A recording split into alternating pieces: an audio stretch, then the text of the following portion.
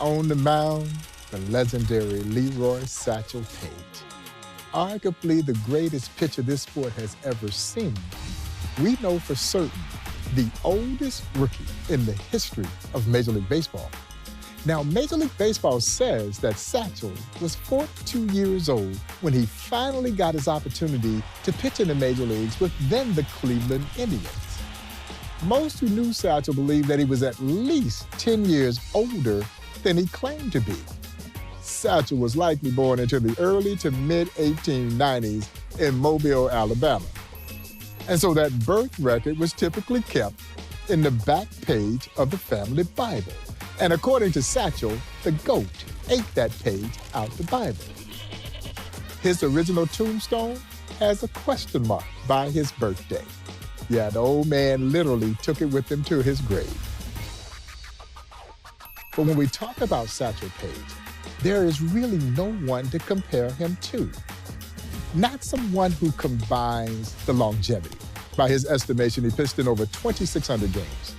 The great stuff. Recorded some 55 no-hitters and only God knows how many strikeouts. And the charisma. He could sell it. Yeah, he could sell it, but he could also back it up. There will never, ever, ever be another Leroy Satchel Paige.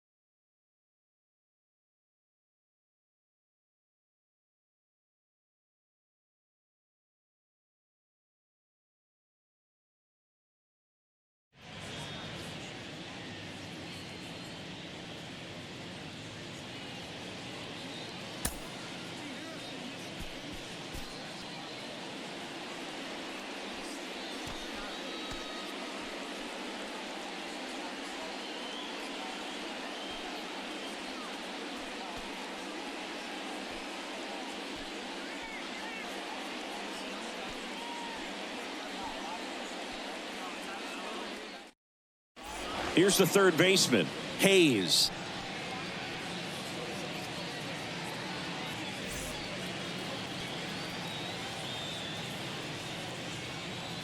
The pitch.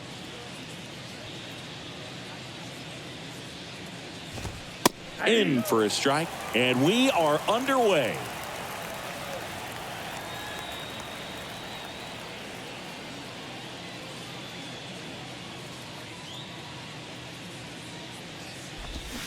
They say you win. No ball, 2 strikes.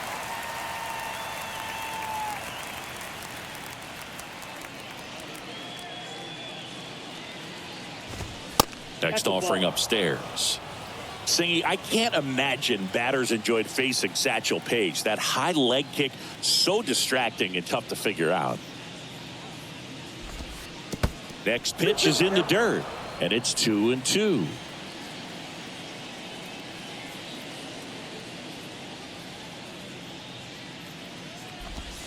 The next pitch misses. Ball 3.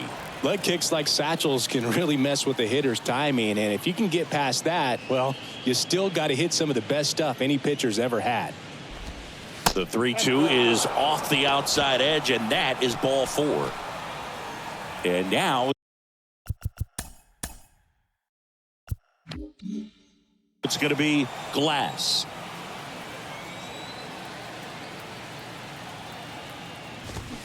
In there for strike 1. A pitcher like Satchel who can change speeds, run it into triple digits, or get you out on that front foot with the changeup, you just hope you run into one and make contact. 0-2 as he waves at that one.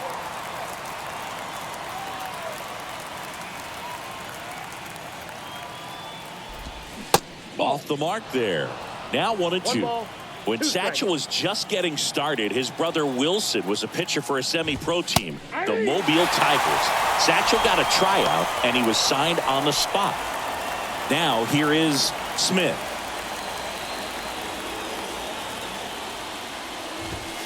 That one's in there, 0-1. Satchel's second team was the Chattanooga White Sox, and he was way too good for that league. He lost only 2 games in 2 years there. Satchel comes to the plate. And a foul ball. After Satchel Paige pitched for Chattanooga, he joined the Birmingham Black Barons in 1927, which is where he broke into the Negro National League. Ball 1 there.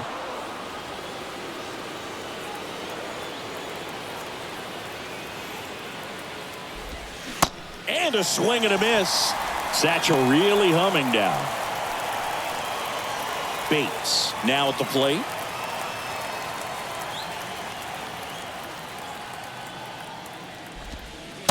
No, that's down.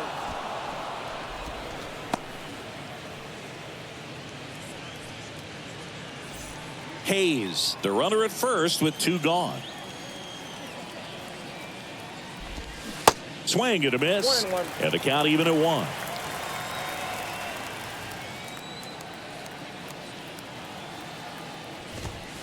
Fastball in for a strike. And the count 1-2.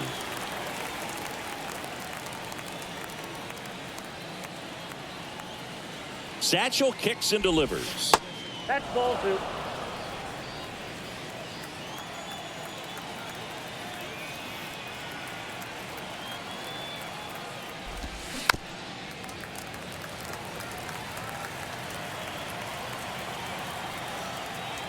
Comes the 2-2. That one just Down to 3-2. misses.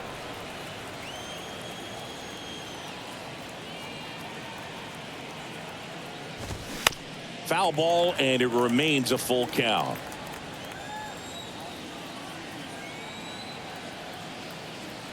Here's Satchel with the payoff pitch. Gets a piece and stays alive. Kicks and deals. Into center. Newman racing over to make the catch.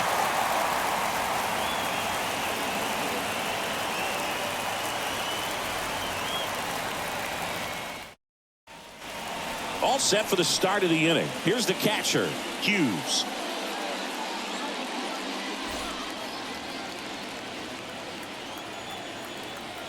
The wide to kick the pitch. That one's in there. 0-1. 0-1.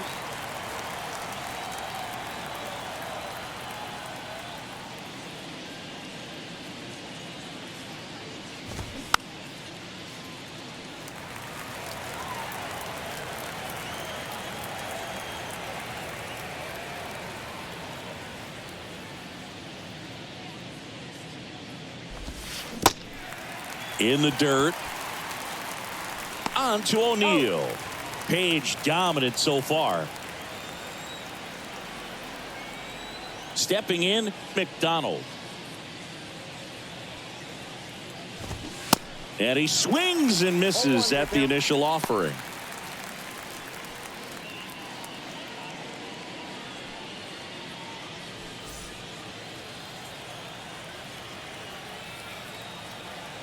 Satchel into his motion. The long windup. Turns on the rubber. Kicks and fires.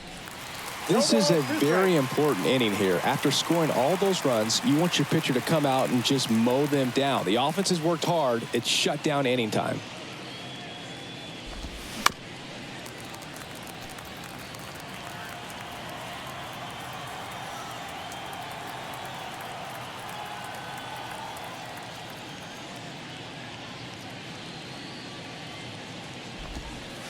Next one in the dirt.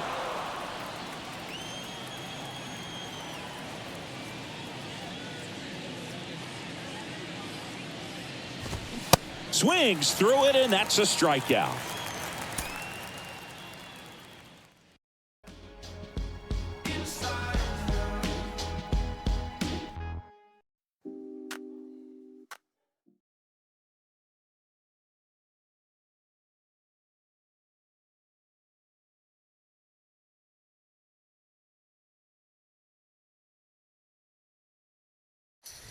Satchel famously had names for his pitches. So he didn't have fastball, curveball, changeup. No, not Satchel. Satchel had what he called his midnight creeper. He had the two-humper. He had the bat dodger. He had the hesitation pitch. He had the long time, the short time, the jump ball, the trouble ball, the radio ball, the wobbly ball, the dipsy-do. And he also had a pitch that he famously called his B-ball. You know why he called it the B-ball? Because Satchel says, it be's where I want it to be when I want it to be there. And so he had all the stuff you needed to be a star, and he was just that. He was not only the Negro Leagues' biggest and brightest star, but he was one of the biggest stars in baseball history.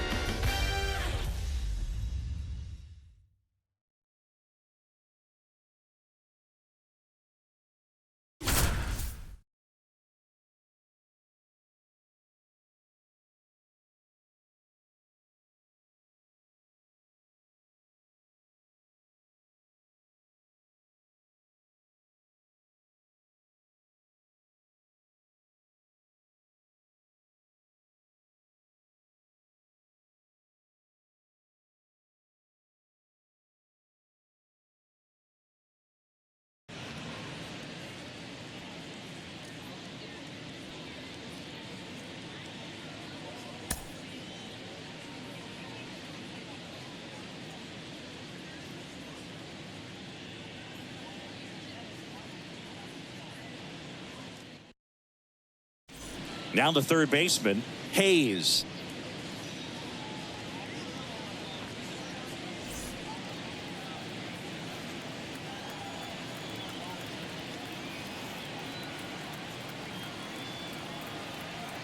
The wind of the pitch. Swings and misses. And that's how this game gets started.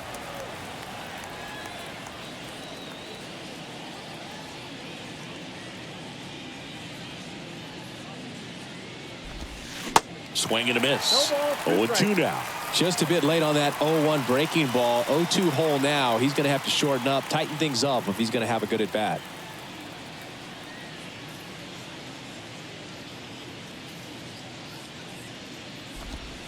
Next pitch misses, and that's ball one. Chris, it must have been so difficult hitting Satchel with so many different out pitches. Got him. Paige with the pinpoint command on that one. Now the number 2 hitter, Glass.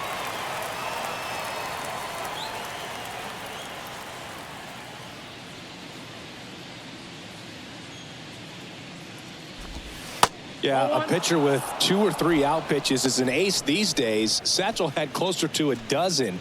Dig in and get someone like that, you're just guessing every pitch, especially with his amazing command.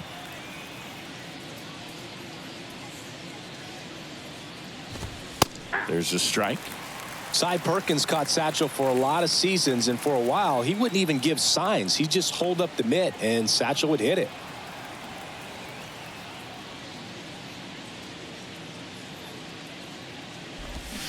Swing and a miss. And it's 1-2.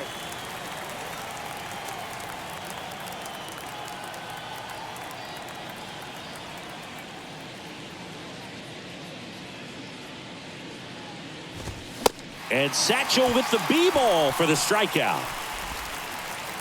And now the right fielder, Smith.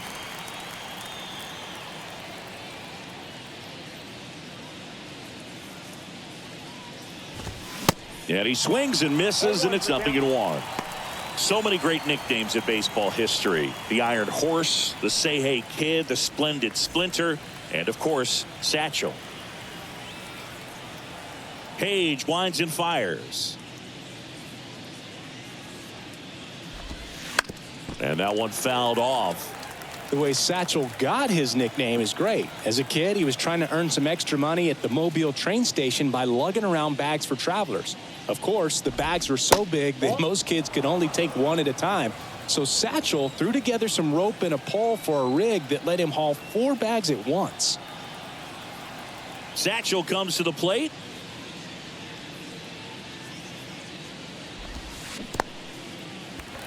In the dirt. On to first. In time, the 2-3 strikeout ends the inning.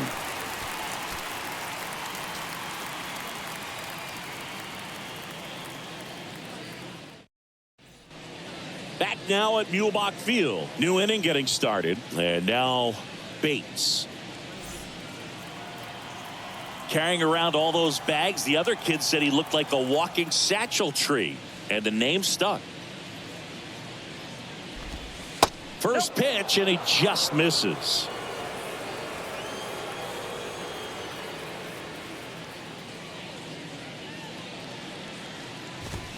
Next offering is in for a strike. 1-1.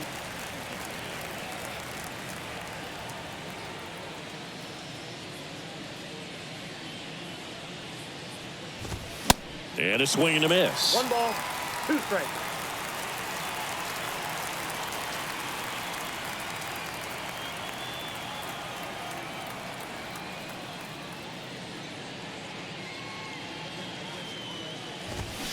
Satchel gets him with the dipsy-do. Hughes will hit next.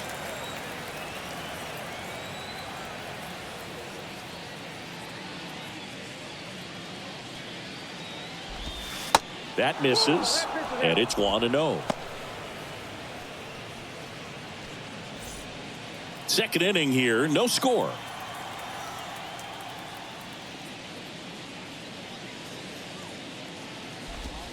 2 balls, no strikes to count.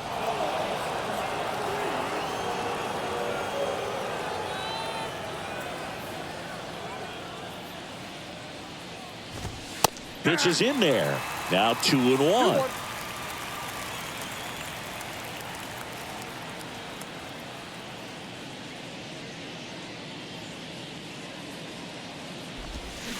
Swing and a miss as he was out front.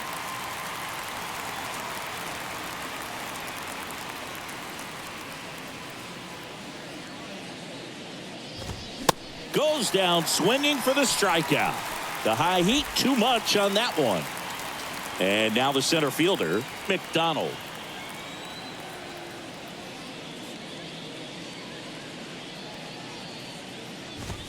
And that is in for a strike. It's 0-1.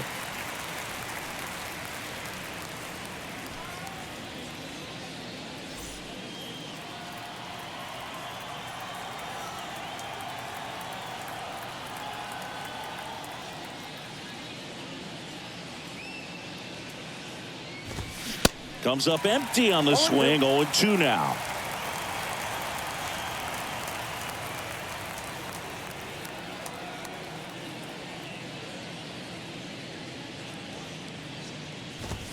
Swing and a miss. Struck him out. Some high cheese for strike 3.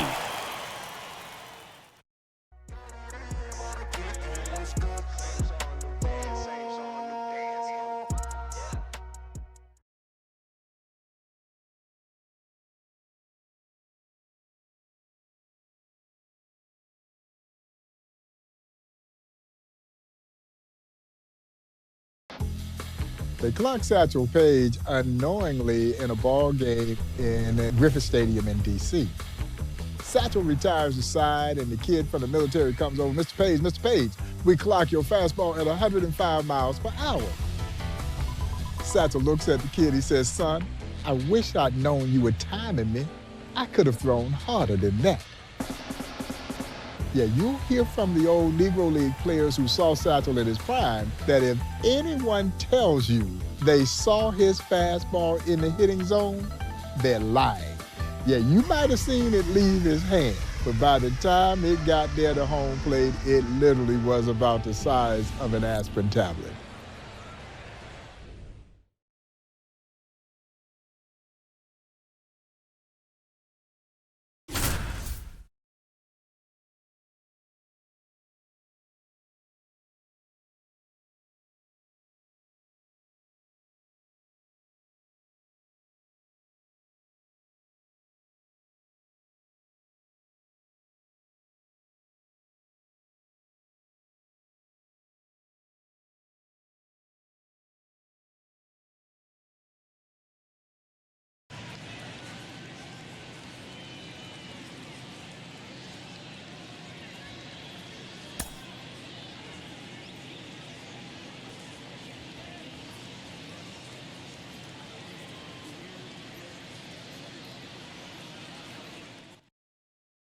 All right, ready to get underway. Now the left fielder, Harvey.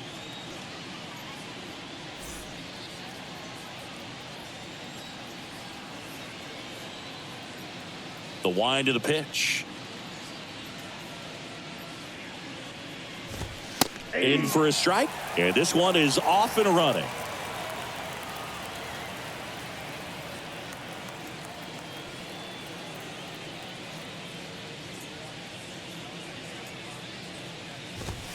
That misses the zone, and it's a ball and a strike.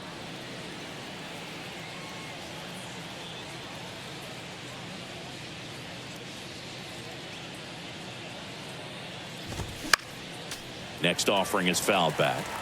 Boog, you know who else said Satchel had the hardest fastball he'd ever seen? Cardinals Hall of Famer Dizzy Dean. Yeah, Dizzy, of course, one of the great pitchers and hard throwers of the 30s and 40s. The B-ball for the strikeout. Can't hit what you can't see.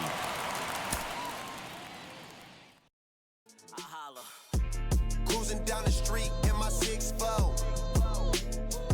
Out the window.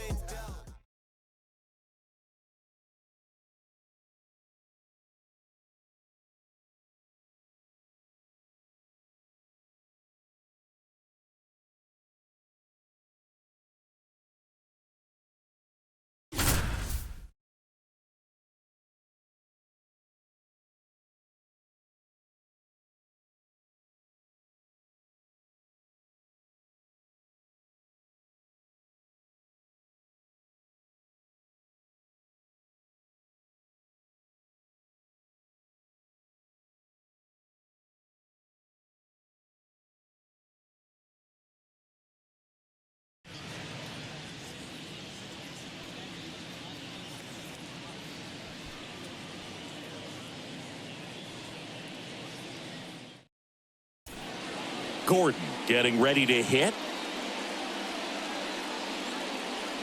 Boog, how about that no-hitter Satchel threw against the New York Black Yankees in 1932? One of the greatest single-game performances ever. In that game on the mound, he had 11 strikeouts, and at the plate, he had 2 hits.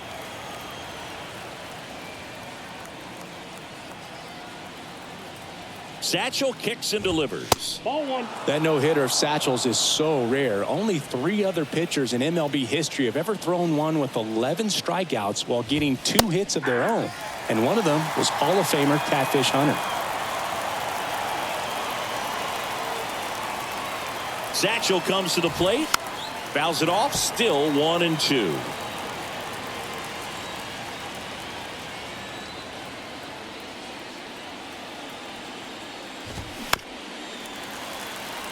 Terry, the runner at third. Cole at first with no outs.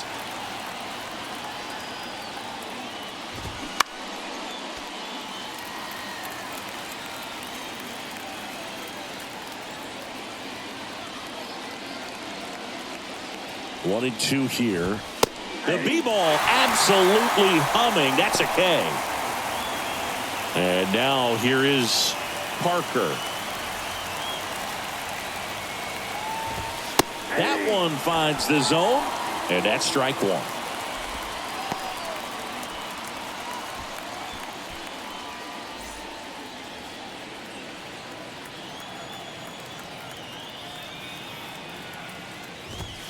Strike 2.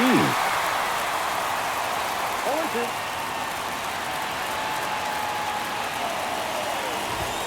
That misses. It's a ball and 2 strikes.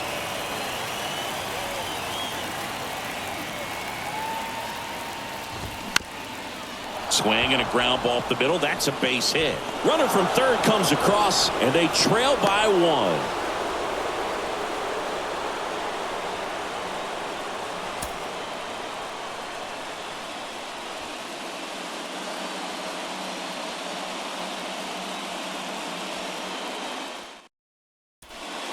So digging in, Gordon.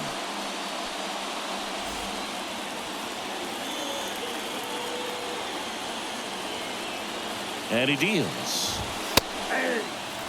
Runners on the corners, no outs. Next offering is fouled back. The 0-2 pitch from Satchel. Ball. Just misses with that one. 1 ball, 2 strikes.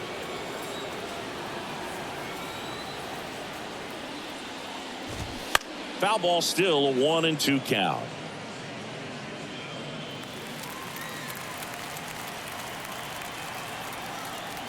Satchel kicks and delivers. Spoils the 2-strike pitch, and he'll see another. Satchel comes to the plate. Another B-ball for the K. Parker digs in now.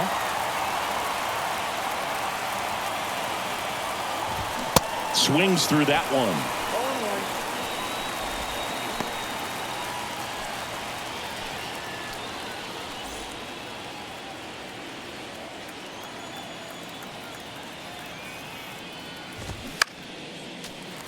First and third, 1 down.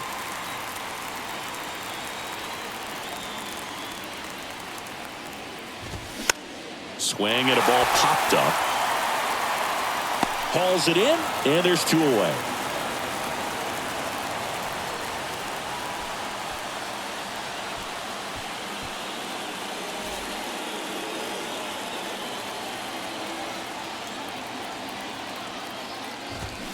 Swings through that one. 0-1.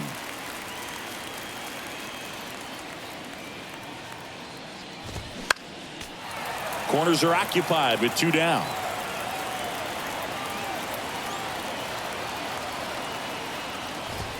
The next offering misses, and the count is 1-2.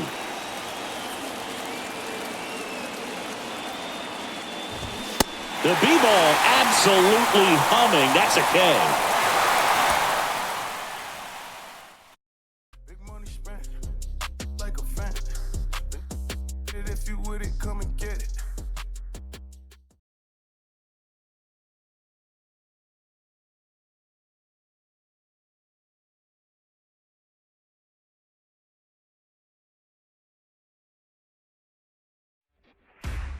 What really made Satchel so special was 105 with pinpoint control. He could put it exactly where he wanted to put it, and I'm not talking about just throwing strikes. The catcher set the target. He hit the target. He didn't miss. You see, he didn't warm up in the bullpen like most pitchers do, throwing to the catcher across home plate. You know what Satchel would use? A stick of foil chewing gum wrapper. The catcher would sit the chewing gum wrapper on top of home plate. And wherever the catcher moved the chewing gum wrapper, Satchel right over the top of that chewing gum wrapper. And as Satchel would say, he'd work both corners of that chewing gum wrapper. He was absolutely uncanny.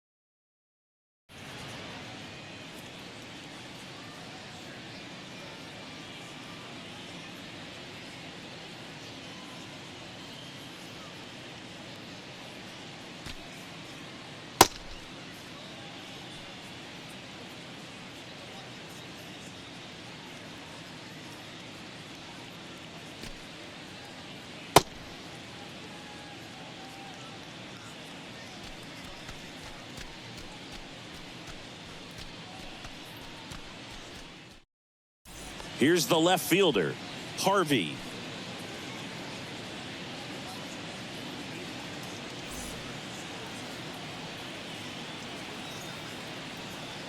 And here it comes. And first offering is fouled off.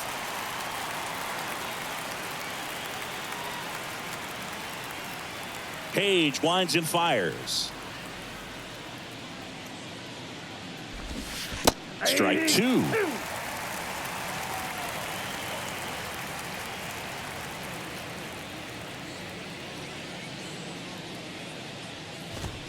And that just misses.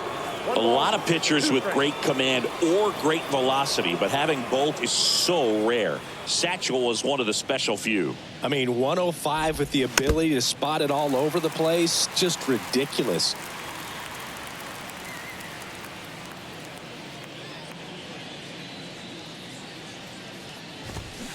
Swing and a miss, struck him out. Now it's the shortstop, Marshall.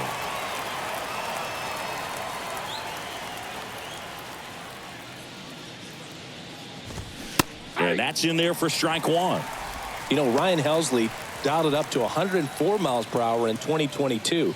To think Satchel was doing it 80, 90 years before that is just crazy.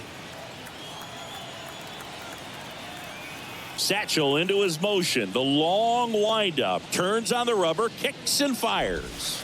And that's downstairs and outside.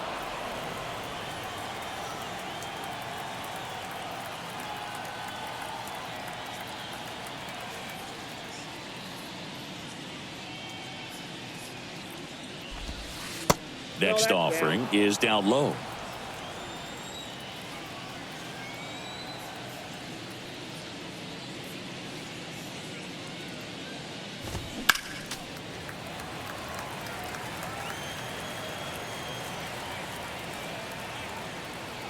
Satchel kicks and delivers. Got him looking for the strikeout. Strike three called on a slider at the knees. 2 outs, base is empty. Next to hit, Reese.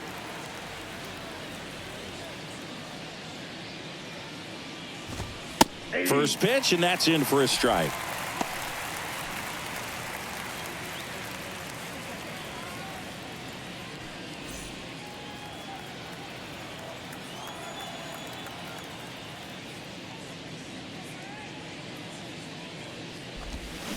And he's down 0-2 as he swings through it.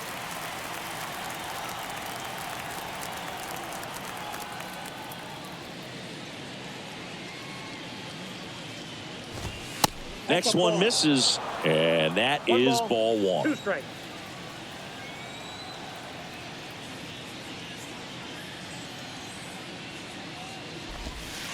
Next offering is downstairs.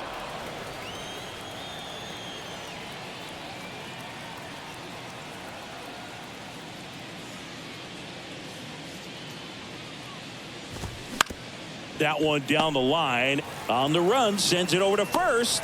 Third out, and that ends the frame.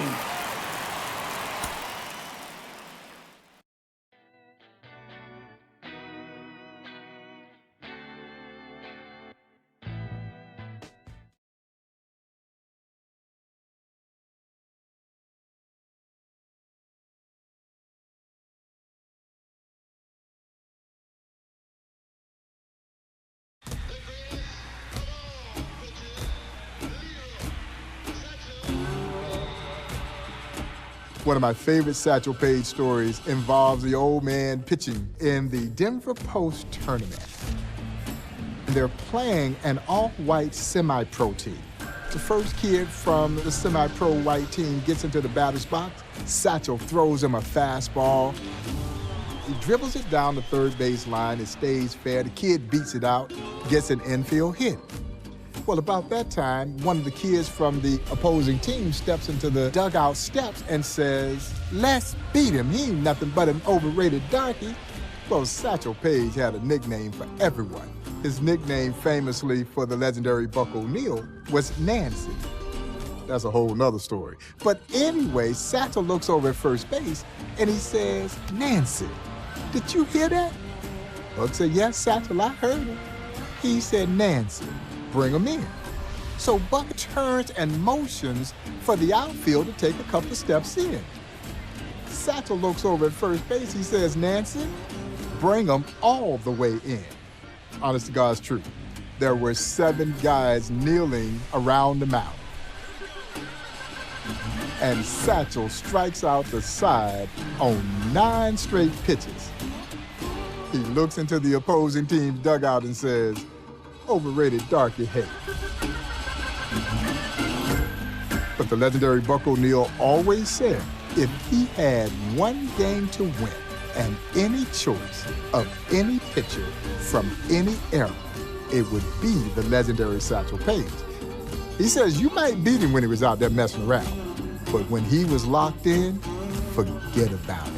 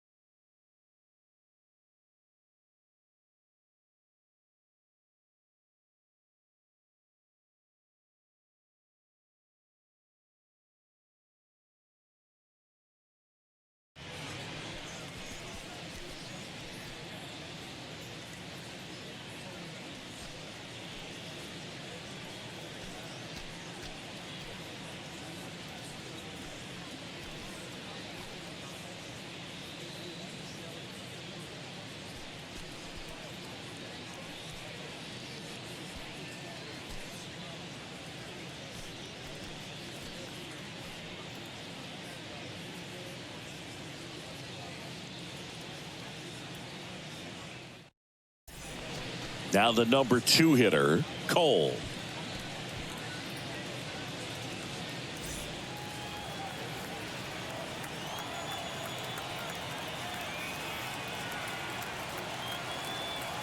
The pitch. There's a swing and a miss. 0-1.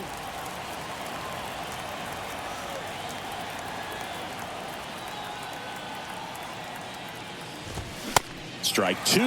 Wow. Good luck catching up to that one.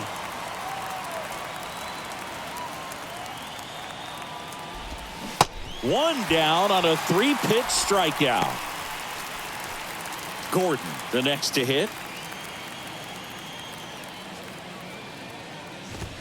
Swing and a miss. 0-1. Singing the audacity Satchel had in this game. Just daring the batters to put one in play. It's the showmanship that made him famous and the sheer skill that made him great.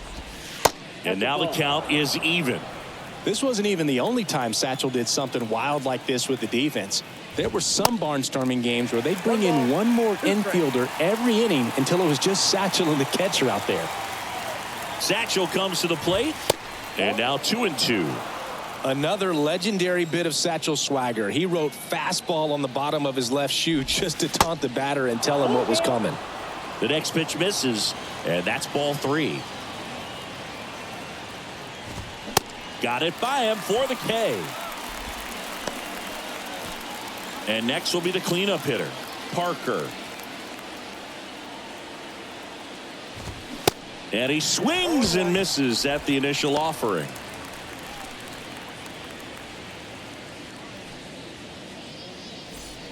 Terry leads off first with 2 down to the inning. Ball, that's upstairs.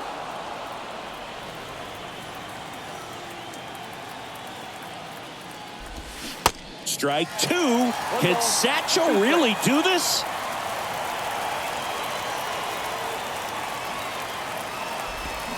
Got him. Who needs a defense behind you anyway?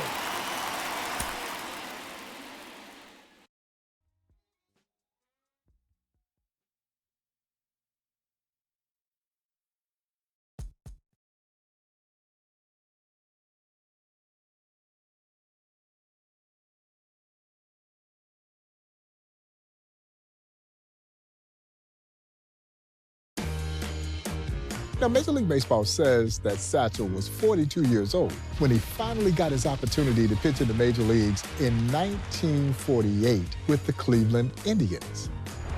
He, along with Larry Doby, would help Cleveland win the last World Series at that time that Cleveland had won. Many thought Satchel should have been named Rookie of the Year. He goes 6-1 with a 2.4 ERA his rookie season at age 42, which means he might have been closer to 52. And in comes Cleveland ageless Satchel Paige to mount the mound for the Tribe.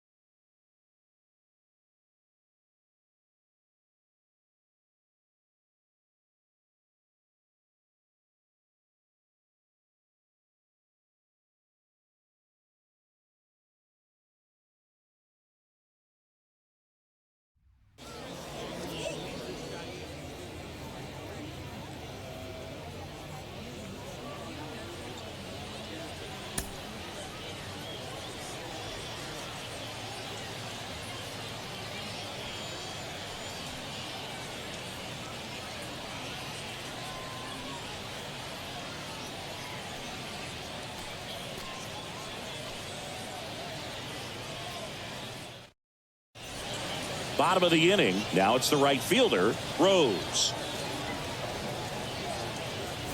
So here comes Satchel into the game in relief. The wind and the pitch.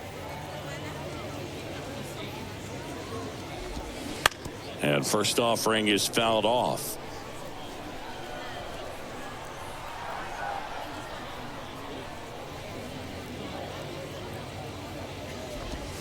Strike two.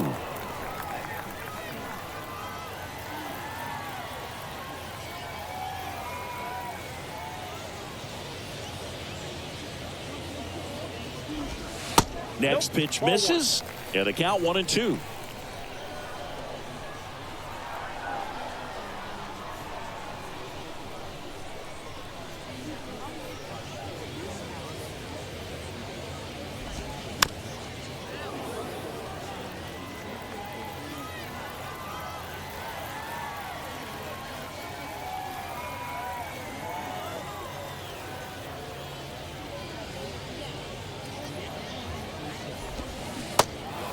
In the dirt. Tosses to first. And the leadoff hitter retired in the fifth.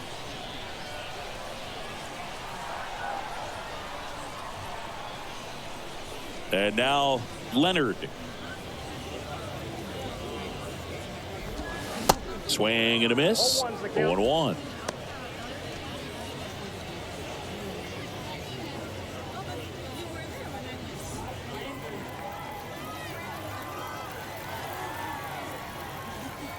Satchel into his motion. The long windup. Turns on the rubber. Kicks and fires.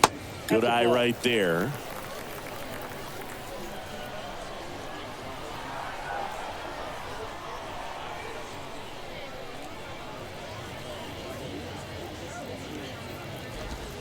Fastball in for a strike. Not a ton of zip, but it finds the mark.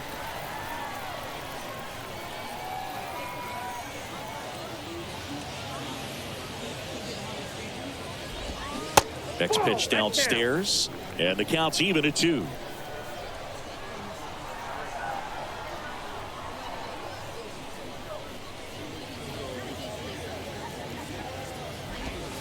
The next offering misses. Full count now.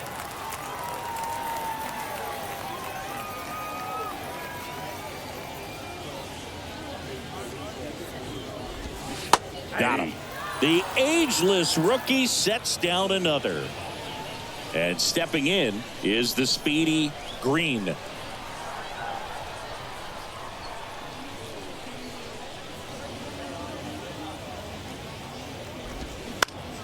Swinging a foul straight back. Paige winds and fires.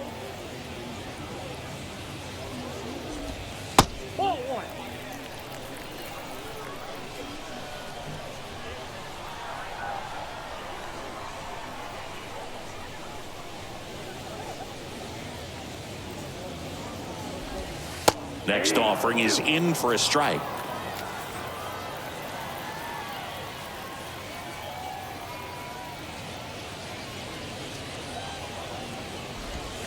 Off the mark there.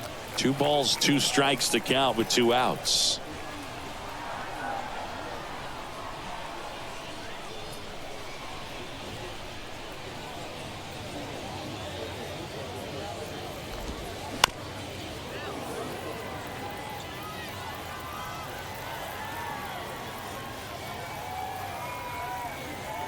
Satchel kicks and delivers. And that's too high.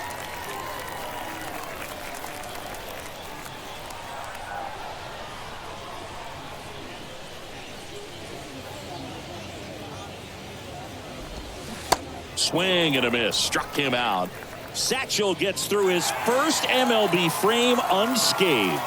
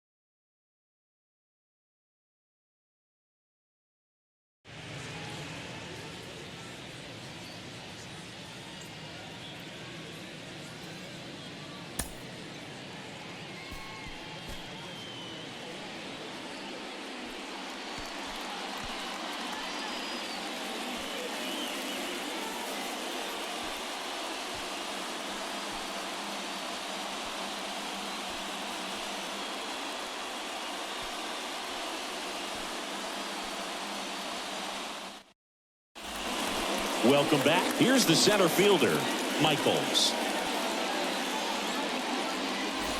Well, Satchel's a rookie today, but he's got a long professional history in Cleveland. Back in 1931, Satchel pitched 5 games with the Cleveland Cubs, and then, of course, he pitched in Cleveland with other teams, particularly the Pittsburgh Crawfords. Satchel into his motion. The long windup. Turns on the rubber, kicks and fires. Those Crawfords teams of the early 30s, Boog, right up there with the best ever in baseball. That's right. Paige, Josh Gibson, Oscar Charleston, Judy Johnson, Cool Papa Bell. Just ridiculous. Satchel comes to the plate. And the 1-2 misses to even the count.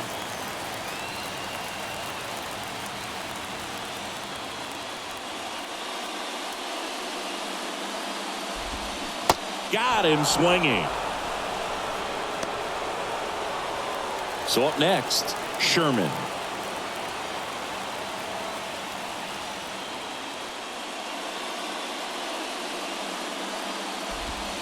There's a strike.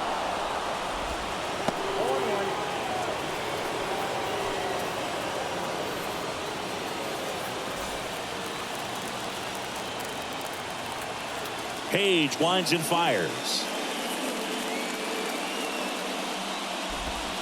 Now 1-1. 1-1.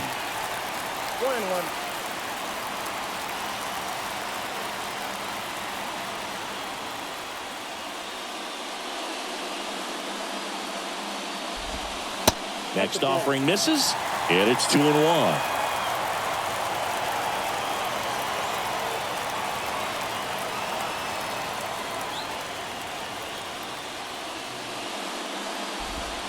Swings through that one for strike 2.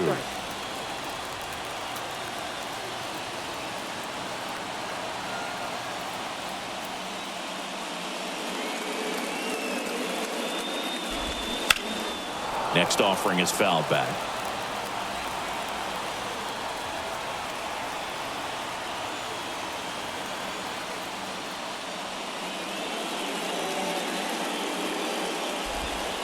Next pitch in the dirt, and the count is filled up.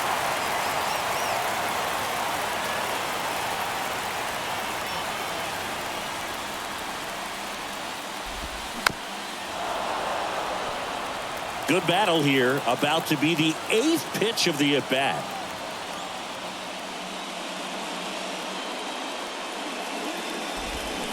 Called out on strikes. Called strike 3 and a fastball up in the zone. Now it's the switch hitting outfielder, Kennedy.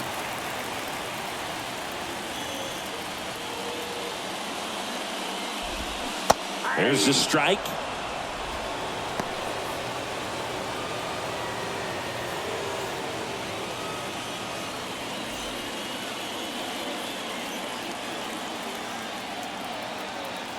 Satchel kicks and delivers. Check swing, but he went too far. And it's 0-2.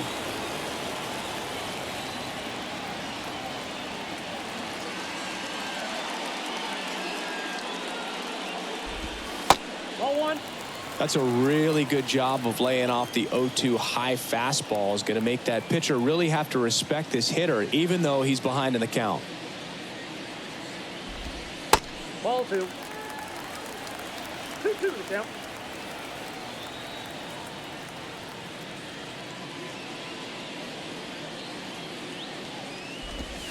Swing and a miss, and that is that.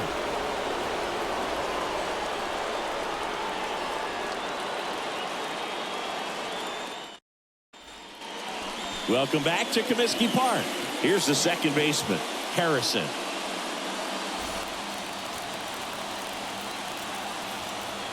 And a pitch.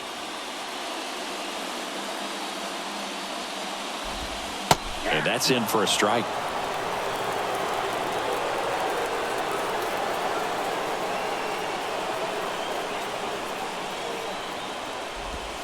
Next offering is in for a strike.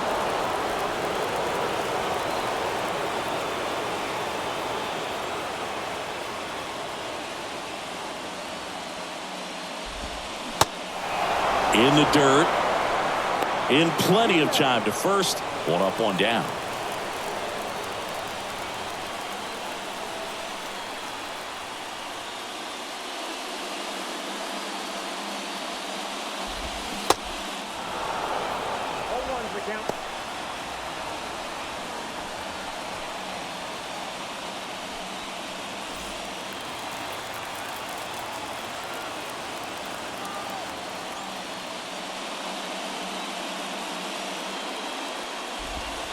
Next one misses, and it's 1-1.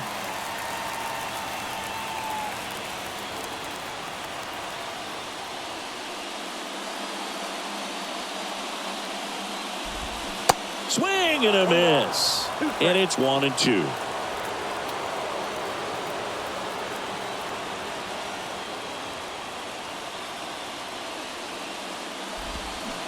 Pitch is in the dirt. 2 balls, 2 strikes.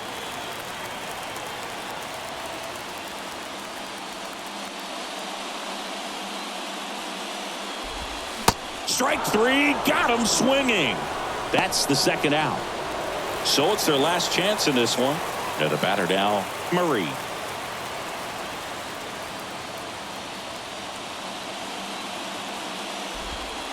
In there for strike 1.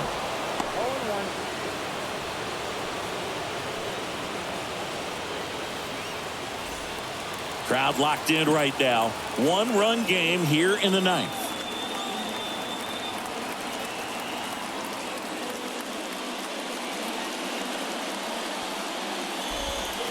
0-2 as he waves at that one.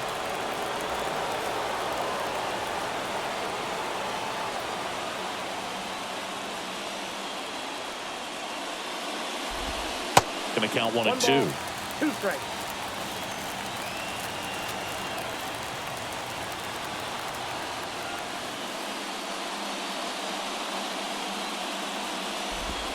And it's even up. Ball 2.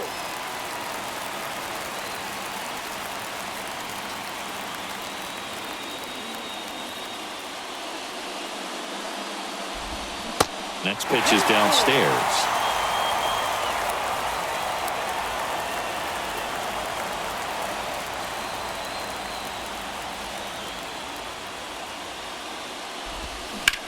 Ground ball up the middle. That's a base hit.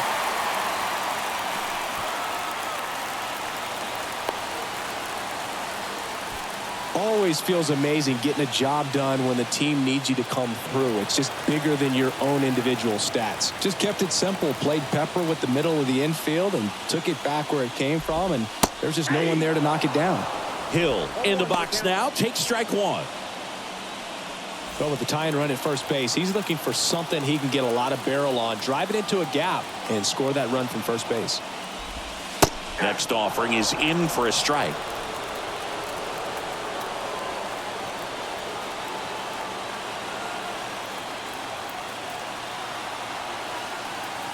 The 0-2 pitch from Satchel.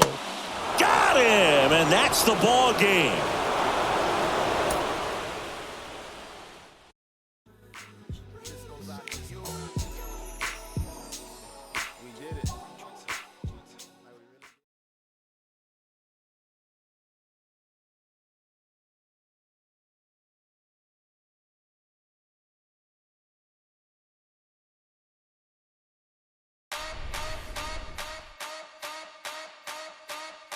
Now, Satchel in 1965 is believed to be 59 years old if you believe he was born in 1906, which I do not, but for the sake of the story, we'll say that he was indeed born in 1906. He pitches 3 shutout innings against the Boston Red Sox, giving up only 1 hit in those 3 innings. Great trivia question. Who got that long hit off of Satchel? The legendary Carl Yastrzemski. Yaz. Yaz gets a double against the old man. Satchel leaves him at third and shut down everybody else over 3 of the most remarkably pitched innings in baseball history. And they were all turning, going back into the dugout in utter disbelief that they couldn't hit that old man.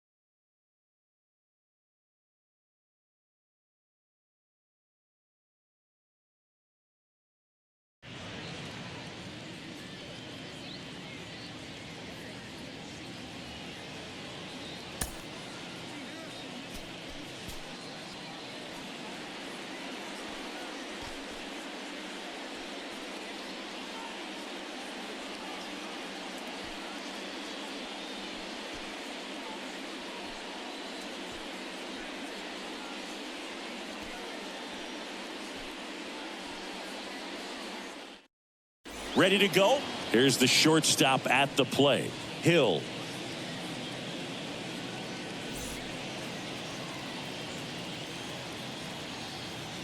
The pitch.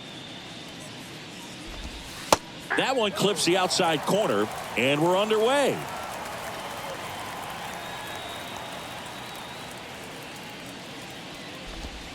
Next offering upstairs.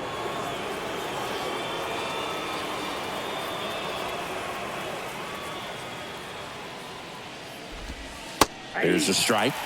No, Boog, Satchel was 59 when he pitched this game, at least officially. Well, we're both in our early 50s, and I can't imagine how he did it. Makes me hurt just thinking about it. He'd tell you a million different reasons why he was able to keep playing so long. Not sure which of them I believe, though. Satchel into his motion. The long windup. Turns on the rubber. Kicks and fires. Hacks and misses. It's a strikeout. Now the left fielder, Murray.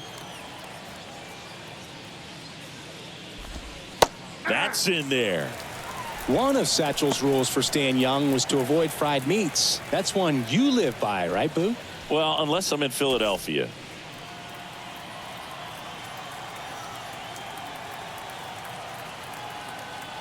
Satchel comes to the plate. Ball one.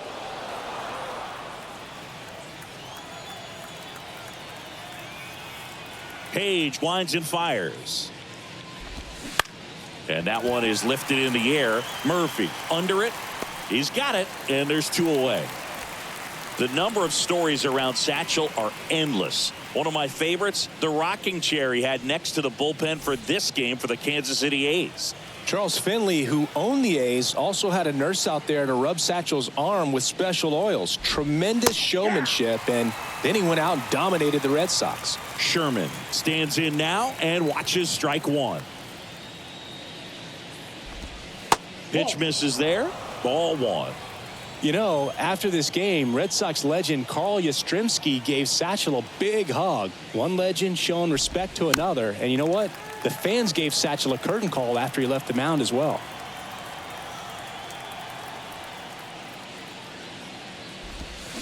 Good eye in that spot.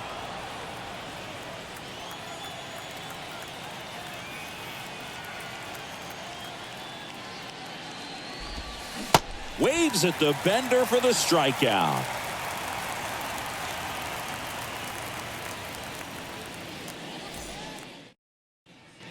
And welcome back. And here is Rose.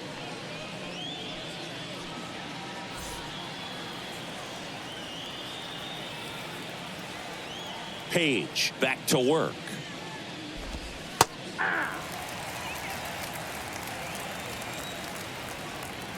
Satchel kicks and delivers. Next offering misses down and away. 1-1.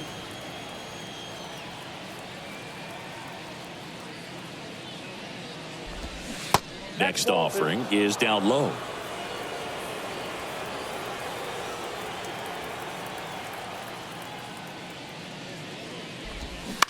Ground ball left side, and that's just foul.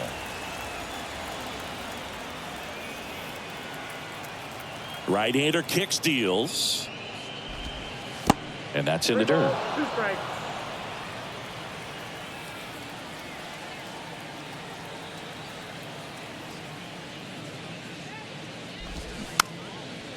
Swing and a pop-up. Foul territory for the catcher. Randall puts the squeeze on that one, and there's one down.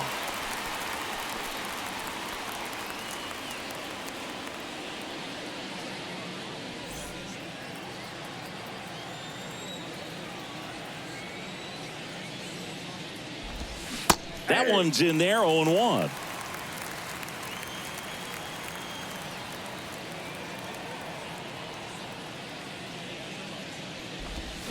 Next pitch misses. 1-1. I got a ball, 1 strike.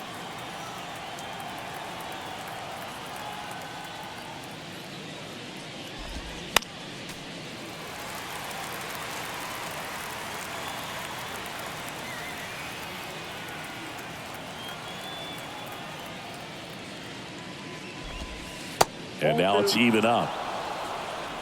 2-2 to count.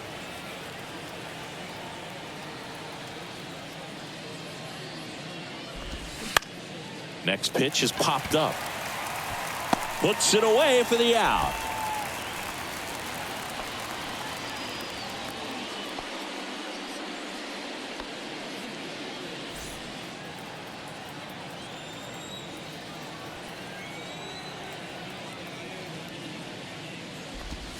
And that one almost got him.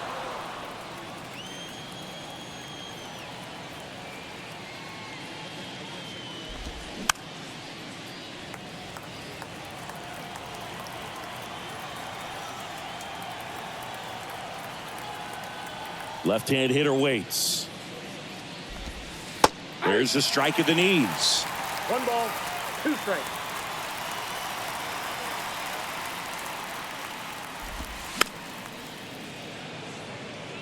Really great change of speeds. He goes off the off speed to the fastball, and the hitter doesn't know what's coming next. And down on strikes. The old man keeping these hitters in check.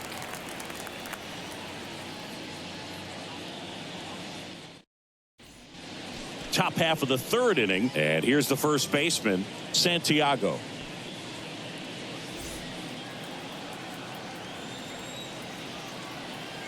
The right-hander back to work. There's a strike.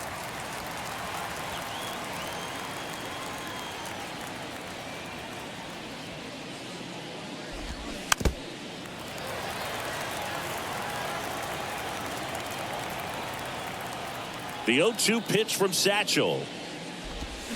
And that one a little bit high.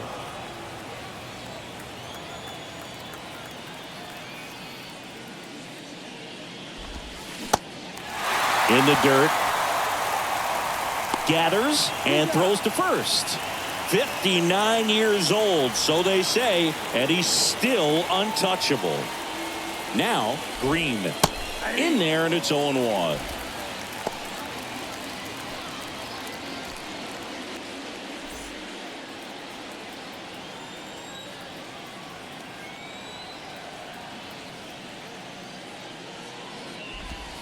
Next offering is in for a strike.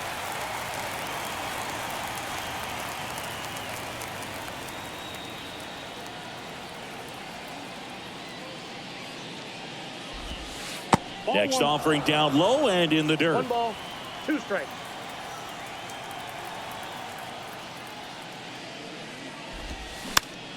Fights that one away, still 1-2.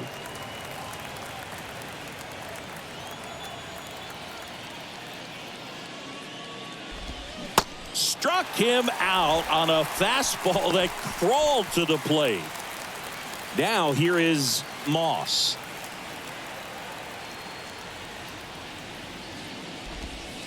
And the first pitch misses for ball 1. Top of the 3rd, no score.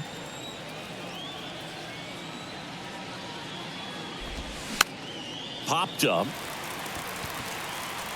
And makes the grab. And that's the inning. To exaggerate, dreaming, imagining, then change the rhyme around that could aggravate me. So when you see me come up freeze.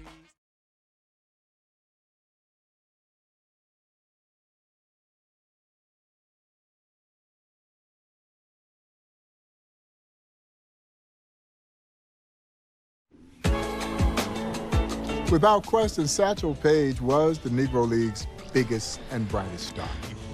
The man would ride into towns, and the entire towns would shut down to watch him pitch.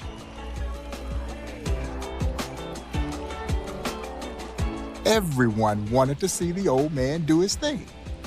Was he a little bit disheartened when he wasn't the first to break baseball's color barrier? Of course he was, because in many ways, he was the Negro Leagues. And I'm not sure there's any more lore or legend surrounding any one athlete. Perhaps it's because we don't really know how old he truly was, and because he dazzled us for decades. By the time he ended his career, he was either 59 or maybe 69 years old, and he was still getting it done. Only the immortal Leroy Satchel Paige.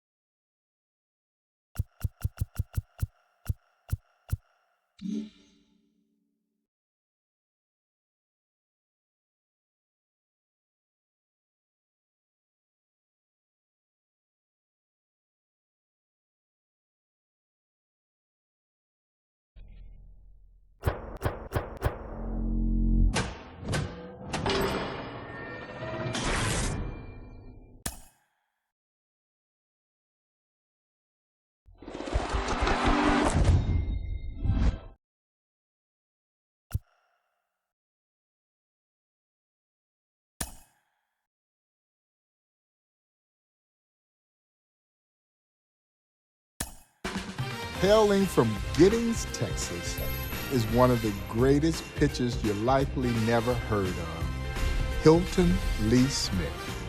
Hilton Smith was a great pitcher, primarily for the Kansas City Monarchs. And Hilton Smith pitched alongside the legendary Satchel Paige, and they were polar opposites. When Satchel walked in the room, the room lit up. You knew he was in the room, and if you didn't know, he was going to let you know that he was in the room. Hilton Smith was the exact opposite, very quiet, very workmanlike, unassuming, but just as lethal, possessing what many believe to be the greatest curveball this sport has ever seen. Hilton Smith was indeed the truth.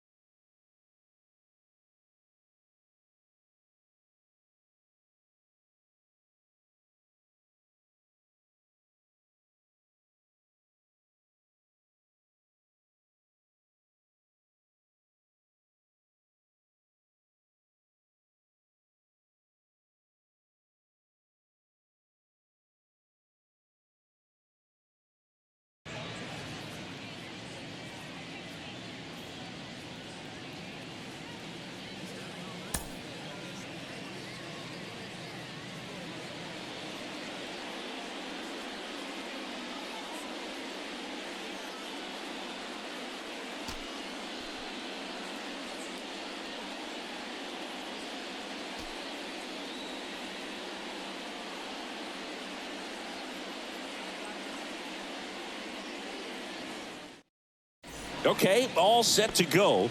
And here is Harvey.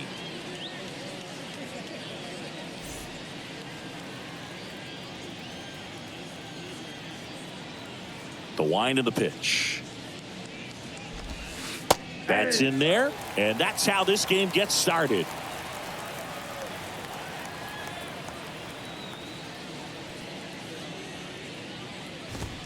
The next pitch misses, and the count even 1-1.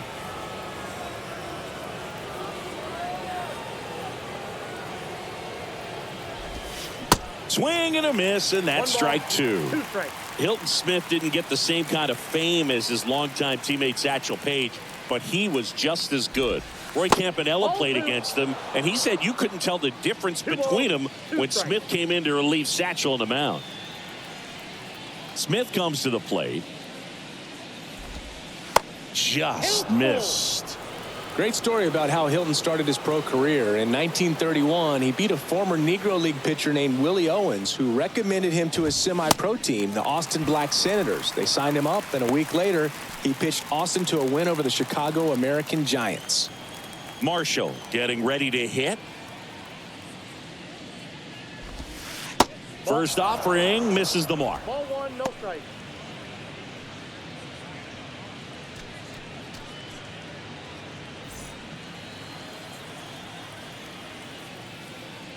And he steps off.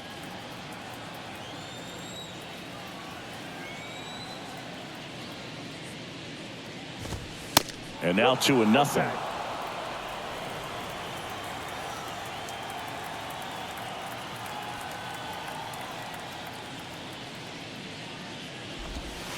The 2-0 is in for a strike.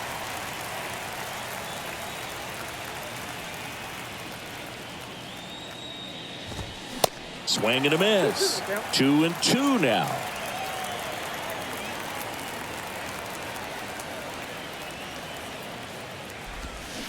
Swings through that, and it's a strikeout. Smith looking sharp so far. And now the first baseman, Reese.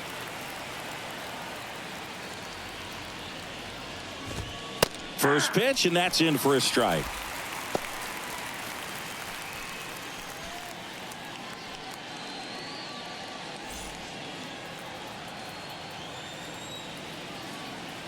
Smith wheels and deals.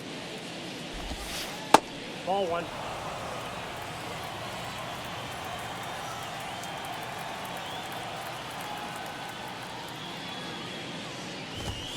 And a good eye there.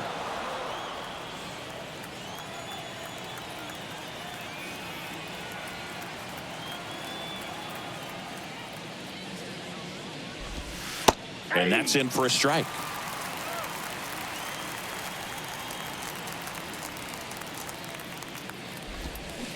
Got him. Strikes out the side to begin the game. What a start.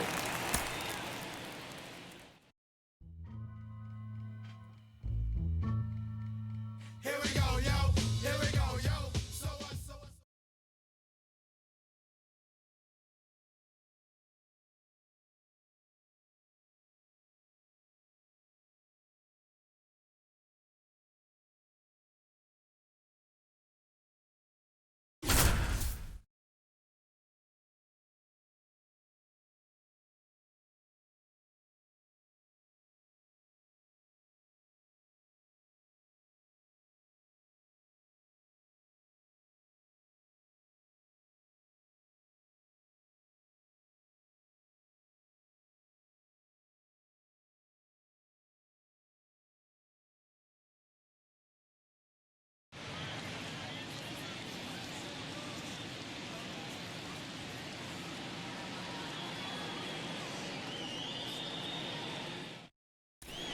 Welcome back to Mulebach Field. We go to the 8th, and the batter will be the shortstop, Murray. Hilton Smith only pitched in one game for the Monarchs in 1936, but in 37, he led them with 11 wins, including 9 at home in Kansas City. Smith wheels and deals. As great as Hilton was in 1937, he was even better in 38. He only lost twice and had easily the highest WAR of any player in the Negro American League. And he got the win while striking out 3 batters in the East-West All-Star game.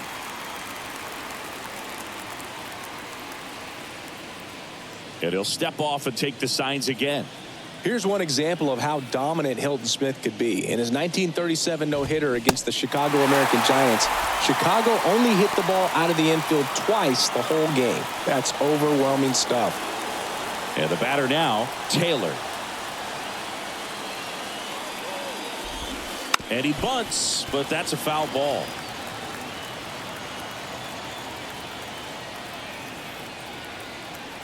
The pitch. Nope. Really good check swing right there. So difficult to hold off on the slider from a same side thrower. Very difficult to pick up the release point.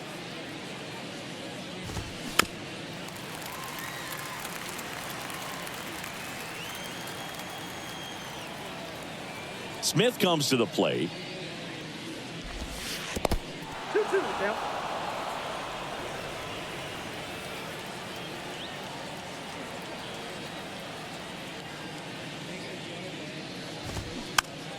Spoils that one, and it remains 2-2.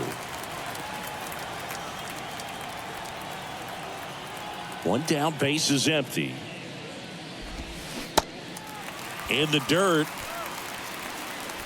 2 up, 2 down here in the top of the 8th. Now at the plate, Hayes. He swings and fouls one off.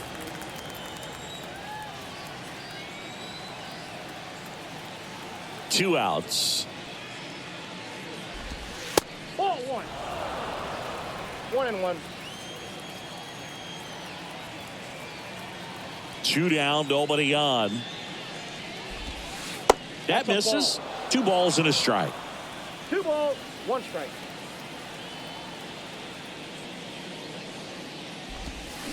Swing and a miss. 2 balls, And that is 2 strike strikes. 2. Here's a 2-2. Good job to fight that one off.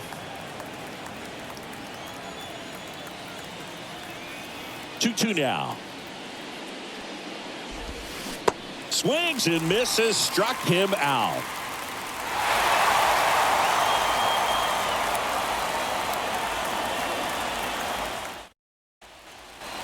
Back now at Muehlbach Field. Digging in is the switch inning outfielder, Smith.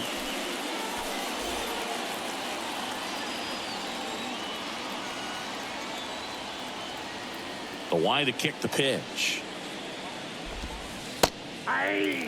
Well, a good first pitch changeup there. In order to be effective, you've got to really sell it. Good arm speed, and it's got to be down in the zone. Next offering in the dirt. And 1-1.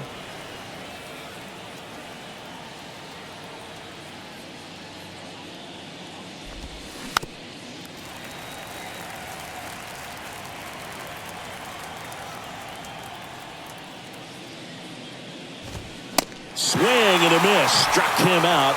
Smith just 2 outs from locking up the win. Here's the left fielder, Glass. And first offering is fouled off.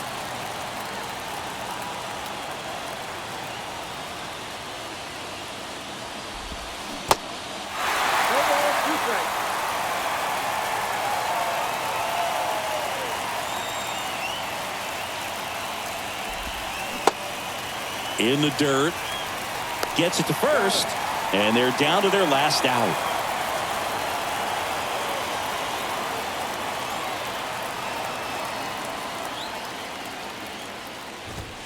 And he swings and misses, and it's 0-1.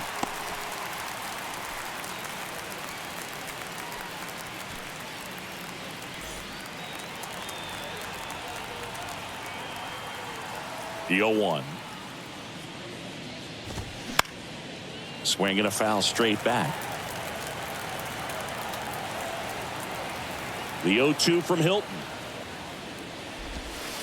And that one missing low.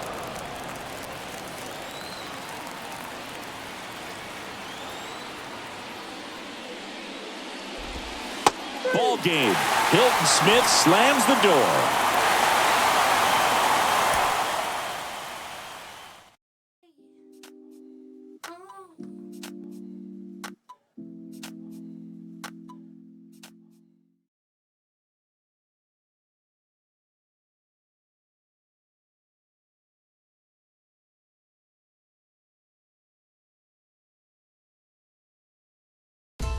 Buck O'Neil believed that Hilton Smith had the greatest curveball this sport has ever seen. The legendary Monty Irvin would go on to say that it was the greatest curveball that he had the displeasure of ever trying to hit. He threw the big 12-6 breaker, and he threw what he called a tight curveball, where he would drop down 3/4, and he threw it all with pinpoint control.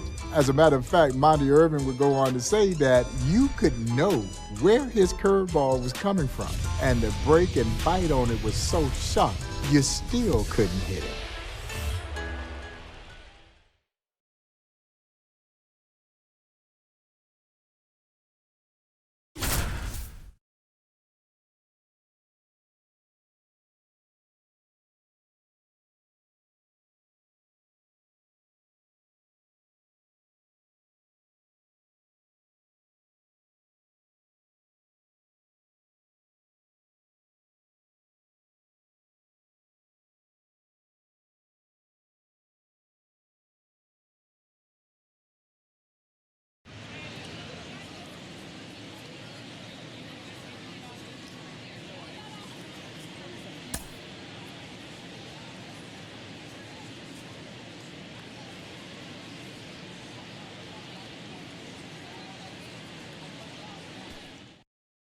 And now the shortstop, Murray.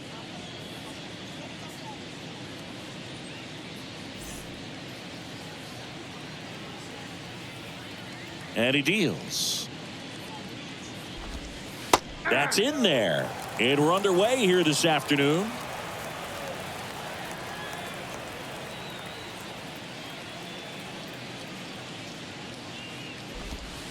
That one off the mark. And that is ball one.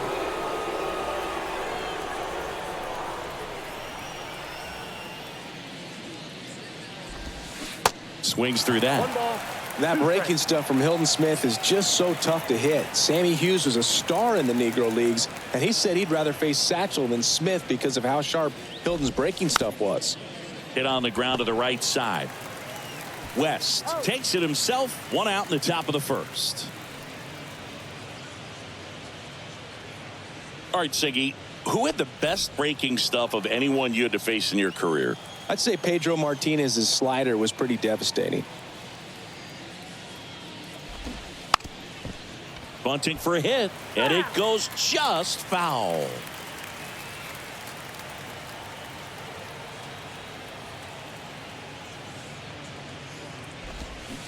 And he's down 0-2 as he swings through it. You asked me about pitchers with great breaking stuff. Who stands out to you as having the best breaking pitches over the last few decades?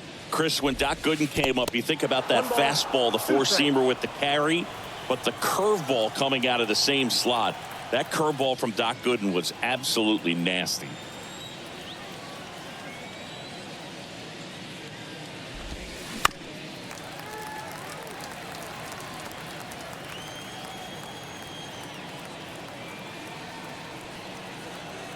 Smith wheels and deals. And now the count is even. CC Sabathia would be another with a great slider, and Randy Johnson, of course, as well. For both those guys, I can't imagine what it was like for the few left-handed batters that had to dig in against two giant lefties with nasty sliders. Here's Smith with the payoff pitch. That one the other way. Base hit. So they get a man aboard with a one-out single. Showed a lot of fight with 2 strikes in that AB. Showed a willingness to drive that pitch the opposite way. Didn't get jumpy, didn't try to pull the ball. He let it get deep, took the barrel right to it, and then extended through the swing for the line drive base hit. Digging in, Hayes. And that is in for a strike. It's 0-1.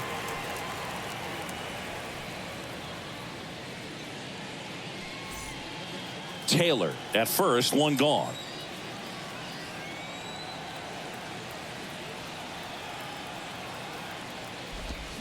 And there's a strike. 0-2 is the count.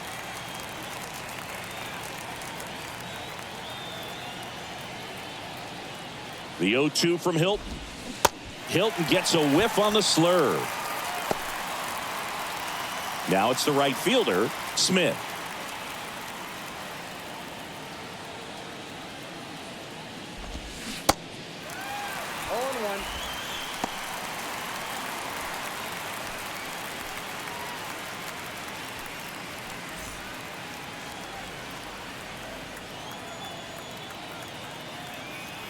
Smith kicks and delivers.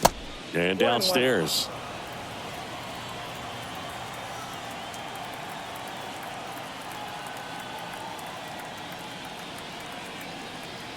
Smith comes to the plate. That one's in there. And the count 1-2.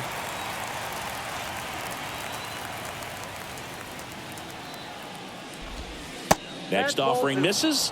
2-2.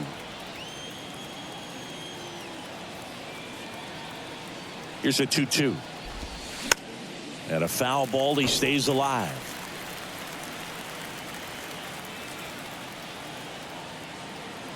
Here's the 2-2.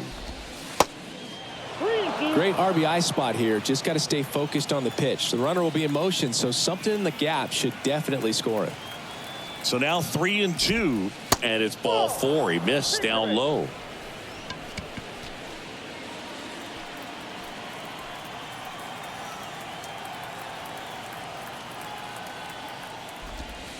And the first pitch misses for ball 1.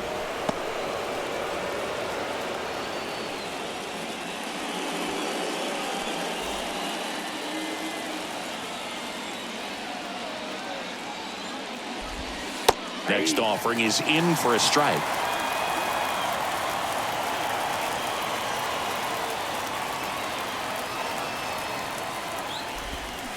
Swing and a miss. Now 1-2.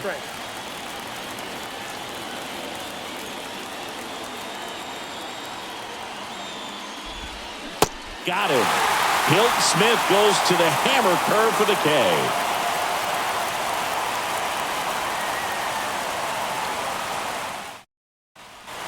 Back here at the ballpark, second inning set to go. Stepping in the long ball threat, Bates.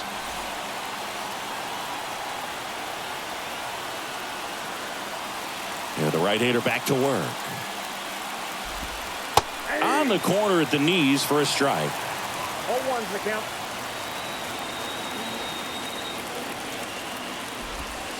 And that's outside.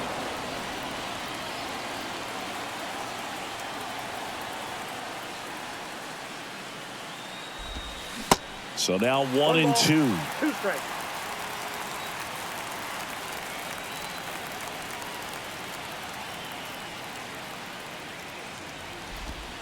Cuts and misses. It's a strikeout. And now the catcher comes up to hit. Hughes.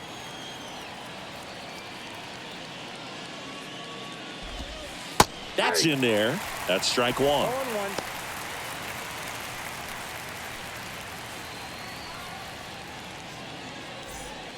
No score here in the second.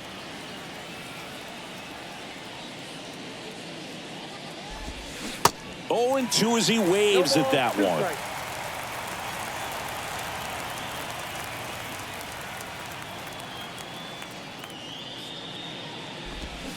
Slider gets the K for Hilton Smith. At the plate, McDonald.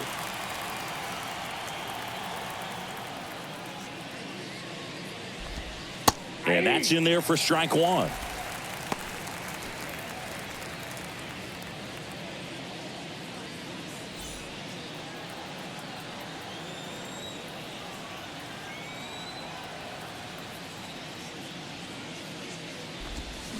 Comes up empty on the swing. 0-2 now.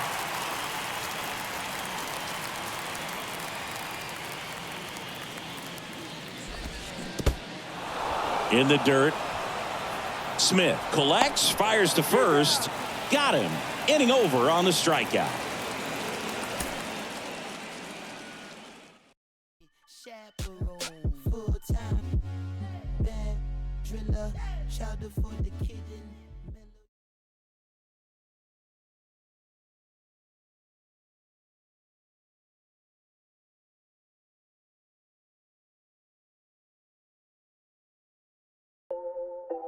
Hilton Smith was one of many great two-way stars in the Negro Leagues. And over recent times, we've become enamored by the nature of two-way stars, primarily because of the great success of Shohei Ohtani.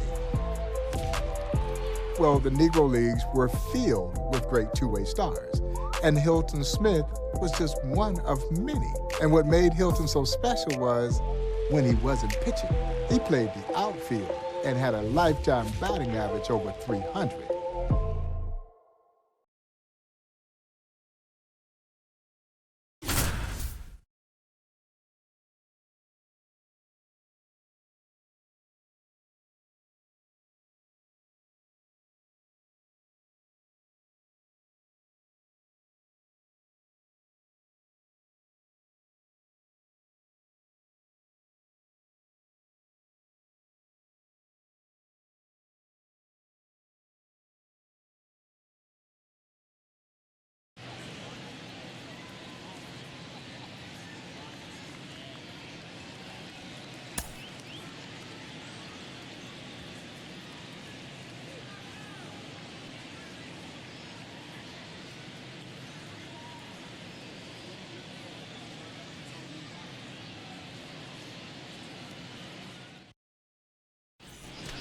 Monarchs ace Hilton Smith digging in now. Maybe the best season of Hilton Smith's career was 1941. He went 10-0 for Kansas City, a 1.53 ERA, and on top of that, he batted .353 and he slugged .500. Line drive. It gets down, base hit. Nice job of driving that pitch the other way on a line. You know, hitters, they take so many reps in the cages working on going to the opposite field, and it doesn't always translate into the game, but right there it did, and he did it perfectly.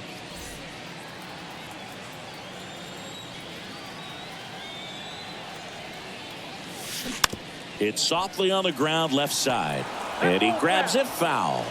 You know, 1941 is a notable baseball year because it's the year Joe DiMaggio had his 56-game hitting streak. Ted Williams hit .406 and won the Triple Crown, but you can make a real argument that Hilton Smith had a better all-around season than either of them. And a base hit up the middle. They fired in quickly, so it's first and second with only one away.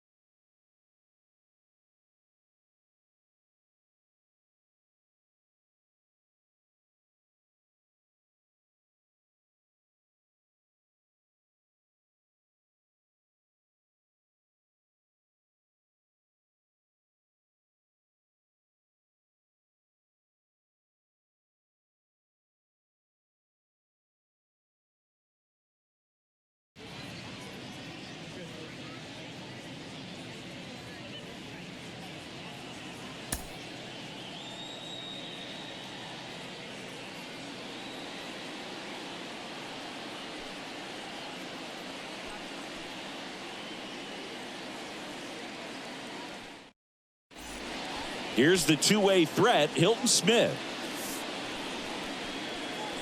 Hilton Smith faced down some of the best in baseball and succeeded. He was really excellent in barnstorming games and impressed a lot of major leaguers, including Bob Feller.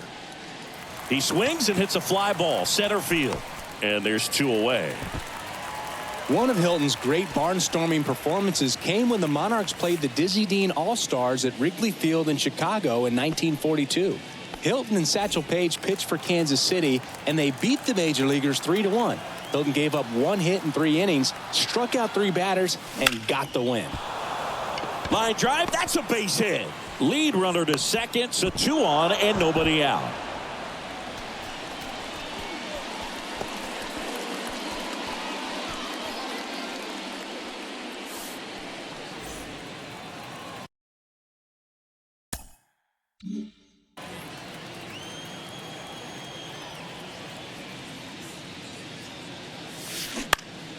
Slapped foul.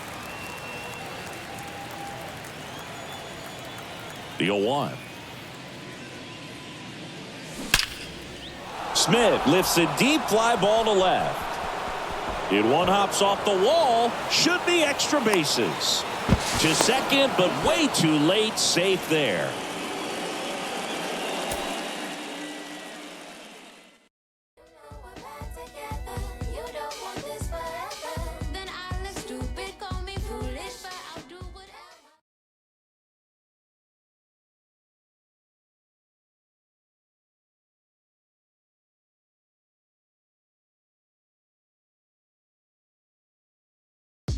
His first game in Kansas City, his first full season with the Monarchs in 1937, what did Hilton Smith do? He only threw a perfect game. Yeah, he blanked the Chicago American Giants 4-0. Hilton Smith had that great breaking ball and then a dominating fastball to go on top of it.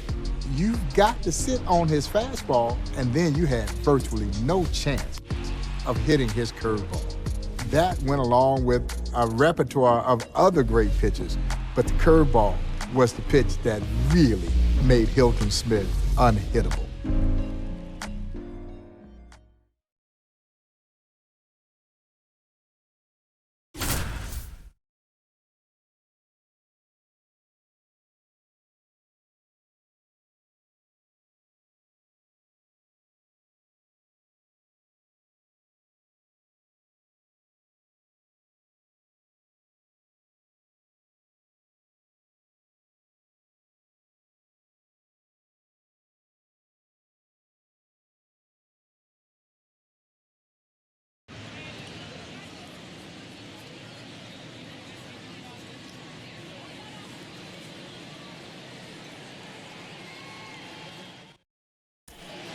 Welcome back to Comiskey Park.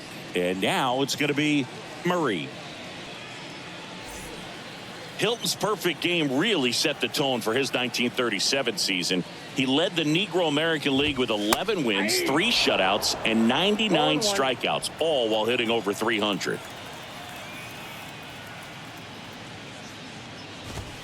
Next offering upstairs.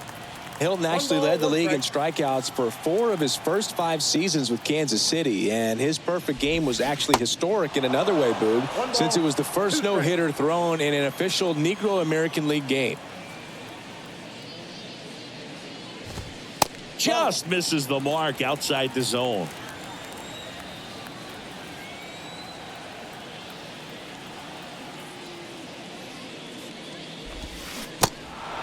In the dirt. Slings to first, and they get the leadoff hitter in the 7th.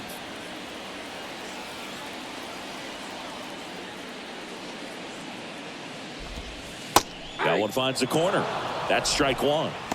Hilton's perfecto actually came in the longest drought of perfect games in Major League history.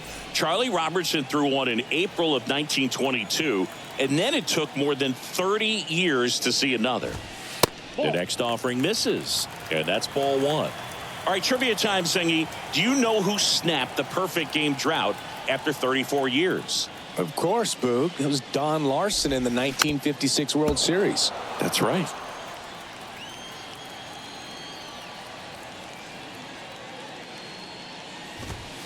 Next one misses, ball 2.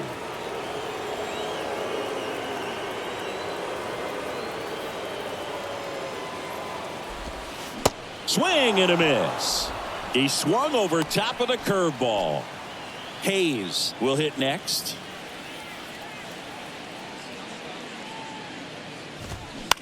This one high in the air to left center. Sanders sizing this one up, drops into the glove, and that'll do it.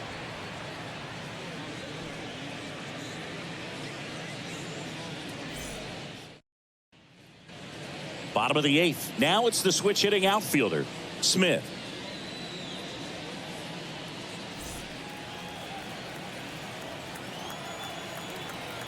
The wind and the pitch.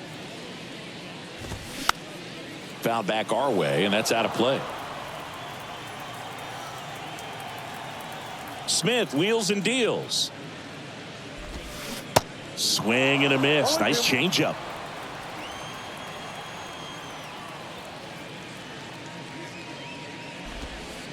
Next pitch is in the dirt, and the count 1-2. Smith comes to the plate. Swings through it, and that's a strikeout.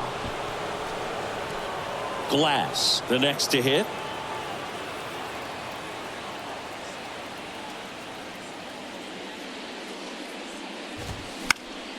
That one pushed to the left and foul.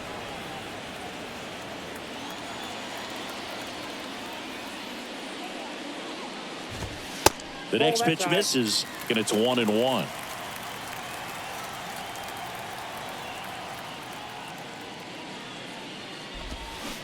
Swing and a miss. 1-2. 1-2 now. That's a ball.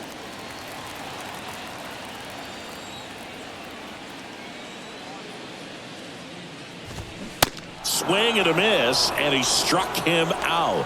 Smith still locked in with 2 gone now. Now it's going to be Bates. In there for strike one.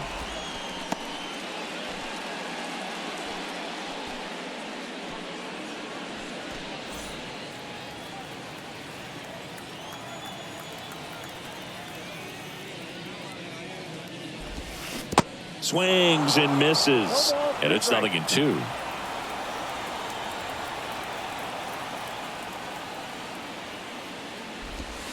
Next offering misses, and the count 1-2. 2 strikes.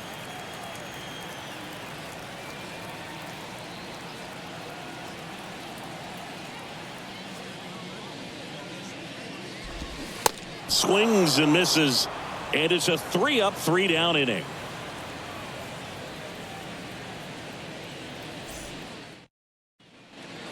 Back here at Comiskey Park, and here's the catcher, Hughes.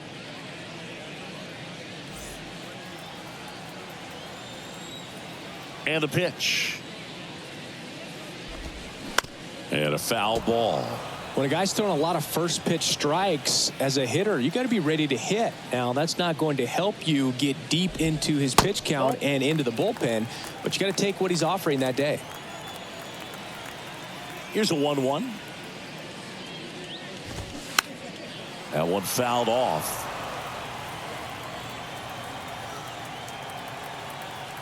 Kicks and deals. Fouls it off. Still 1-2.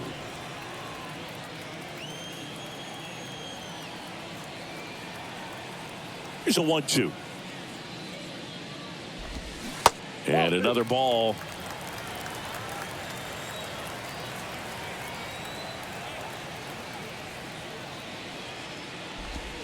Swing and a miss, and he's down on strikes. Just 2 more to get here. So digging in, McDonald.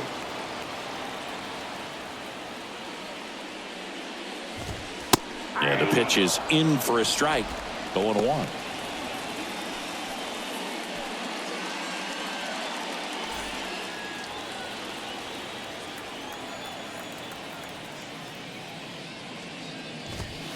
Next offering is in the dirt.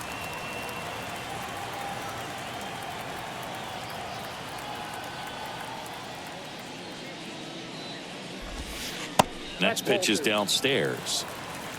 2 balls, 1 strike.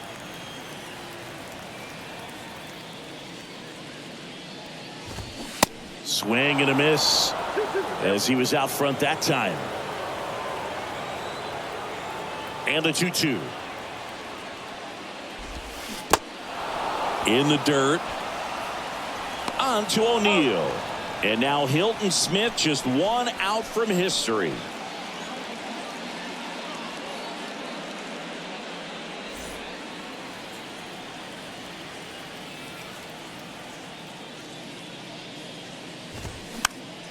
And it's fouled away. Here comes the 0-1. Ball, that's upstairs.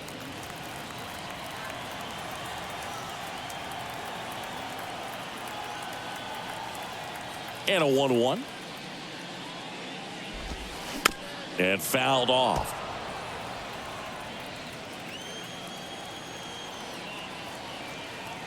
Down to their final strike. In the dirt. Catcher has it, fires to first. It's over. Hilton Smith tosses a perfect game. What a performance. The purpose mainly is to generate the Luther Van lyrical contraband, controlling your command, and you can't front. I'm coming with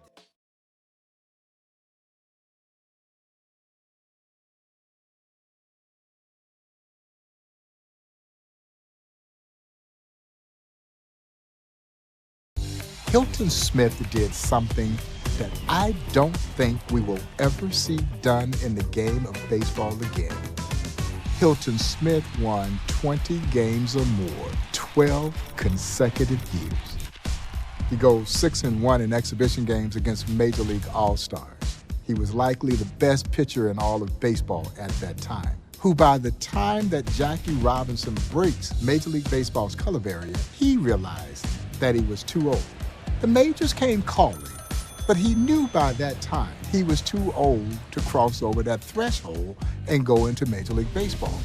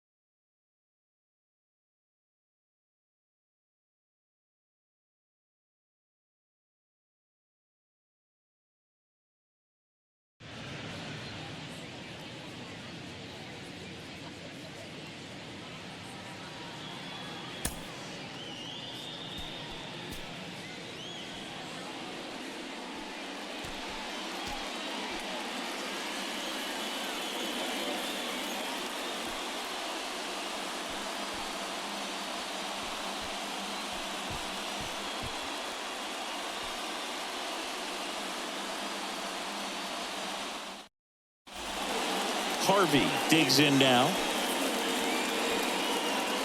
Hilton Smith thrived in high-pressure situations like this. He shined in several East-West All-Star games, and he dominated the Home State Grays over 5 shutout innings in Game 2 of the 1942 Negro League World Series.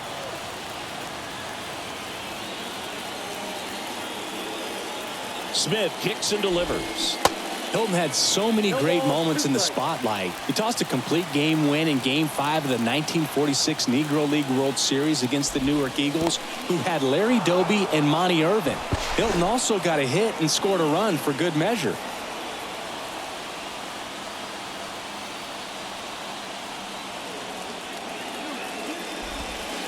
In the dirt, and the count is 2-2.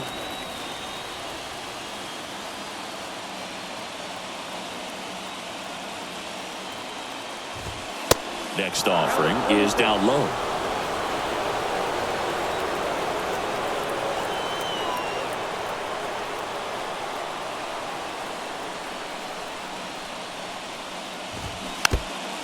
Bases juiced, no outs.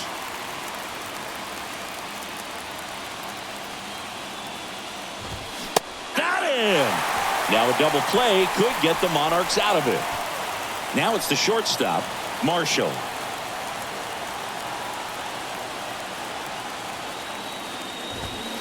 That one's in there, and it's 0-1.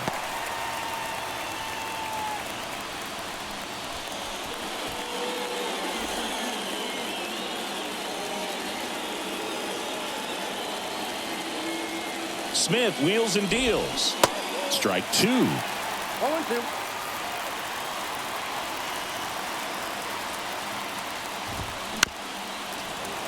Hunter on third. Waters on second. Phillips at first. One gone. Got him! Hilton needs just one more out to escape danger. So 2 down now, and here is Reese. In there at the knees. It's 0-1.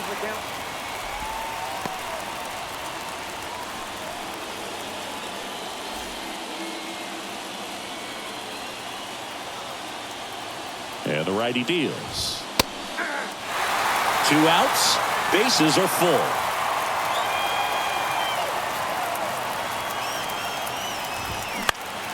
Keeps the at-bat going with a foul ball.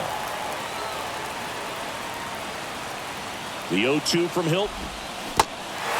In the dirt, but kept close. Steps on the bag for the force. Hilton Smith tight ropes out of the bases loaded jam.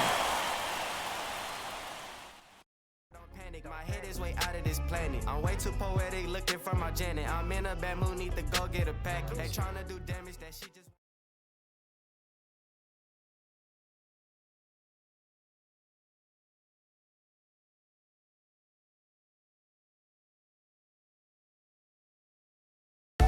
Hilton Smith earned a reputation as being Satchel's shadow, the legendary Satchel Paige. He would oftentimes come in and relieve Satchel. Well, Satchel was the draw. So Satchel's going to pitch 2 or 3 innings. And who came in and pitched the last 6 or 7? Hilton Smith. And all the old timers in the Negro Leagues say, if you're going to get anything, you better get it off of Satchel because you weren't going to touch Hilton Smith.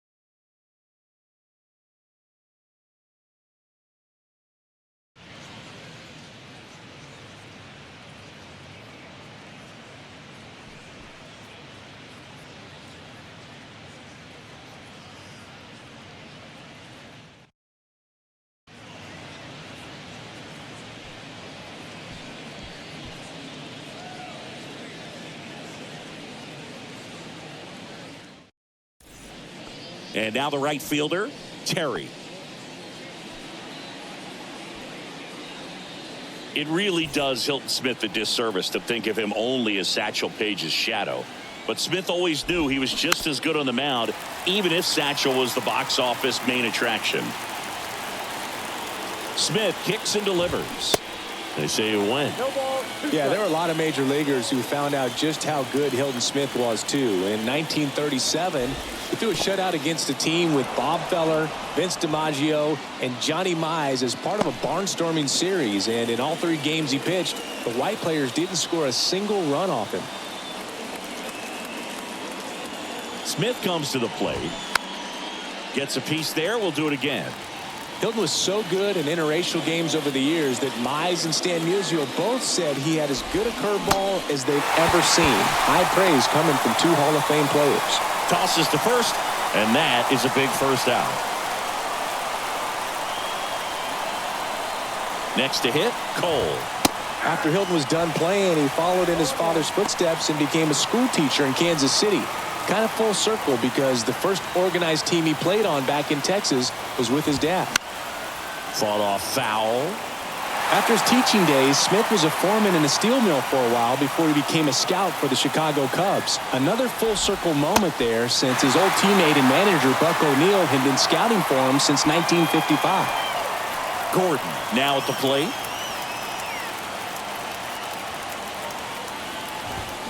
And that gets the inside corner for a strike. 0-1's the count.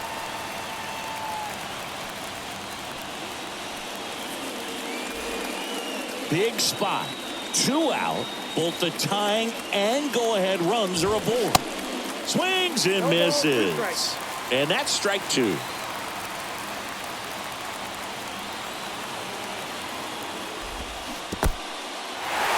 Squirts away a little bit. Gets to it onto first. That completes the strikeout, inning over.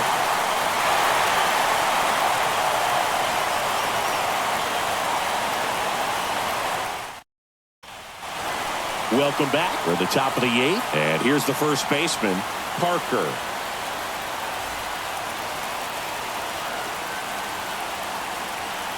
And a pitch. That one catches the zone. 0-1.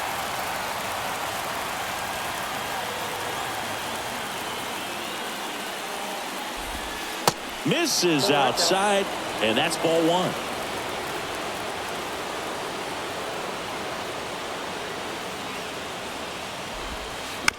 On the ground to first, and he grabs it in foul ground.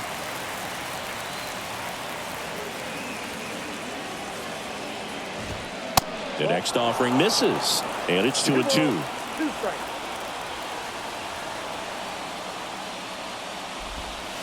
That one misses in the dirt.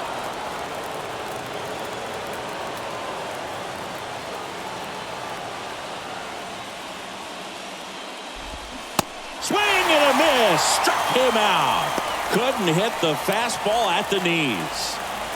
So up next, Floyd. In there, and it's 0-1.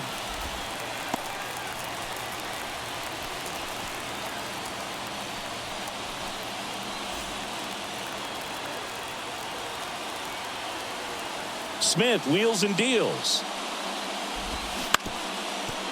On the ground. In there safely.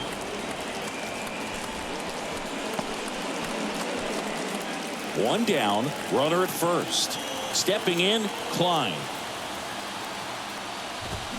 That one's in there, 0-1. 0-1.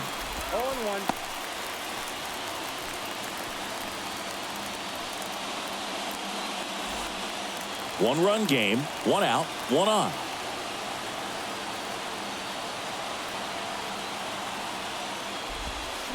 Strike two. 0-2 is the count.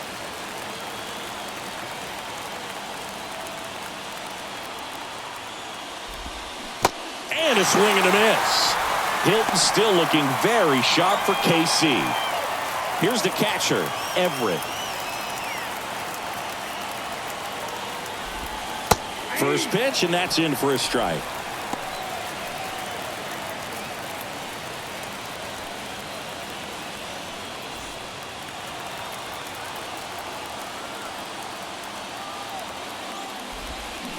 Next offering is in for a strike.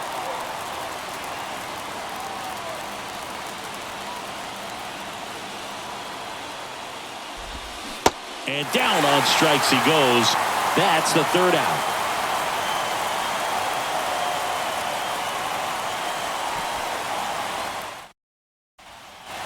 Welcome back to Muehlebach Field. And now the center fielder, Adams.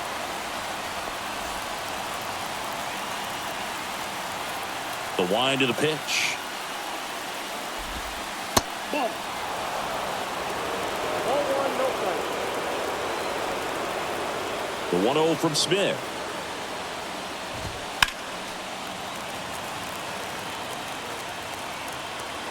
And the right-hander deals. And this guy's got a great feel for his breaking ball today. And here it comes. Swing and a miss, struck him out. 2 outs to go for Hilton Smith, who's just been terrific in relief of Satchel. Now a move being made for a pinch hitter. Dunn, a critical at bat in this game for him.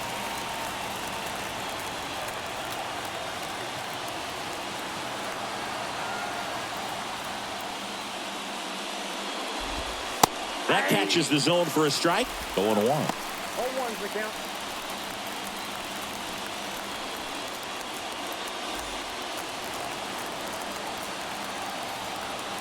The 0-1.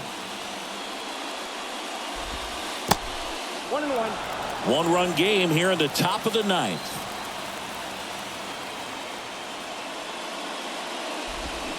Going to count 1 and 2. 1 ball, 2 strikes.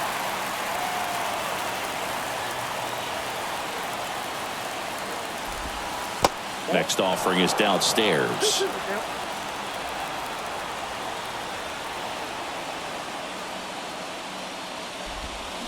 Swing and a miss, struck him out.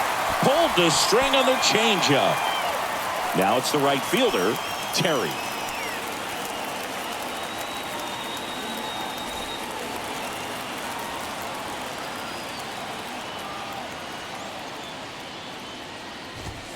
That one finds the zone. Strike 1.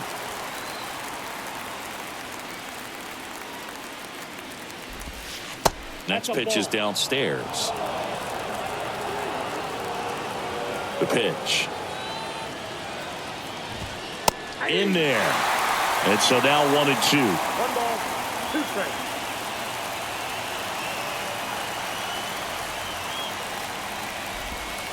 Misses. And that's ball 2.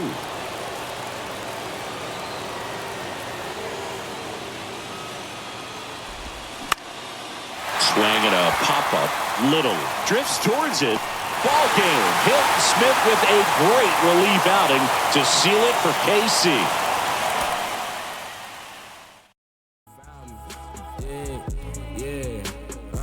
Tell myself I ain't feeling the way. I'm a drive, it ain't up for the bay.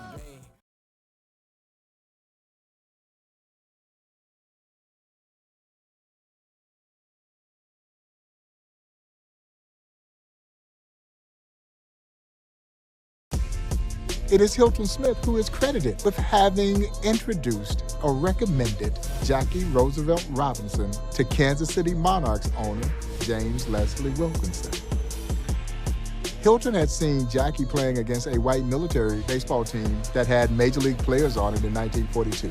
He quickly recommended Jackie to Monarchs owner James Leslie Wilkinson. When Jackie gets discharged from the military in 1944, he writes to Monarchs owner J.O. Wilkinson, and Wilkie gives him a tryout. He makes the team, and he joins the Kansas City Monarchs in 1945. Many credit Hilton Smith for introducing us to the man that would break Major League Baseball's 6-decade-long self-imposed color barrier.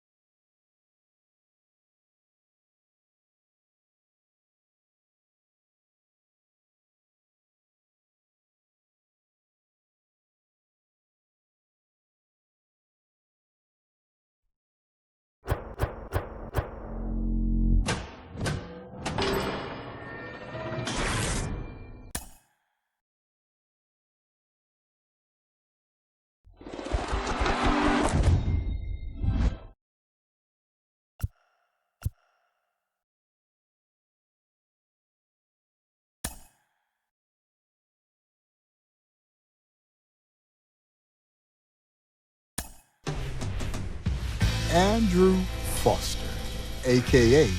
Rube, the Genius. Rube Foster, without question, the greatest baseball mind this sport has ever seen, and virtually no one knows anything about him, even though he is rightfully enshrined in the National Baseball Hall of Fame. Rube Foster is that rare baseball personality that would have checked all 3 boxes in terms of Hall of Fame credential. Oh yeah, he would have gone in the Hall of Fame as a pitcher, as a manager, and as an executive. But Foster was best known as this visionary, this tremendous leader. He would organize the Negro Leagues in a meeting held in Kansas City, Missouri at the Paseo YMCA on February 13, 1920. He would rally 8 independent black baseball team owners together, and somehow or another he convinced them that in order for black baseball to succeed, they needed an organized body. Rube would become president of the Negro Leagues. Rube Foster arguably is the most influential person in baseball history, simply for what he did in forming the Negro Leagues.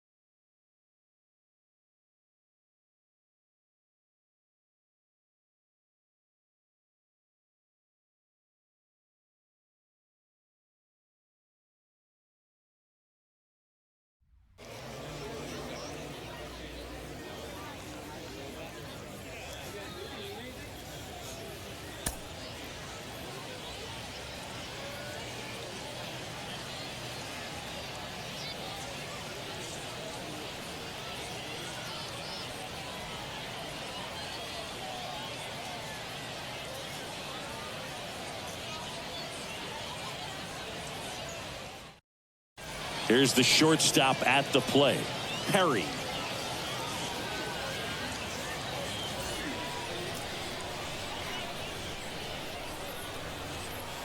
The pitch. Clips the corner, and this one is off and running.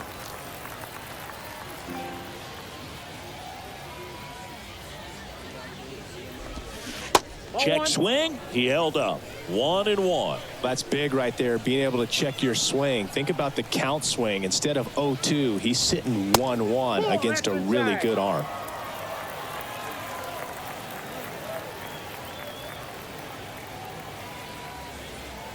Foster with the 2-1. That's through there for a strike. Seeing Rube Foster, he was such a mastermind both on and off the field.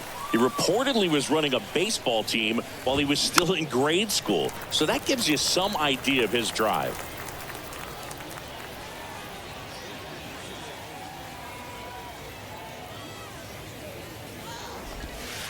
Next offering is down low. Well, Boog, he had that kind of strict, intense upbringing with his dad, a presiding elder in their church. Really instilled a sense of discipline and purpose into Rube, and that translated into how he ran his teams. Sanders getting ready to hit.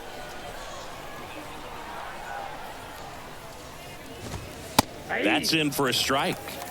Rube really did have a serious focus on fundamentals and organization, presenting that professional front, and that's one thing he's remembered for. Foster winds and fires. And it's even up. Going back to that professionalism for Rube, one player talked about how his Giants teams would have really well-made uniforms. That made them look more like a National League or American League team than one that was going barnstorming. Foster comes to the plate. In the dirt. Over to first. Foster settling into a groove. Next to hit, Ford. 0-1's the count. You know, Boog, Rube Foster wasn't the tallest guy at 5'9", but at 230 pounds, he still looked plenty intimidating out there on the mound. Yeah, you're dead on, Singy. Rube was a guy who really commanded respect. And he got it. He called his own pitches from the mound. His catchers knew better than to argue with him, so that tells you a lot. The throw to first, out number 3.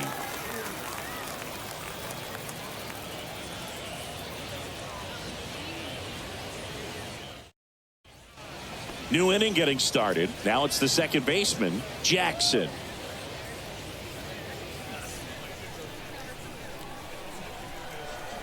The right-hander back to work. You know, Rube had such a strict hold on the players on his team and sometimes on other teams. When he ran the Negro National League, there were rumors that he'd call all the pitches even when Chicago wasn't playing.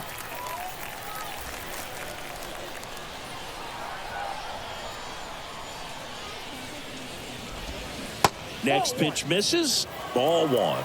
You know, Singy, sometimes I'd like to call pitches from up here, you know, just to keep the game moving along. I hear you, partner, especially when we've got some really good dinner reservations. Next offering upstairs.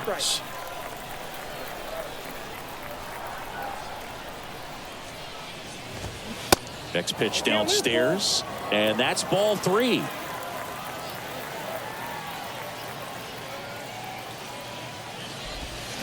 And a swing and a miss, and one gone.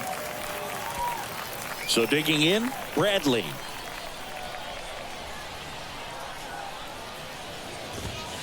And that's a little high. Counts 1-0.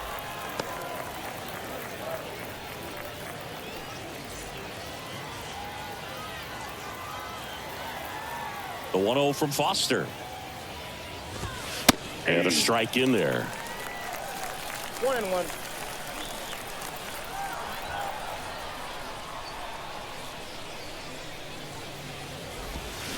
Swings and misses. In the count 1-2.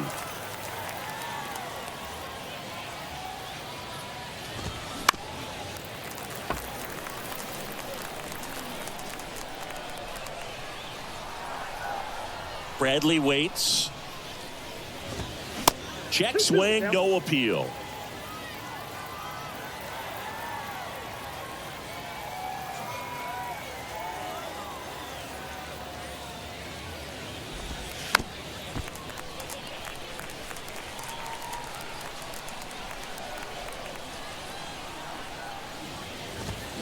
Got him.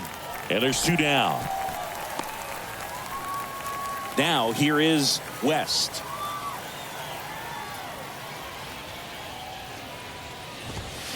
And first offering is fouled off.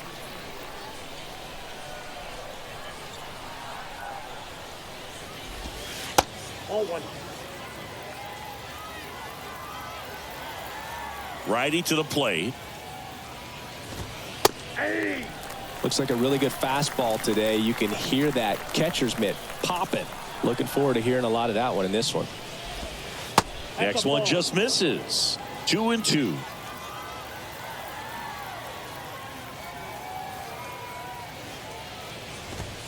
Next one misses. 3-2 now.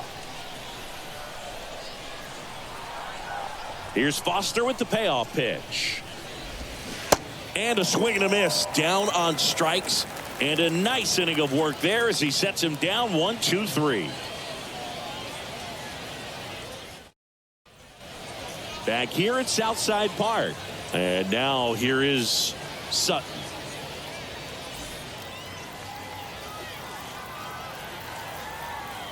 Foster back to work. Bunt attempt, but that goes foul.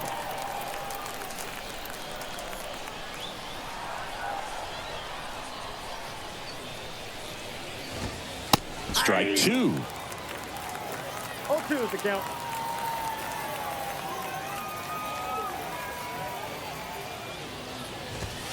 Next offering way upstairs.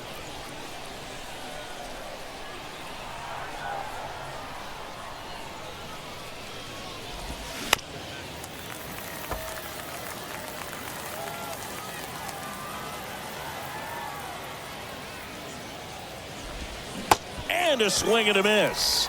Foster absolutely in control here in the third. So up next, Newman.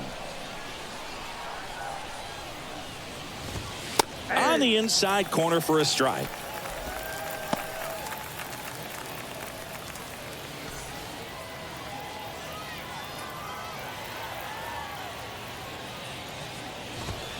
And he's down 0-2 as he swings through it.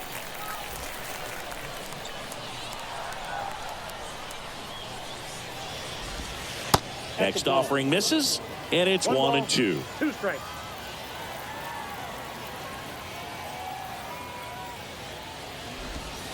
Next one is off the plate. 2-2.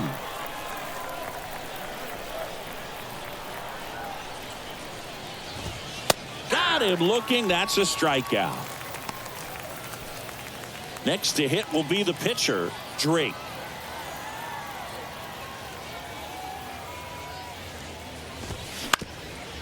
Ground ball up the middle. Sends it to first, and that is that. Now I go for mine, shades of seashore, ship shape, crust grapes, eights, the plate tapes, plate drapes for the wakes of an era.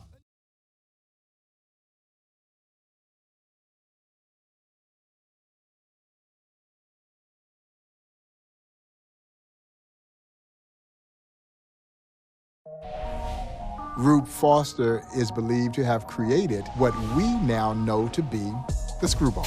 Back then it was called a fadeaway, and Rube perfected this pitch. So much so that the great Major League manager John McGraw would sneak Rube into his camp so that Rube Foster could teach Christy Matheson how to throw the screwball. Christy Matheson threw the pitch all the way into the National Baseball Hall of Fame that he learned from Rube Foster.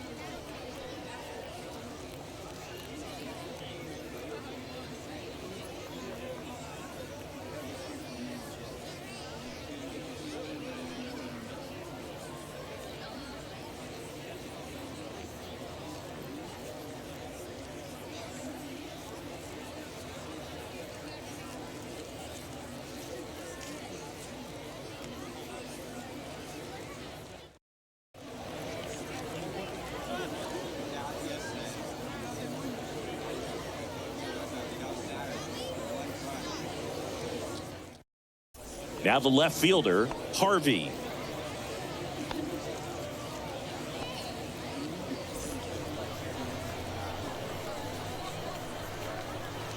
The pitch. Edge of the zone for a strike, and we're underway.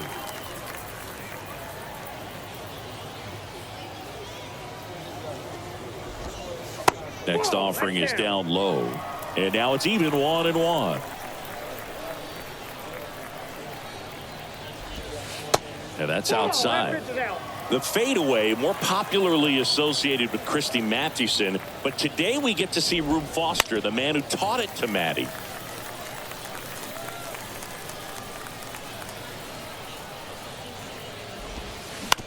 On the ground, right side. Throws to first. One up, one down.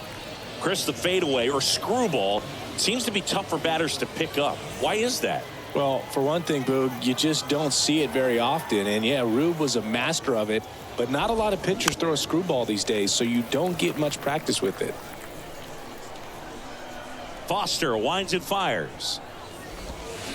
Swing and a miss. No balls, 2 strikes. Of course, the screwball became very popular after Rube's playing career, but it's way less common now. Still, some modern pitchers like Fernando Valenzuela got great results from it. 2 outs, base is empty. And now the first baseman, Reese.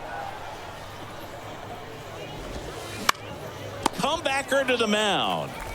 Tosses to first, and that's the 3rd out.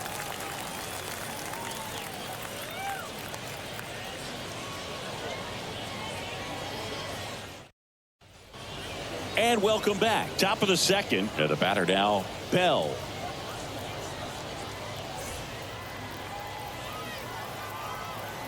And a pitch.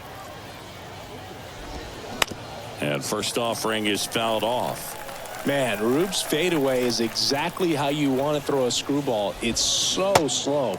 It's tempting for a hitter, but it's also so hard to time up and make good contact on. Not even close there. It's a ball and 2 strikes.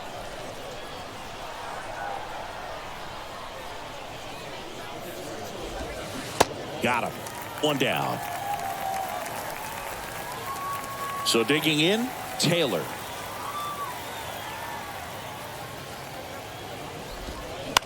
And first offering is fouled off. 2nd inning here, no score.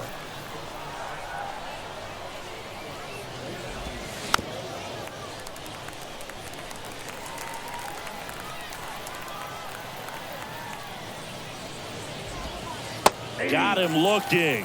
Back-to-back strikeouts. Gardner, the next to hit.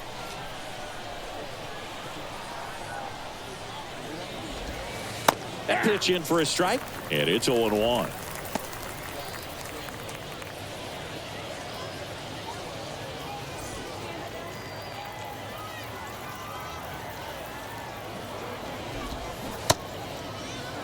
Check swing of the 0-2, appeal to first, and that's going to be ruled a swing. And the 0-2 from Foster. And down on strikes. And good work there as he gets a 1-2-3. Boys all up on your collar.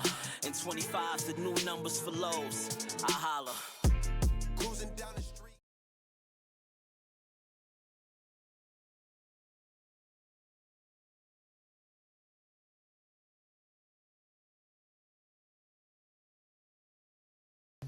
He earned his nickname Rube as a youngster there from Calvert, Texas, when he beat the great major leaguer Rube Waddell in a head-to-head matchup, and the nickname stuck. He also had the full repertoire to go along with this unique pitch that he created called back then a fadeaway.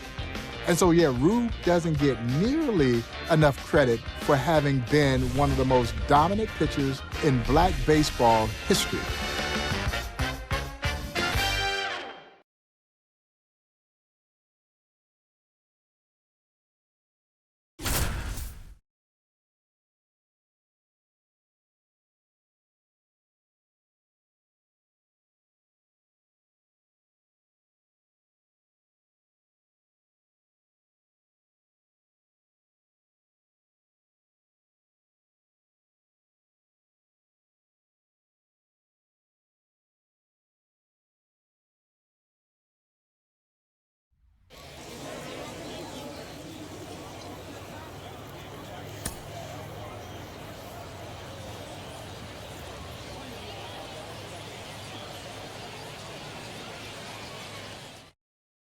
All right, ready to get underway. Leading off, Terry.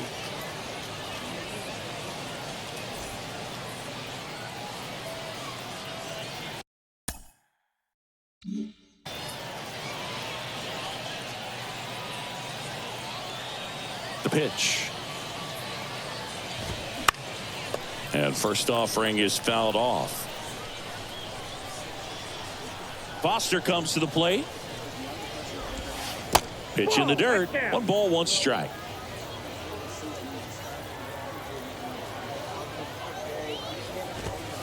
And strike 2. 1 ball. Most of Rube Foster's career was with the Chicago American Giants, but he was a dominant force on the mound even before that.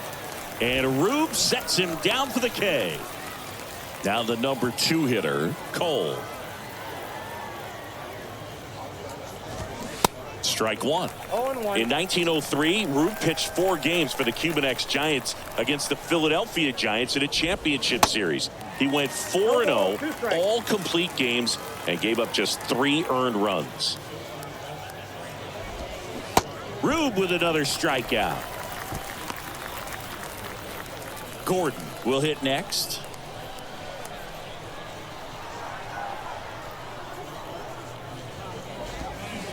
And first offering is fouled off. Boog, Rube was so good in that series that you mentioned that Philly went out and signed him for the next season, and he led them to a championship in the rematch. That's right, including an 18 strikeout performance in game 1. What a pitcher. Foster making him look silly out there.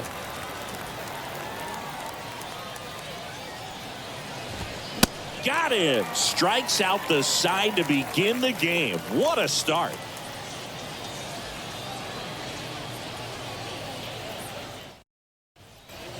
Back here at the ballpark, and here's the first baseman, Parker.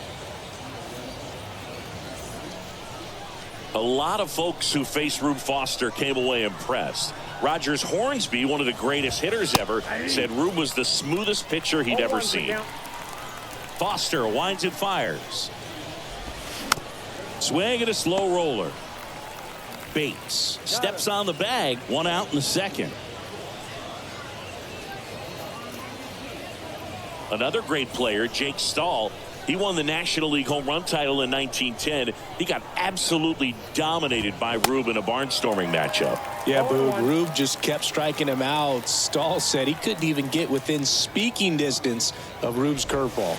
That misses the zone, and it's a ball and a strike. You know, Boog, Rube wasn't the only great pitcher in his family. His half-brother Bill was a terrific left-handed pitcher in the Negro Leagues who was inducted into Cooperstown in 1996. And he beats it. He's safe. Just a cookie down the middle. I mean, those are the ones you dream about. Ones in the cage, you're just hoping you get in the ball game. Right down the middle, not a whole lot of velocity, right on top of it. And the first pitch misses for ball 1.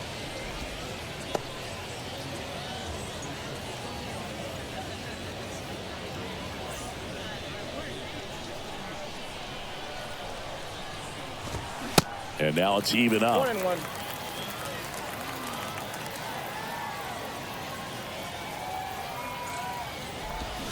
So now 1-2. 1 ball, 2 strikes.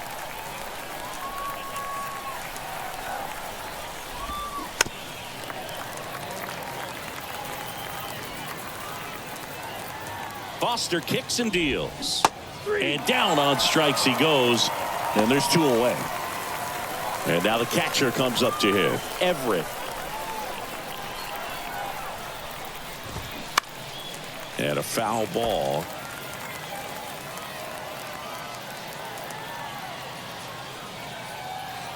Right-hander kicks, deals. Ball 1. That's off the mark, and that's ball 1.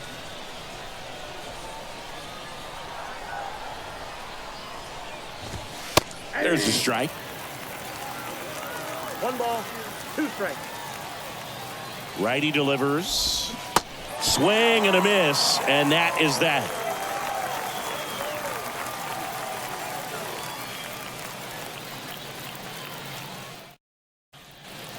Well, here we go. Top of the 3rd, scoreless game. And now Adams.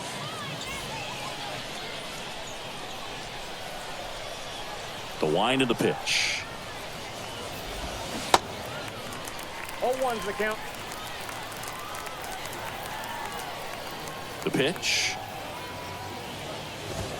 That one misses. 1 ball, 1 strike. 1 ball, 1 strike.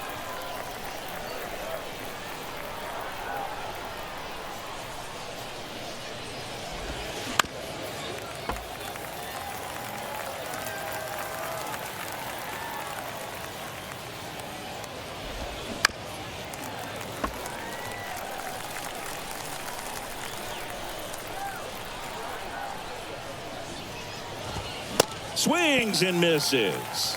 Gassed it right by him. And now Raymond.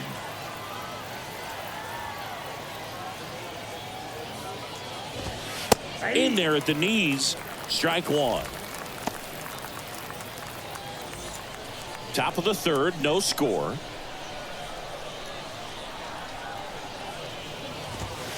And now the count is even. 1-1.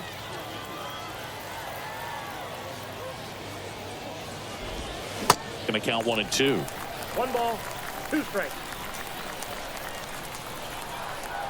And he deals.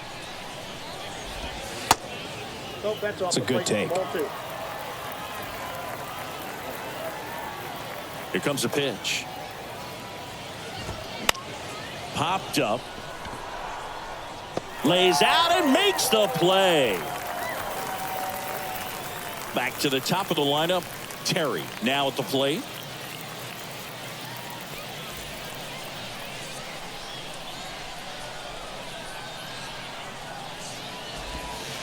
And that's in there for strike 1.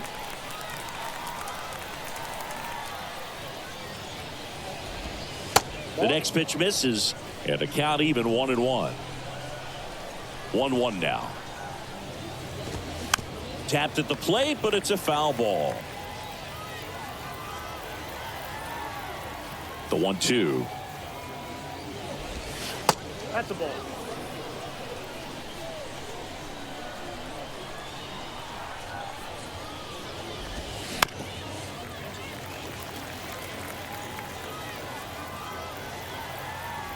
2-2 now. Swing and a miss. Struck him out. And good work there as he gets a 1-2-3. I'm a weirdo and I'm chill. I'm a lover and a if you speak and keep it real. Yeah, speaking dollar bills. Yeah.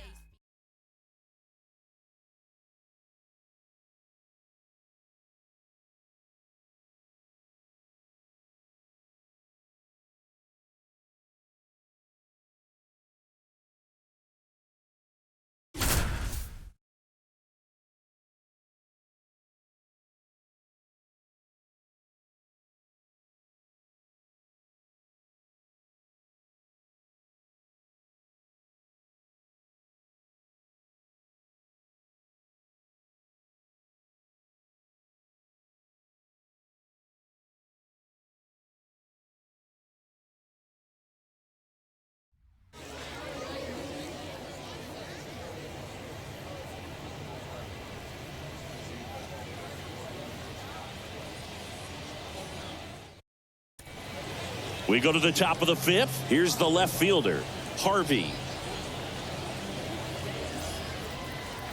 Now, this is a pretty incredible stat. In 1905, Rube Foster pitched in 55 games. He won 51 of them. Foster comes to the plate. That one is upstairs.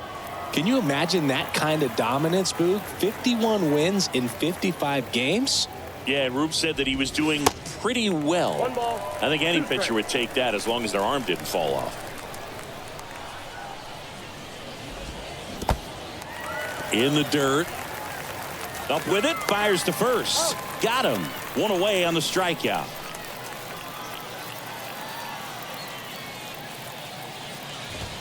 And there's the strike. Chris, you were talking last inning about how Rube threw in 55 games in 1905. So different in today's game when a starting pitcher can lead the league with about 33 starts. And Boog, what makes it even more amazing is that back then, starters were expected to throw a complete game pretty much every time out. Teams didn't have a lot of relievers like they do in the modern game, so 55 starts then is more like 80 or even 100 today. 2 outs, base is empty. Now here is Reese. That's in there. That's strike 1.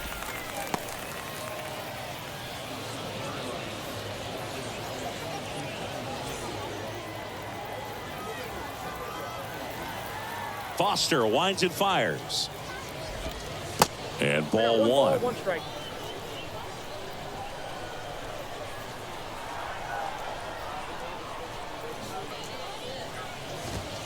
Next pitch misses, and it's 2-1.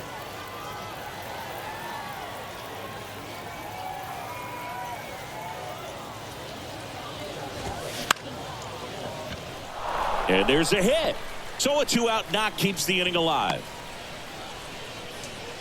Well, they call that an advantage count for a reason. You're so much more likely to get something you can handle. Anytime you rip a line drive the other way, you feel really good about what you did at the plate. You trusted your hands, you let the ball travel, and you took the barrel straight to it. That's great work right there.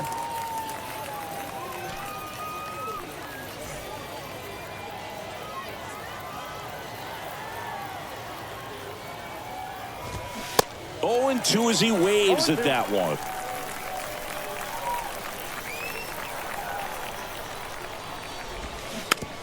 Rolled over to third. Hayes whips it across, and that'll do it.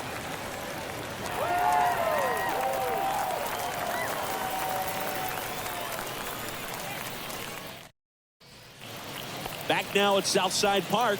All right, we go to the top half of inning number 6. Here's the third baseman, Taylor. Foster back to work. I'm impressed by the number of first pitch strikes. He's not afraid of contact. Some guys, they'll nibble just because they don't want to get hit hard. That's not what we're seeing here. Next one in the dirt.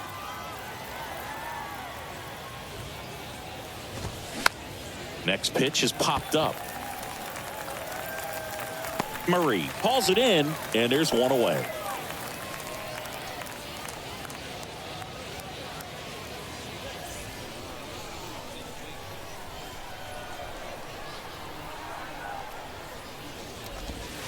First pitch doesn't find the zone. Ball 1, no strike.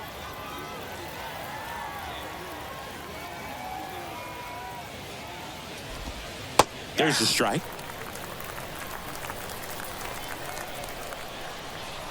One down, base is empty. Nope.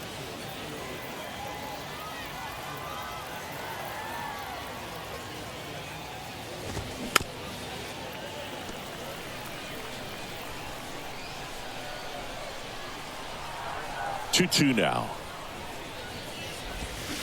Gets a piece and stays alive. The 2-2. Stays alive.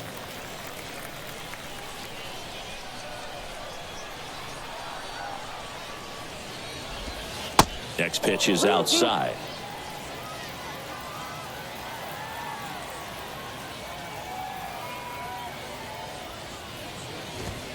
Swing and a miss, struck him out. Here's the center fielder, Hunter. In there for strike 1.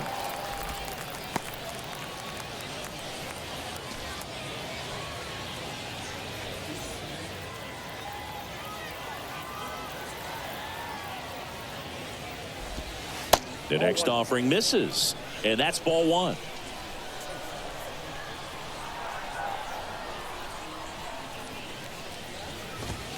Next one misses, and a count 2-1.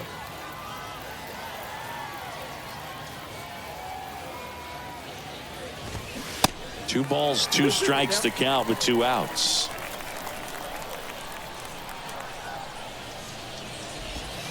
Hacks and misses. It's a strikeout.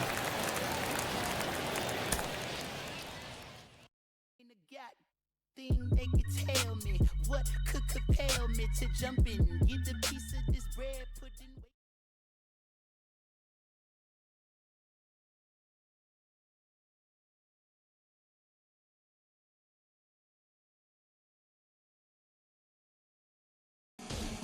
Rube Foster owned the Chicago American Giants, and he managed the Chicago American Giants. And his savviness, his craftiness, his astuteness of the game allowed him and his teams to dominate the early era of black baseball. Rube assembled some of the greatest talent in black baseball history for his teams, where he served as both player and manager. He knew great talent. He knew how to go out and recruit great talent and build the kind of chemistry with that great talent of stars, thoroughbreds, who could flat out get the job done.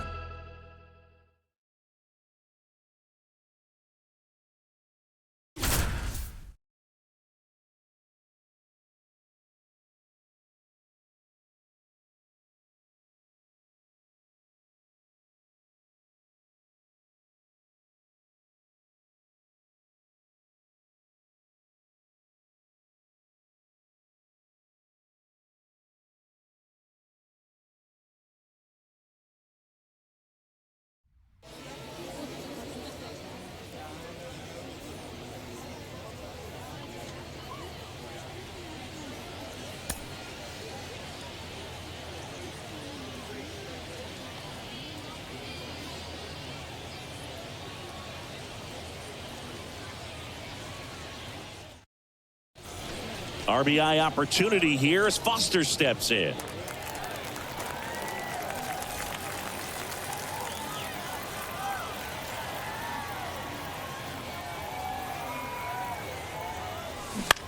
To third, Hayes. Throws across the diamond. There for the out. Runner scores from third.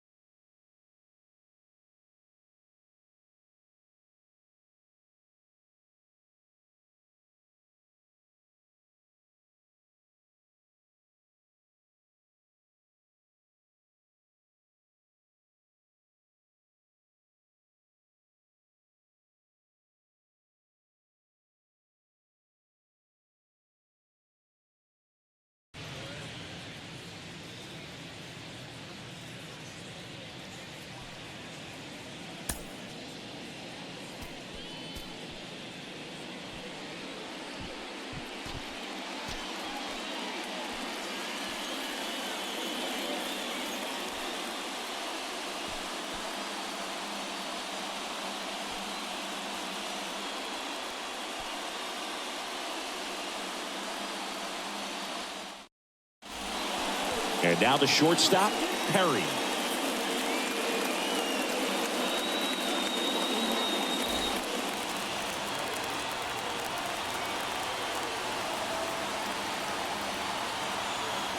And the pitch. Swings through that one for strike one.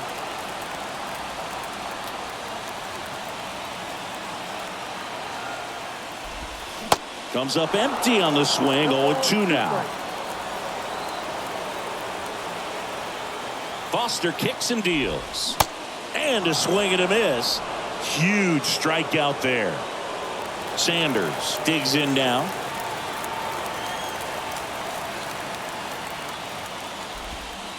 First offering misses the mark.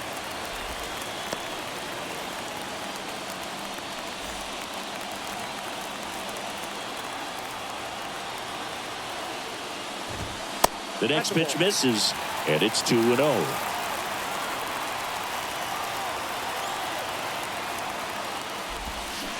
Swing and a miss, and it's 2-1 now.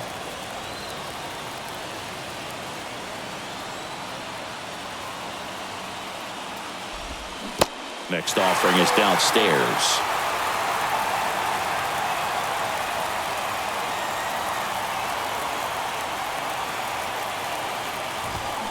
Swing and a miss, and it's a full count now.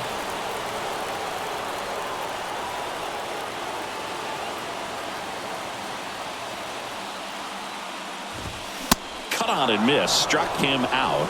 The American Giants just 1 out away from the pennant. Now the catcher up to hit, Ford.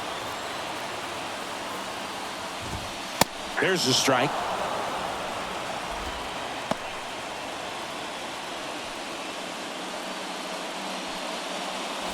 The tying run is 90 feet away. Next offering misses. 1-1.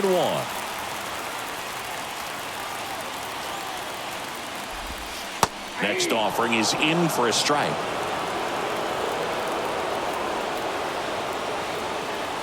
Foster looking for that final strike.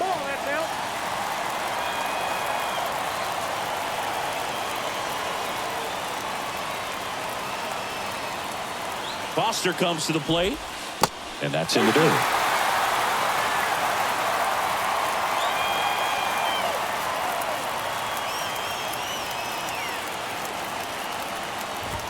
And ball 4, 2 aboard.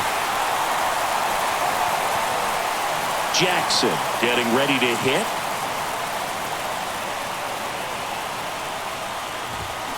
Swing and a miss.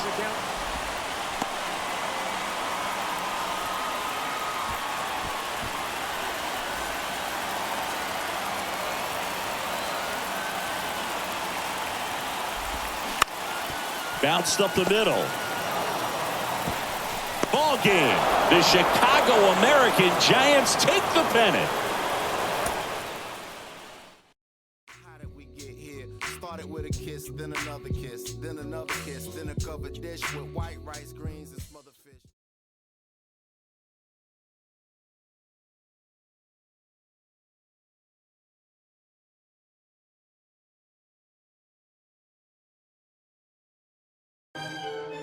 As a manager, Rube Foster was known to fine his ball players as much as $5 at the turn of the early 1900s if you were tagged out standing up. You were supposed to slide. Rube would draw a circle down the first base line and a circle down the third base line. And if every one of his players couldn't drop a bunt inside the circle, Rube would fine them. Oh, you were going to see great baseball. Oh, but yeah, you were going to be thoroughly entertained watching Rube Foster's brand of baseball.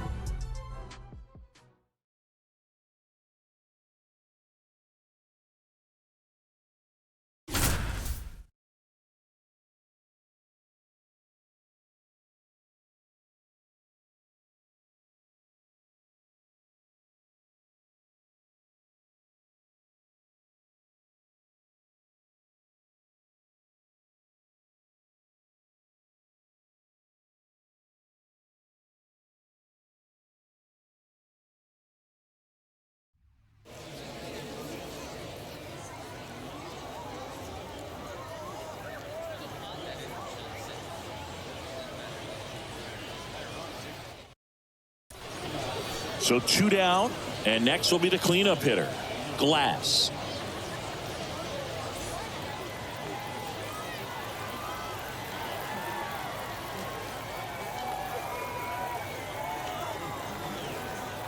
Now Foster's on the move.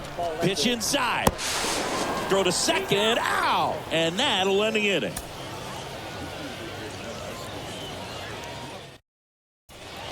Glass, the next to hit.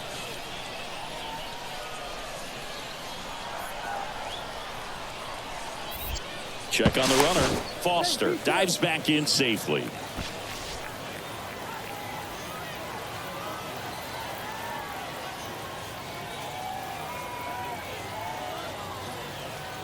And the pitch. Now Foster's on the move.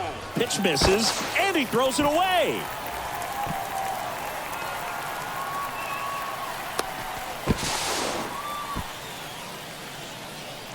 Foster at second with 2 down.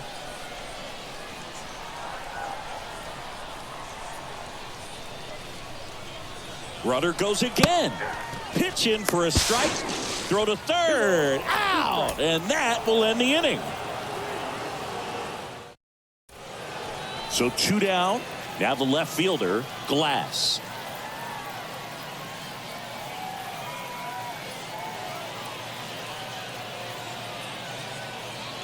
Ball one, no strikes.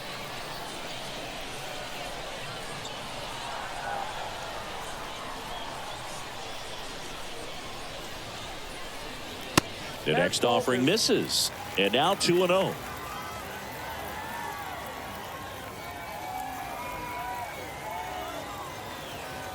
Now Foster's on the move. Pitch in for a strike. Save!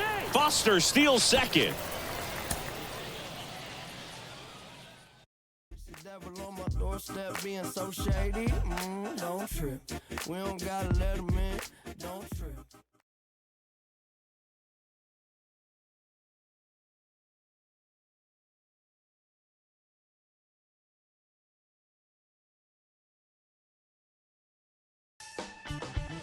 Rube Foster was adamant about the style of play that would become signature Negro Leagues Baseball. Fast, aggressive, daring. They would bump their way on. They would steal second. They would steal third. And if you weren't too smart, they were stealing home. And this was a brand of baseball that was drawing both black and white fans who were sitting side by side, where during that era of segregation, that was virtually unheard of.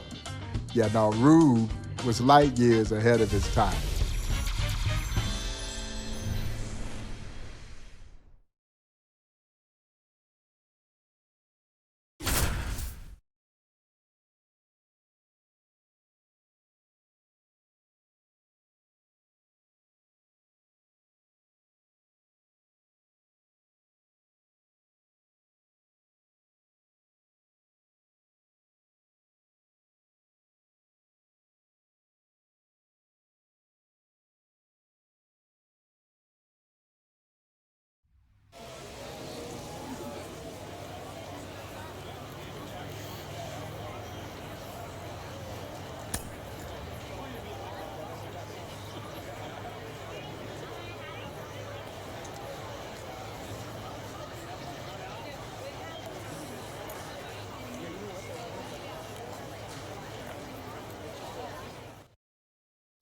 And now the first baseman, Rube Foster. Rube Foster was such a competitor, he'd do anything to win, including freezing baseballs before games to deaden them. And Boog, Rube didn't stop there. He turned the field into an advantage as well. He had the groundskeepers soak the dirt so his hitters could bunt for hits, and they even tilted the ground near the foul line so the ball would stay fair. Short hop liner, handled it short. To first. One up, one down.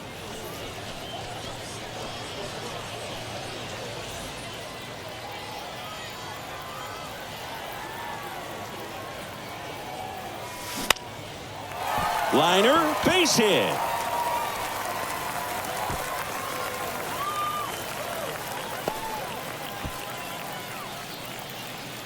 First pitch swinging, went up there with a plan to be aggressive. Off the bat, it was headed for the gap all the way. And as a hitter, you love seeing those as you take your first couple of steps out of the box. You know you've got some real estate to run on. It's such a good feeling. Nice liner into the gap right there.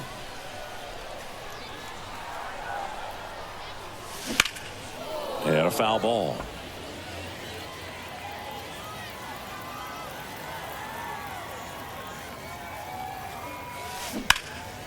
Ripped to third, but handled, and that'll end the inning.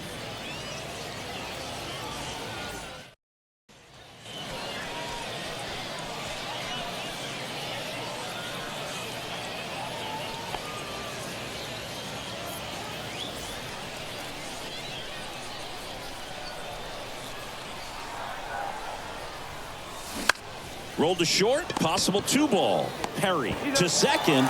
They get the out, but the run scores on the twin killing.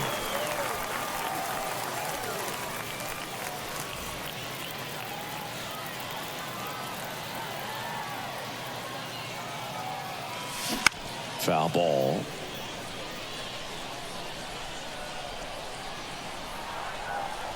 And the 0-1. Out to short, Perry.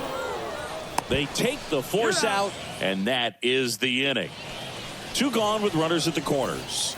Rube Foster digging in now.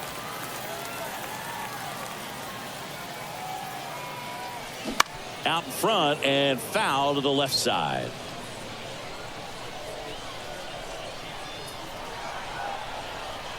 Kicks and fires. Line drive, and that should be extra bases. One run across. Murray around third. He's also in to score. It's 8-1.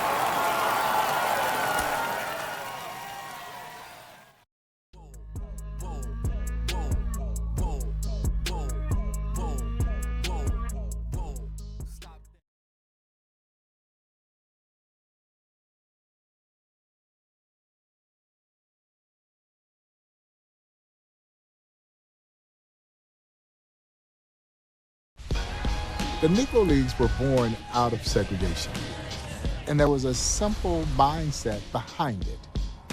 You won't let me play with you in the major leagues, then I'll create my own league. And Rube essentially did what others had attempted to do, but they had failed. But Rube had the wherewithal to get it done. And how he convinced those other 8 independent black baseball team owners to come together is a true testament to Rube's ability to sell this vision. And that's exactly what they did, having established the Negro National League, the first successful organized black baseball league. Rube Foster stood there and boldly proclaimed, "We are the ship, all else the sea." He was serving notice to Major League Baseball that a new player had arrived on the scene to be reckoned with. That's why I say that Rube Foster is without question the most influential person in baseball history.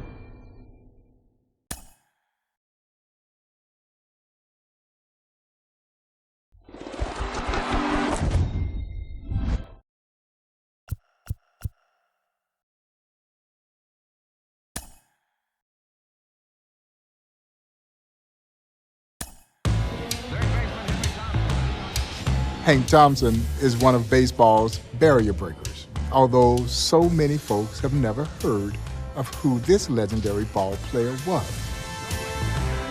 Hank Thompson, along with his Monarch teammate Willard Brown, would join the St. Louis Browns in 1947. They would become the first 2 African-American teammates in the modern era of Major League Baseball to play on a Major League team.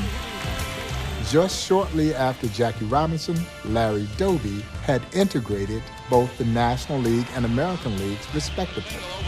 They all were part of breaking baseball's color barrier. But Hank Thompson, he had all the tools to be a superstar.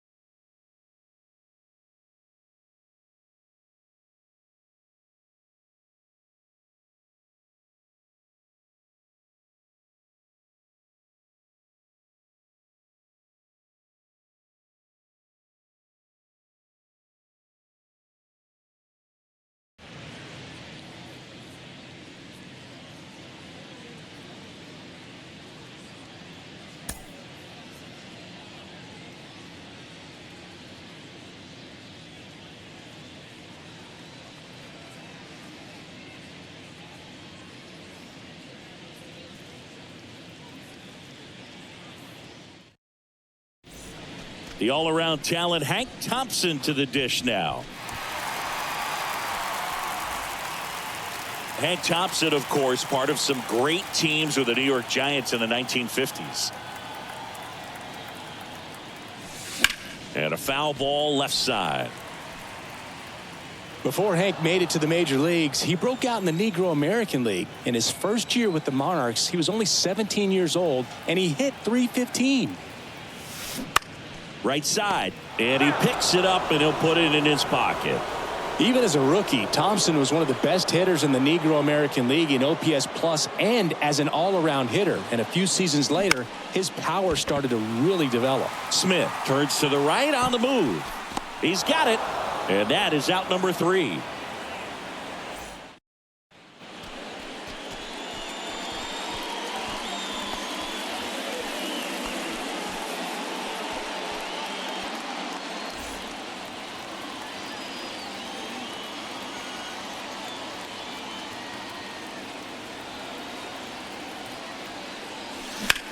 In the air, center field. McDonald moving back for this one. He's got it, and that is that.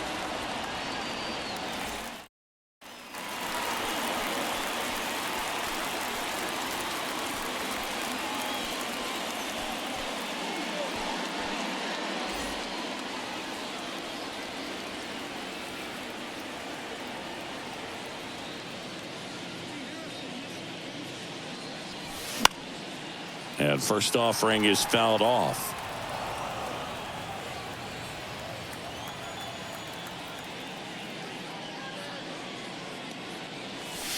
Fouled off. He was late.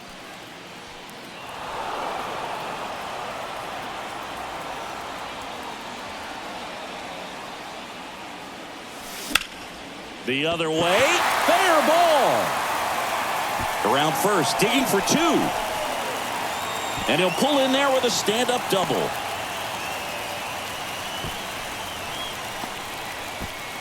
Really nice job with 2-strike hitting in that at bat. He got that front foot down, and pitch recognition was on point. Pretty impressive for an 0-2 count.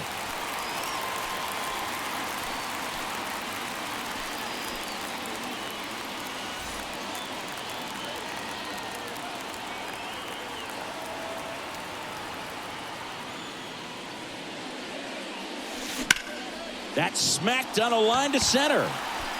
McDonald calls it in, 2 away.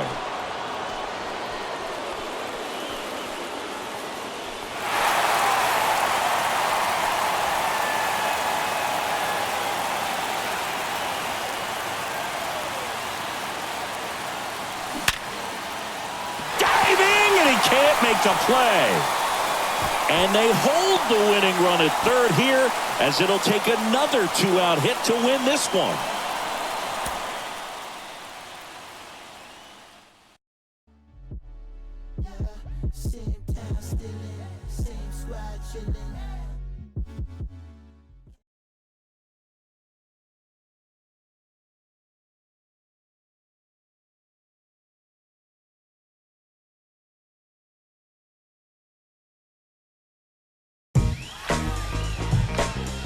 Henry Hank Thompson is a tremendously underrated baseball player. He joins the Kansas City Monarchs at age 17 and became almost an instant star, playing the infield, primarily third base. But Hank Thompson was also a war hero. He was a machine gunner during World War II, fought in the Battle of the Bulge. When he was discharged from the military in 1946, resumed a great career. Right the moment he gets back with the Monarchs, Hank Thompson had stardom written all over him.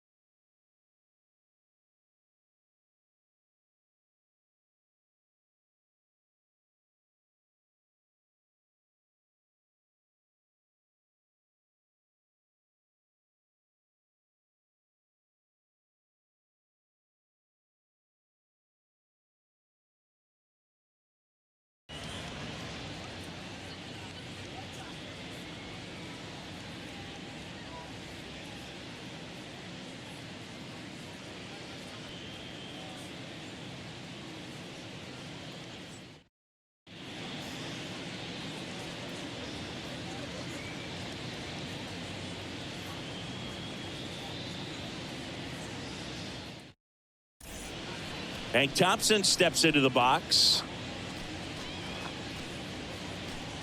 Singy Thompson had an unreal doubleheader one day in 1946. 2 homers in each game, 4 total.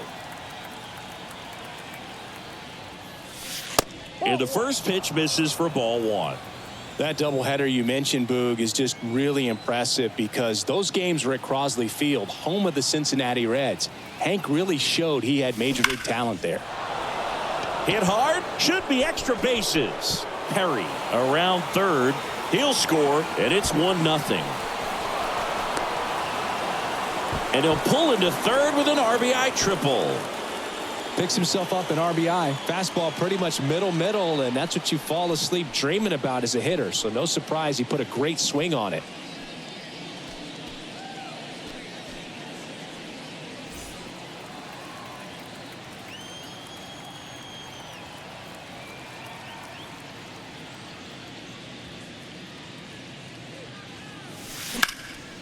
Down the left field line, looks like extra bases. And that one's going to get into the corner. And the tying runs at second base with a double.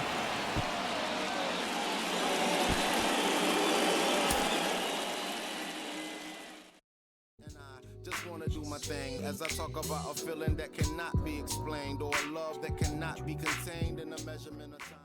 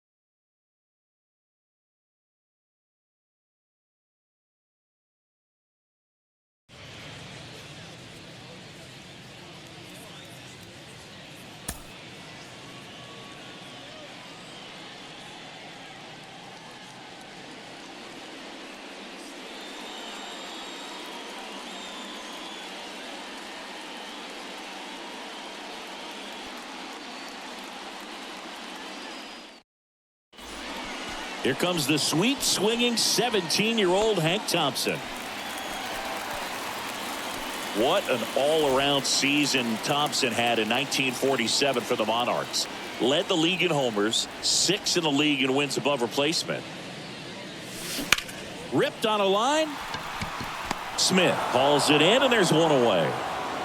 Man, the whole Monarchs lineup in 1947 could slog. They had 33 homers in 65 games.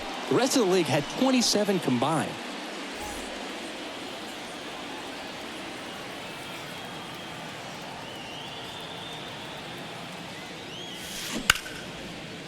A rope into right, and that's a base hit. Throw back in quickly. First and second now with nobody out.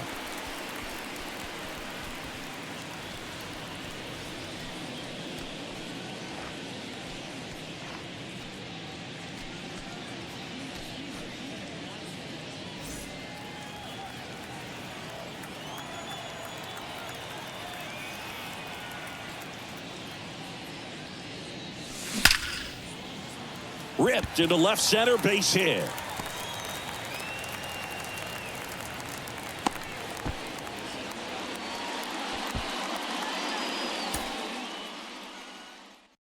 Losing my balance. When people be different, don't trip on their habits. Keep loving yourself, don't worry about their absence. Don't crease now, I never.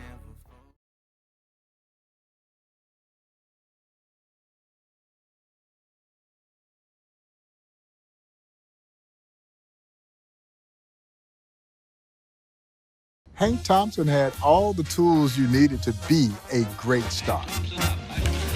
He was essentially a 5-tool third baseman who hit for power, hit for average, could field, could run, and could throw. Played a dazzling infield, primarily third base. Yeah, that's how good Hank Thompson was.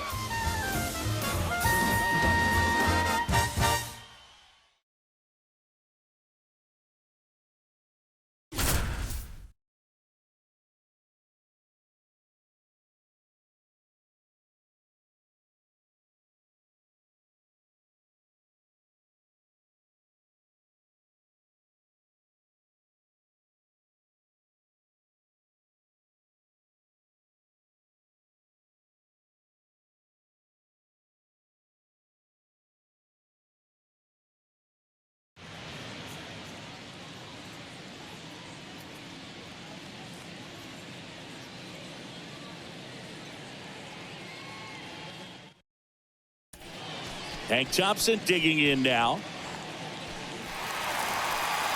Well, not a lot of players could fill up a box score like Hank Thompson. Power, speed, batting average. He really had it all, Boog.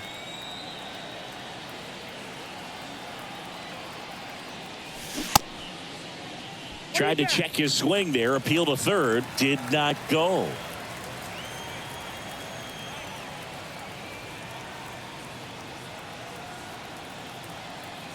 Two outs. This one popped up. Murray under it. Brings it in for the third out.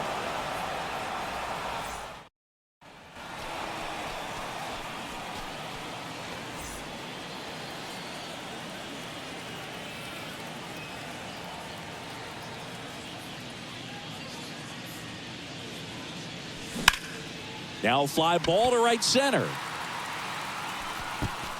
McDonald brings it in with a nice running grab.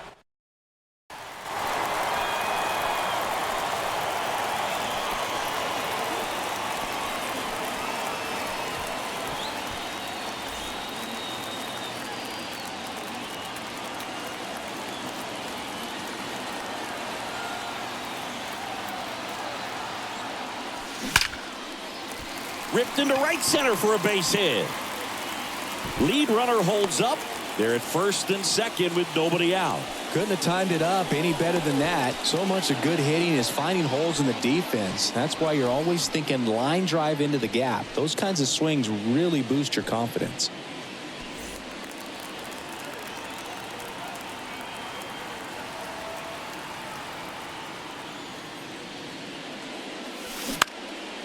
Fly ball to right.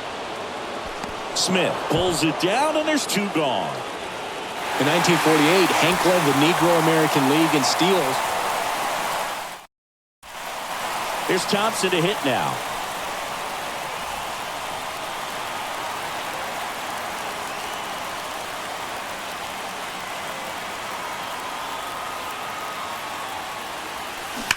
There's a swing and a drive. Bangs off the wall. Lead runner gets the stop sign at third. It's a two-out double, second and third now.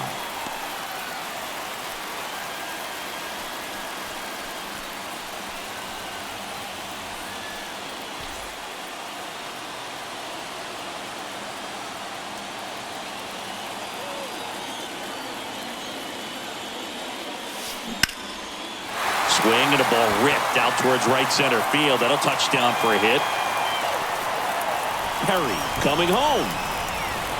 He'll score easily, and they lead by 4. He's in there. Everything came together for him. Nice line drive to the pull side, met it out front, but just stayed through it nice enough and ripped it into the outfield.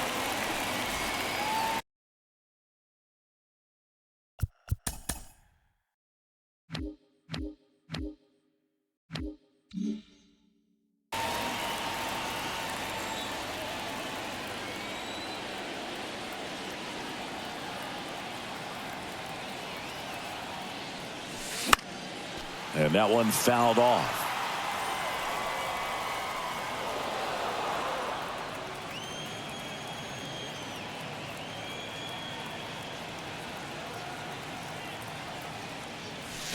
Thompson absolutely crushes this one.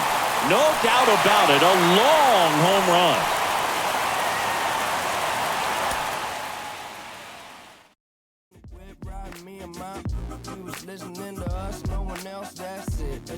Just a bit. Let me talk, man.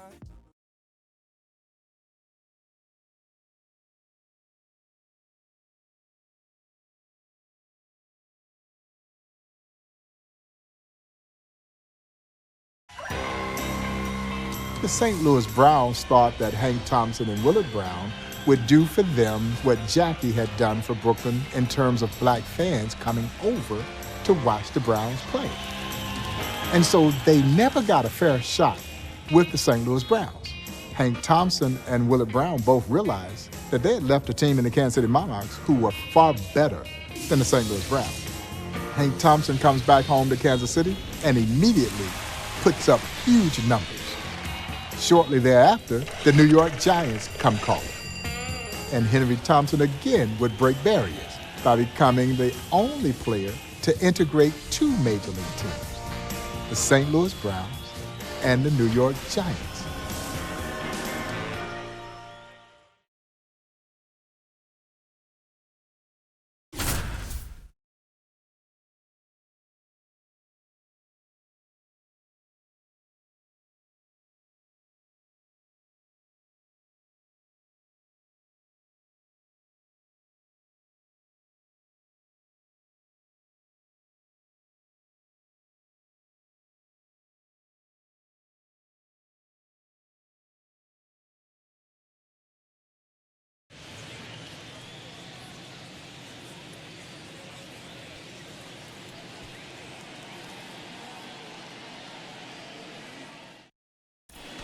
One down. Hank Thompson steps into the box. 1948, Thompson back with the Monarchs. Boy, he lit up the league. He did, Boog. Led the league in steals, second in homers, third in WAR. First offering, and it just misses. Hank was so good in 1948, you have to think the St. Louis Browns were kicking themselves for letting him go after the 1947 season. One down, runners at second and third. Liner caught at second. After how Hank played in 1948, it was a no-brainer for the Giants to pursue him in 49. Really solid addition for him.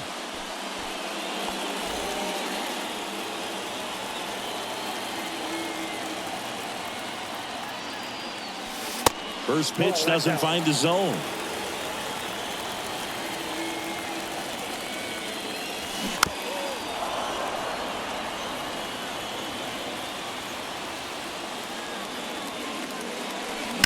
Swing, and that ball smashed on a line. Makes a nice running catch. One away.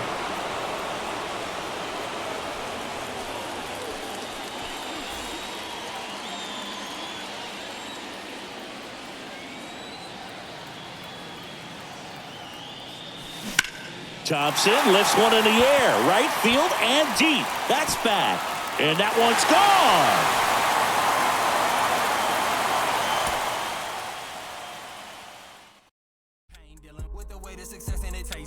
I mean, you far from your kin, you not one of them. To them, your light and get grim like a gremlin.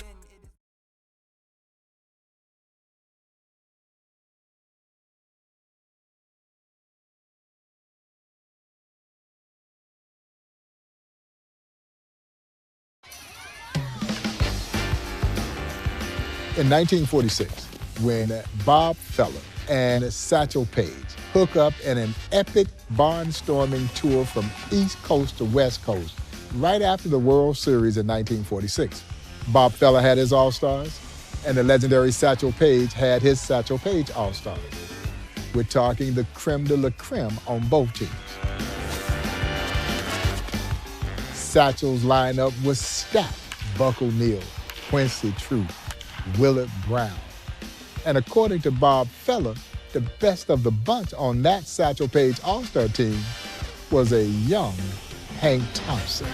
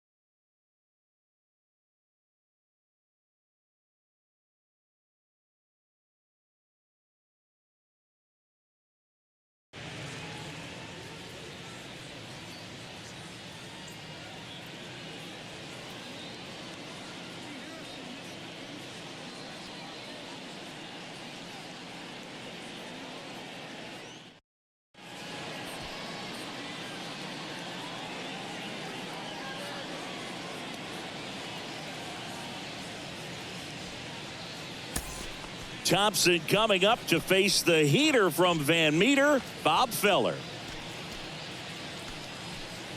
Chris, the matchups Thompson had against Bob Feller, they really propelled him into the National League. popped up, foul territory behind the plate. Gardner makes the catch, inning over.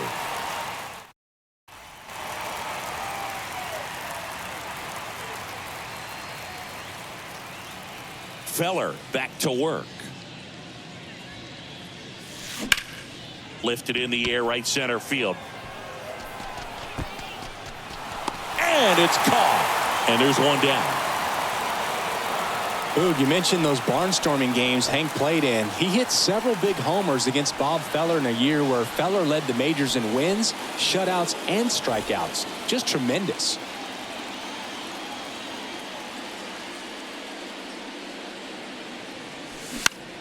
Out there to center.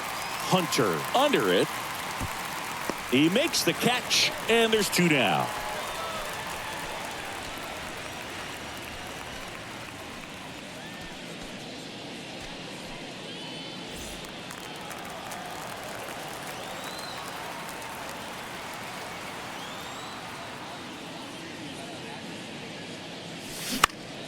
Out towards right center field. Bell on the move.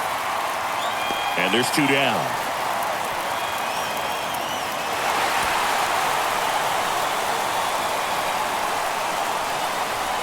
Thompson coming up to face the heater from Van Meter, Bob Feller.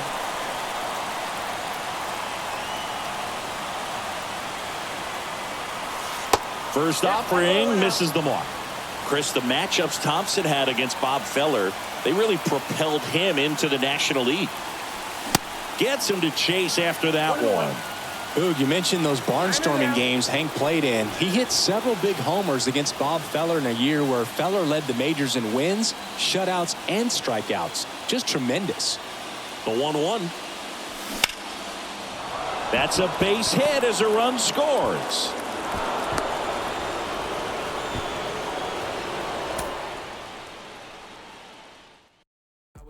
And watching my blood on the TV get spilled out. Now I got a little older, no love for the system, and I'm reaching back for the now. And that's really.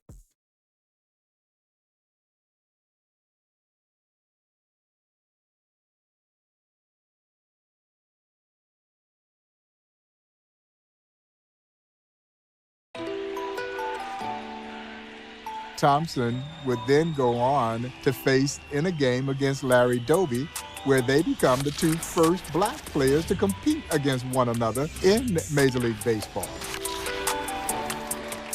Oh, but there's more. Hank Thompson would face the great Don Newcombe, and it would be the first time that a black hitter had faced a black pitcher in Major League Baseball history.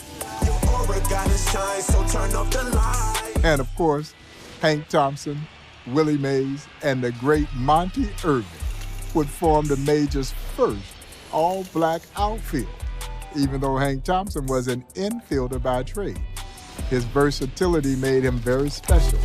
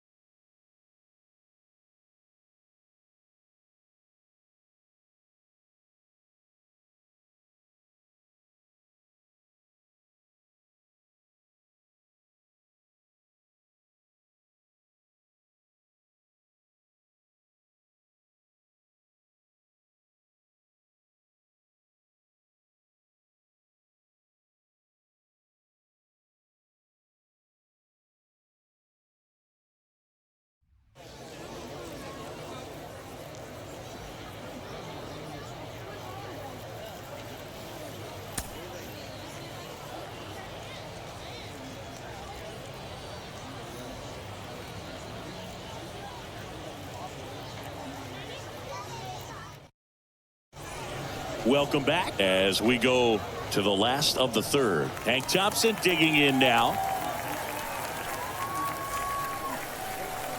That outfield of Thompson, Willie Mays, and Monty Irvin, not just the first all-black outfield in Major League history, but it came in the 1951 World Series.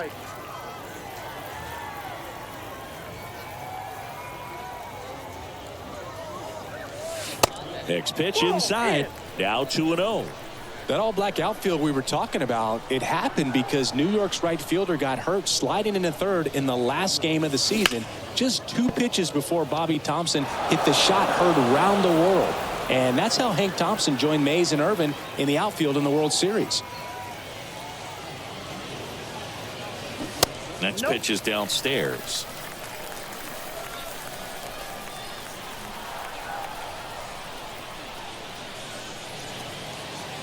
That one misses, so a leadoff walk.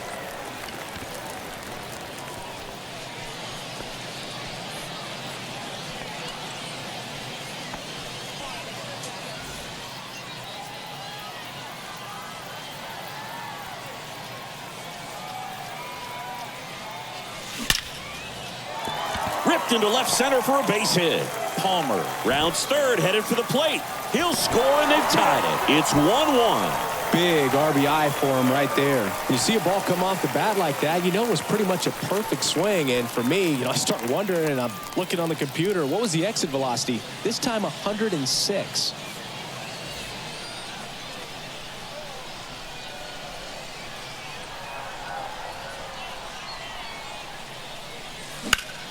Swung on, belted.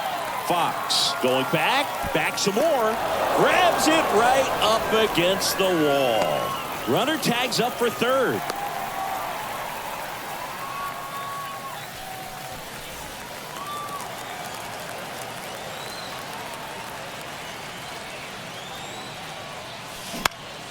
And that one is lifted in the air.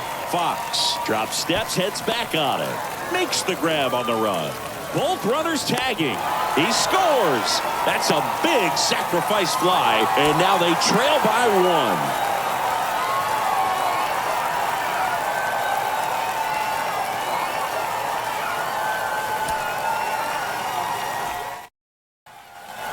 1. And welcome back. Here's Thompson to hit now. The wind and the pitch. And first offering is fouled off.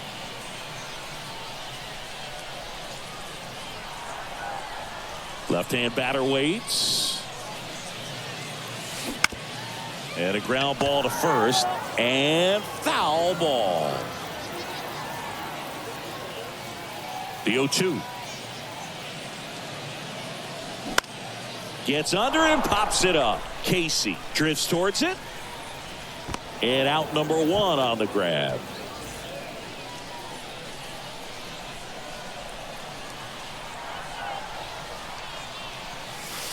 And the first offering is not close.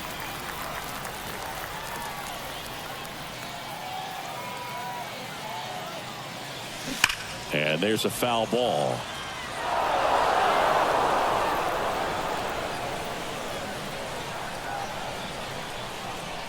Two on, 1 out. Up the middle. Diving, and he can't make the play. Around third. He scores to tie it up. It's 1-1. Puts a run on the board and picks up an RBI. Smash that one through the infield for the knock. When it's hit that hard, it makes it very tough on the infielders to make any sort of play.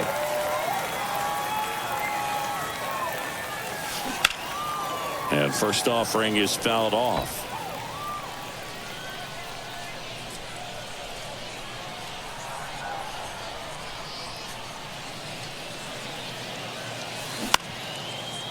Up the middle.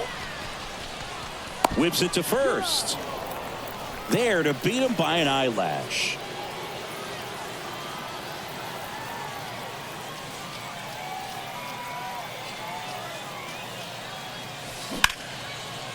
Laser, base hit.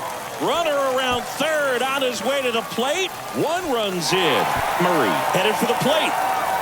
He'll score as well. Back to a 1-run game. It's 7-6.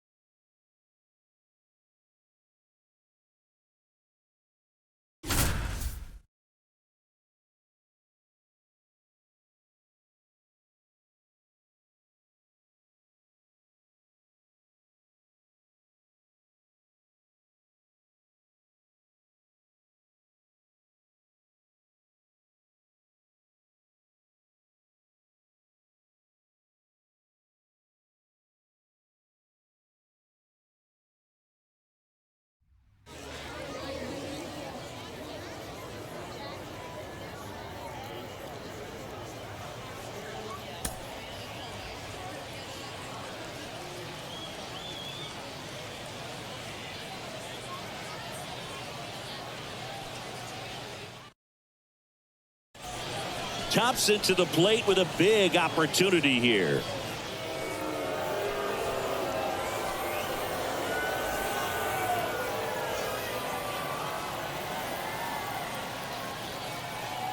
And here it comes. That one is absolutely belted. Gone!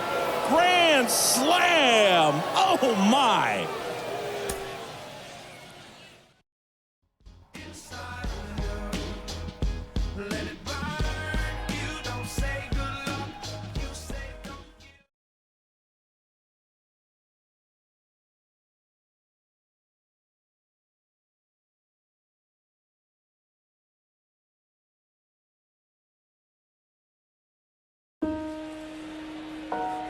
Henry Thompson's career was cut so short by some of his own doing, and he would be the first, if he was still with us, to tell you that he lived his life in such a way that it really did kind of hurt his professional baseball career. He only plays 9 years in the major leagues. And again, it's so unfortunate that his career was cut so dreadfully short that it never got to play out in the fashion in which Henry Thompson would be the first to say that he wished it would have had things worked out maybe a little bit differently. Henry suffered a lot of darkness during his childhood that unfortunately carried over into his playing career that really hindered him from having what I believe would have potentially been a Hall of Fame caliber career.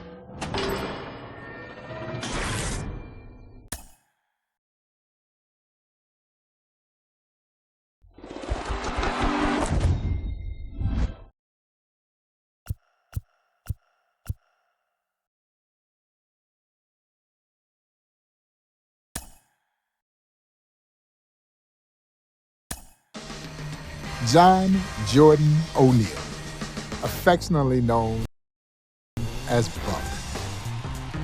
Buck joined the Monarchs in 1938, where he began a love affair with Kansas City.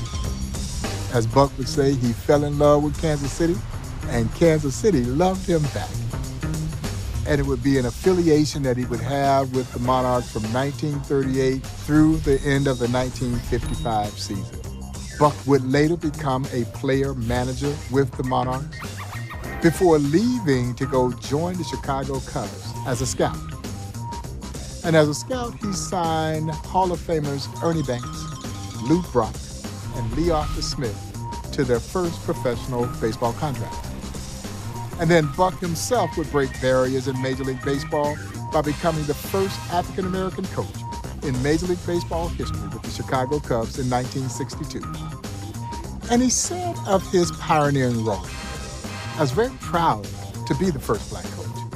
But he says, I couldn't stick out my chest because I knew all of these other great black baseball minds from the Negro Leagues who were more than capable of waving a guy home.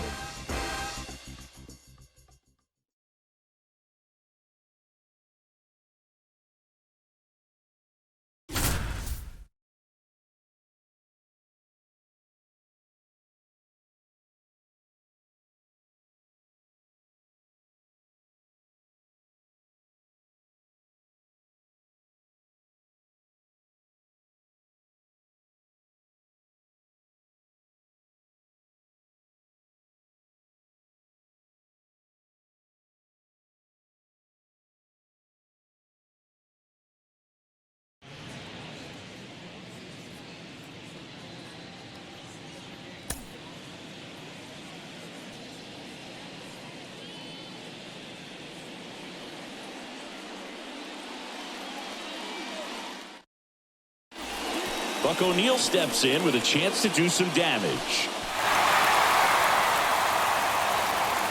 Buck O'Neil is so important to the history of baseball, not just because of his role on the field and in the front office, but because he fought so hard to make sure people remembered the amazing players of the Negro Leagues.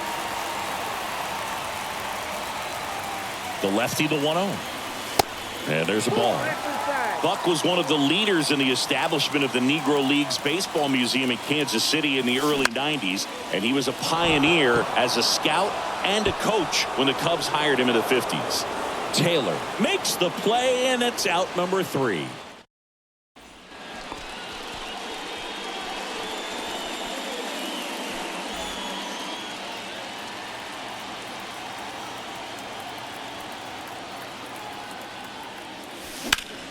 Hard ground ball, base knock.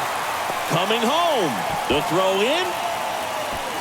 And he's in there as a run scores on the play, and that ties the game.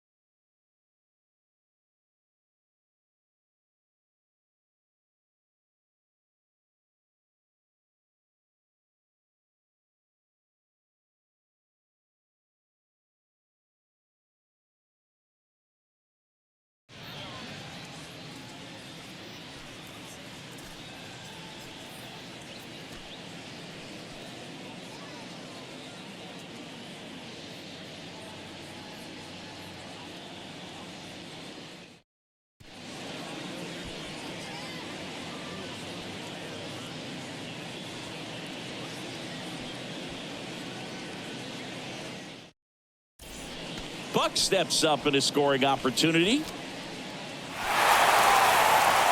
Buck got hooked on baseball early growing up in Sarasota, Florida. His dad worked in a sawmill and played for the company team, and Buck was the bat boy. That misses the zone. Ball 1. After Buck's uncle took him to some exhibition games between Rube Foster's Chicago American Giants and the Indianapolis ABCs, Buck kept up with the Negro Leagues by reading black newspapers like the Chicago Defender, the Pittsburgh Courier, and the Amsterdam News. Hard ground ball for a base knock. Smith rounds third, headed for the plate. The throw is offline, and he's in to score. On the board first, it's 1-0. Well, he comes through clutch with the RBI single. That was big. Not much to this one other than just a willingness to go the other way and put the ball in play. That's a team at bat right there. Nice job of staying back and letting the ball get deep. And that one is lifted in the air. Smith should have this one. And that is that.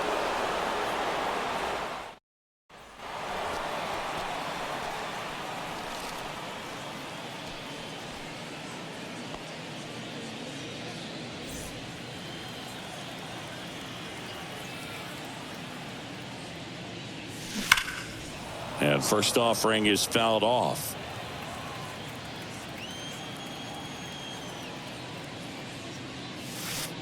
Next offering down low and in the dirt. When Buck was a teenager, he wanted to go to Sarasota High School, but it was segregated. And his grandma saw just how much that upset him, and she gave him hope, saying that someday kids of all races will go to that school. And there's a rocket into the outfield. So a man aboard now with one away. Everything came together perfectly for him right there. That pretty much split the zone down the middle, and those are the ones where you got to make them pay.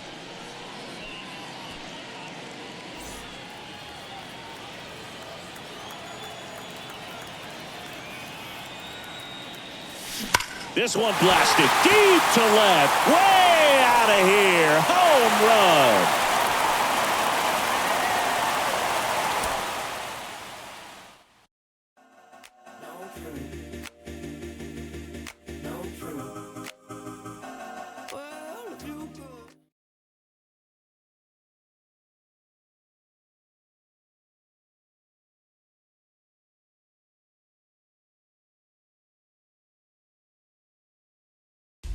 When Buck joined the Monarchs in 1938, he became their go-to guy at first base. He was a great first baseman, a tremendous defensive first baseman with line drive power, and was always a great clutch hitter and a natural-born leader of men.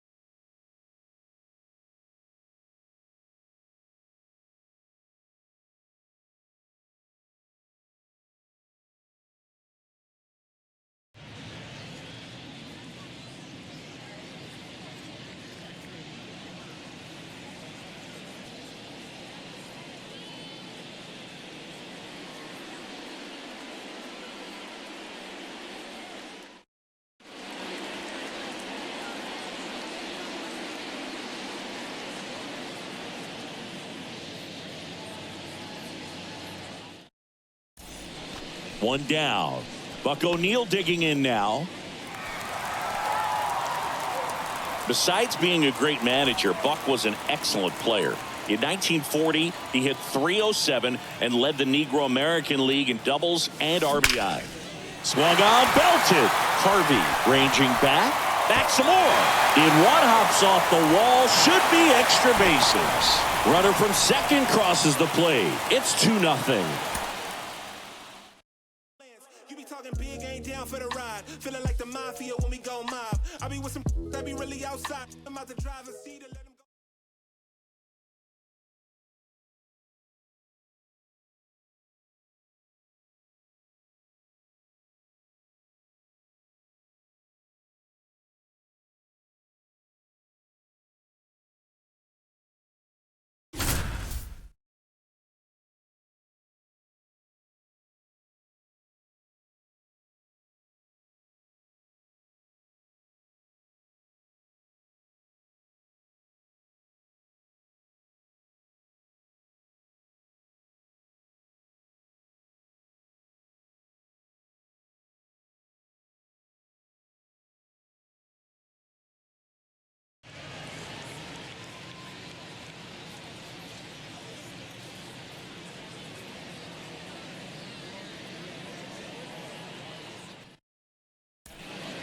Buck O'Neil digging in now. Buck was more than just a manager for the Monarchs. He had to make sure the team found new talent all the time. He brought a ton of great players to the Monarchs roster over the years. And first offering is fouled off. Buck brought a lot of talented players to the Monarchs, but he couldn't convince everyone to sign with them. The Hall of Fame pitcher Bob Gibson turned down an offer from Kansas City to go play basketball in college. McDonald settles under it and makes the catch. And there's 2 down.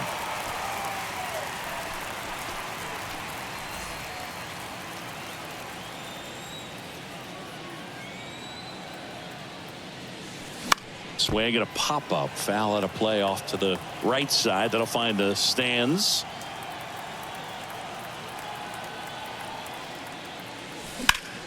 Slice to right. Smith snags it for the second out. Buck was a huge star in Kansas City in the 1930s and 40s. The Monarchs were there at a time when it was the go-to city for jazz and blues music. And that's a strike. There was an after-hours club called the Subway that Buck and some of the Monarchs would go to, and the jam sessions could fill another Hall of Fame. On the right night, you could see Count Basie playing with Charlie Parker. McDonald makes the catch, and there's 1 gone. So 2 away with nobody on. Buck O'Neil will hit next. This to center field. McDonald under it. Pulls it down and he makes the catch. And that will end the inning.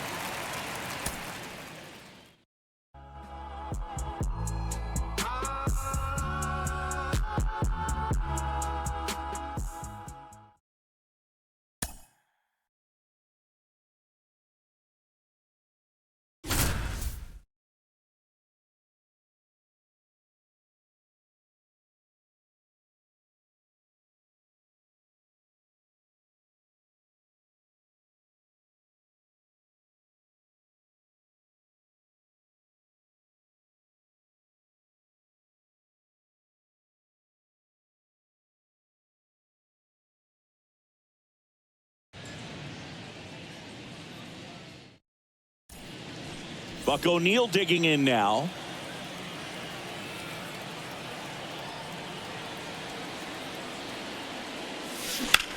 In the air out to center. McDonald has this one sized up. 2 away down.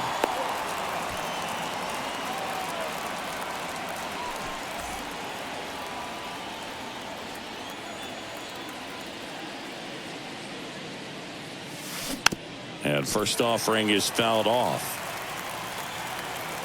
Kicks and deals. Sharp grounder. That's through for a base hit.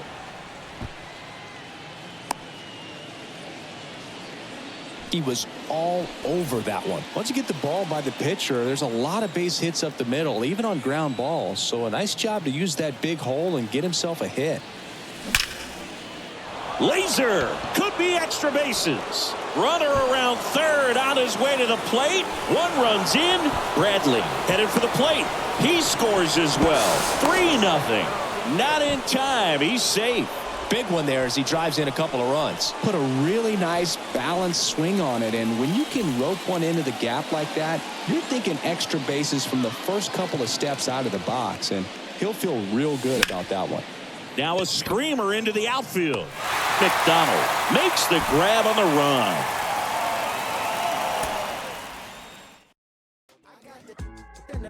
Good money, oh Lord. You better be careful there, bud. It's no chance for me.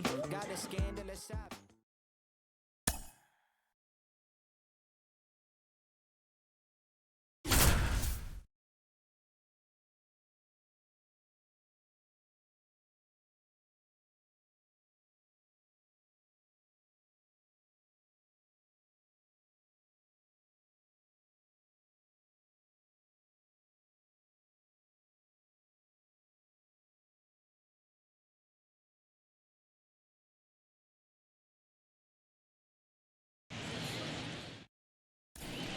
One down. Next is the speedy first baseman, Buck O'Neil. Center field. McDonald settles underneath it. He's there. He's got it. And there are 2 down.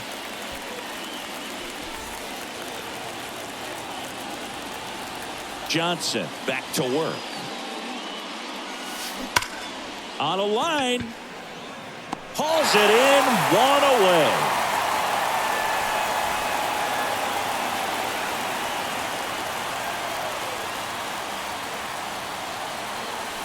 And the first pitch misses for ball 1.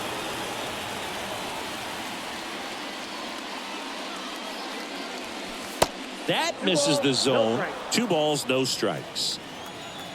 The wind to kick the 2-0. A little bit low.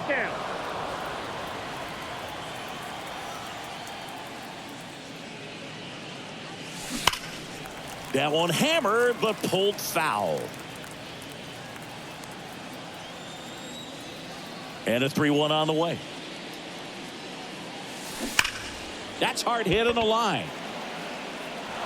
And it's a one-hopper off the wall. Should be extra bases. And that's a double. All over that one right there. Loud contact leads to the double. I mean, you could tell it had extra bases written all over it as it jumped off of his stick. Ball 1, no strike. And the righty deals. Swing and a hard hit liner up the middle to base hit. So they get a man aboard with a 1-out single. Man, those are the types of hits where you don't feel any vibration in your hands whatsoever. Such a good feeling. I could watch baseball. Feeling torn like they fed me to the lions. Before my time start to wind down like the Mayans. I show them how I got to grind down like a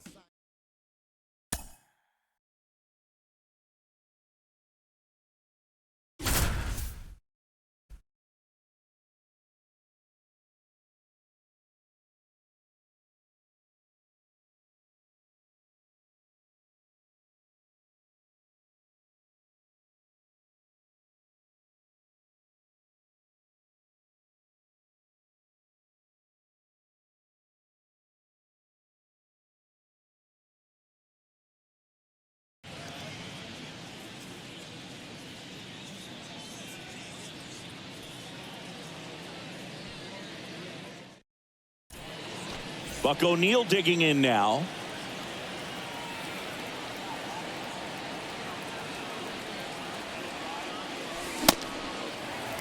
Smith over at first with one away.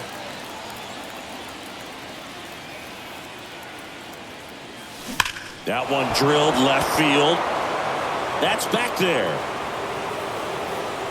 And gone.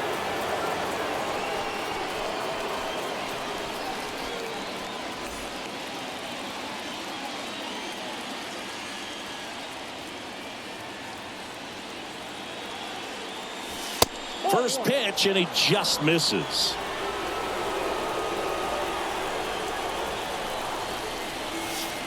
Next pitch in the dirt, and that's ball 2.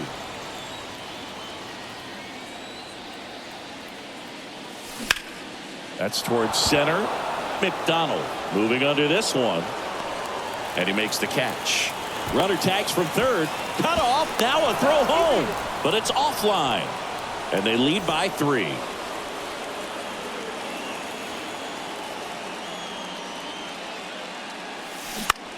Line drive, jumps, but it's off his glove.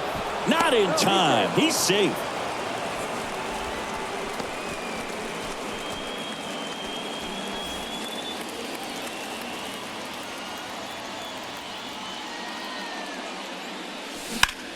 Ripped on a line, and that's a base hit. Around first and hustling for second, and that's going to roll to the wall. They're still chasing it as he rounds second, and his 3rd hit of the game is a triple.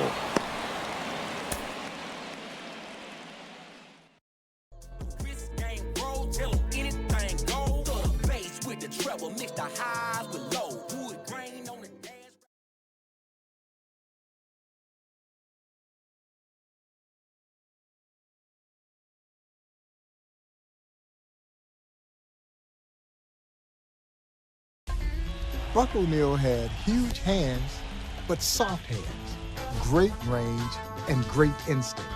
As a matter of fact, Buck delighted in letting you know that one season alone he had 1 error the entire season.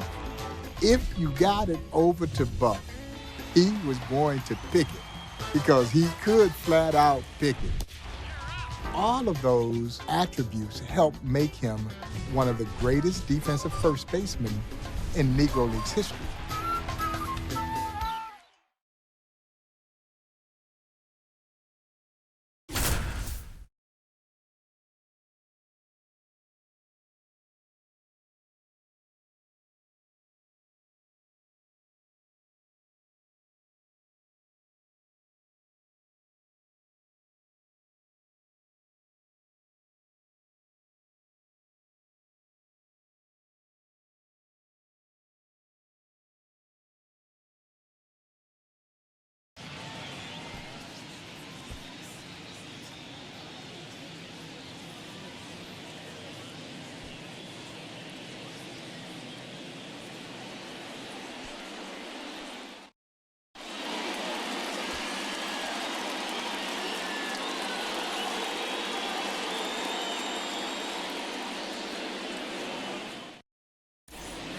So 2 down. Buck O'Neil digging in now. Like a lot of other Negro League players, Buck played outside the United States in the winters. He played in Cuba against some of the best in the country, like Martin Dihigo, Dolph Luque, and Lefty Tion. Glass makes the grab, and that's the inning.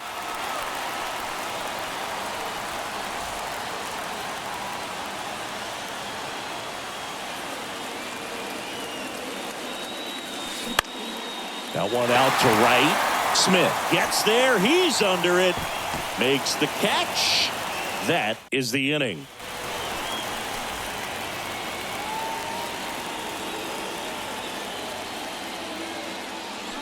First offering misses the mark. And later in life, Buck said something really poignant about how differently he was treated outside the U.S. He said, in Cuba, Mexico, Puerto Rico, I was a baseball player. When I got back home, I was a black baseball player. But he was so positive about his life, he told anyone who asked not to pity him because he got to play with some of the best players ever. Lifted in the air, right field. Smith puts the squeeze on that one, and that'll end the inning. Man at first, and here.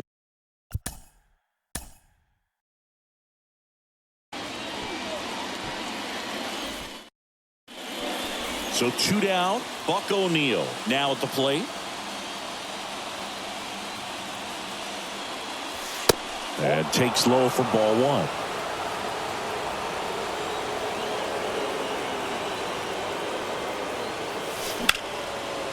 And that's ripped for a base hit.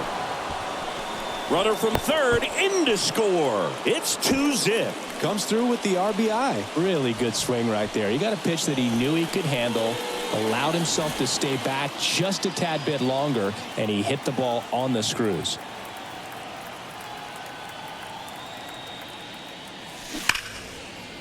Down the left field line, could be extra bases. Bradley rounds second on his way to third.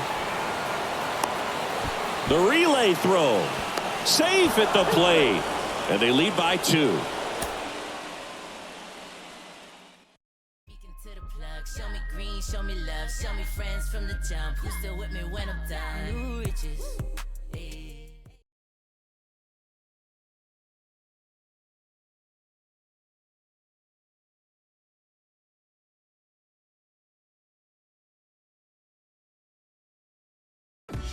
People often ask Buck O'Neil, what was your greatest day in baseball? And he would just light up like a Christmas tree in remembering Easter Sunday, 1943. The Kansas City Monarchs opened the season against the Memphis Red Sox. Buck would say the first time up, he doubled. The second time up, he singled. The third time up, he hit the ball over the left center field fence. The fourth time up, he hit the ball. It looked like it's going over the left center field fence. He's running the bases, saying to himself, hit the fence, hit the fence, hit the fence. The ball does hit the fence. It ricochets between the left fielder and the right fielder.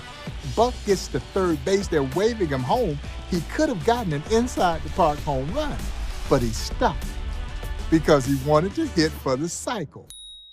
Well, that evening, the Monarchs' traveling secretary, a guy by the name of William Dismuke, everybody called him Dizzy. Well, Dizzy had invited some young school teachers over to the hotel to have dinner with the ball players. He knocks on Buck's door. He says, Buck, I got some people downstairs I want you to meet. He walks into the restaurant. He says he walks right over to a young lady. He says, my name is Buck O'Neil. What's yours? She was Ora Lee Owens. They were married for 51 years. So he hit for the cycle and met his future wife of 51 years. I'd say that's a pretty good day.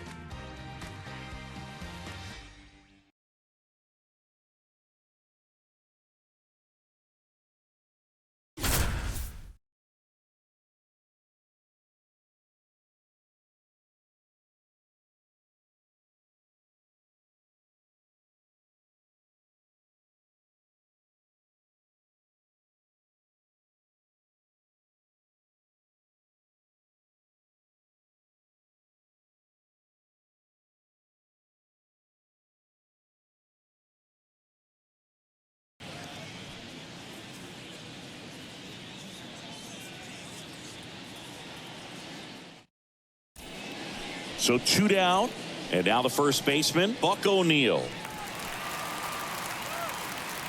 One time, Buck was managing a team starring Ernie Banks in an East-West All-Star game in Chicago. The game was going to be stopped in the 9th because they were almost out of balls. Buck said, wait, we don't need any more balls. This next kid will end the game. And then Ernie Banks hit a walk-off 3-run homer. Raymond back to work.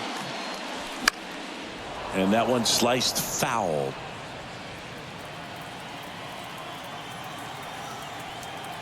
Now the 0-1.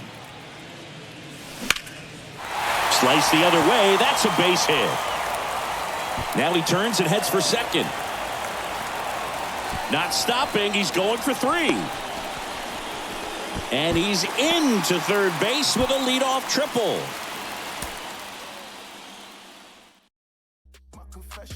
Came up flipping chickens, flip a ton, tunnel vision, juice dripping, talking 33 chain, Scotty Pippen.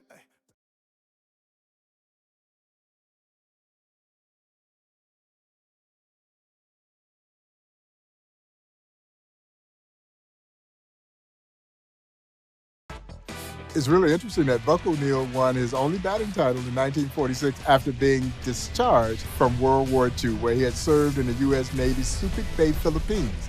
And maybe we owe Uncle Sam for the reason that Buck O'Neil was burning that ball up when he got home. Clearly, Buck was glad to be back on U.S. soil. He'd always been a clutch hitter, line drive hitter with great power. But in 1946, he put it all together and actually helped lead the Kansas City Monarchs into the 1946 Negro League World Series.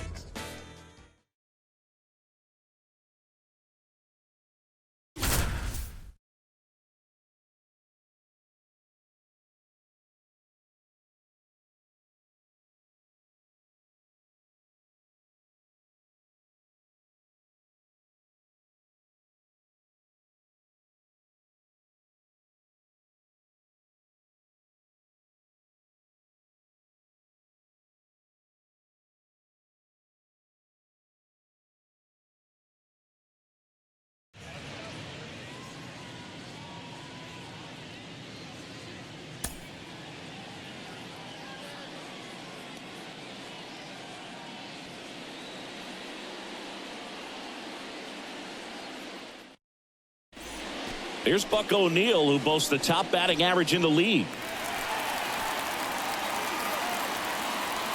That 1946 Monarchs team that Buck led to the Negro American League Championship was just stocked with talent. What a luxury to have a pitching rotation with Satchel Paige, Hilton Smith, and Connie Johnson, all aces in their own right. Glass makes the grab, and that'll end the inning.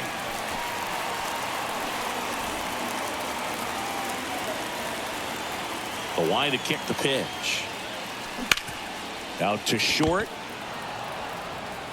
On to first. And one gone in the fourth as they get the leadoff man.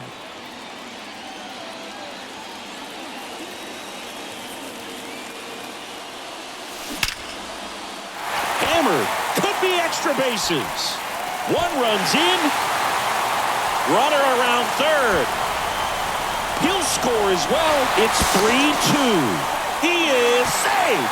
Well, a huge 2 RBI swing of the bat right there. Center fielders in today's game are so talented and so athletic. So when you blast one to deep center and get it to drop in, you know you really put a great swing on it. And that was nicely done for extra bases.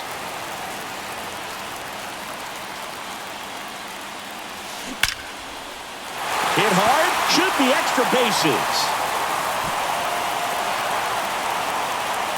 Safe at second with nobody out, and that double has the go-ahead run in scoring position.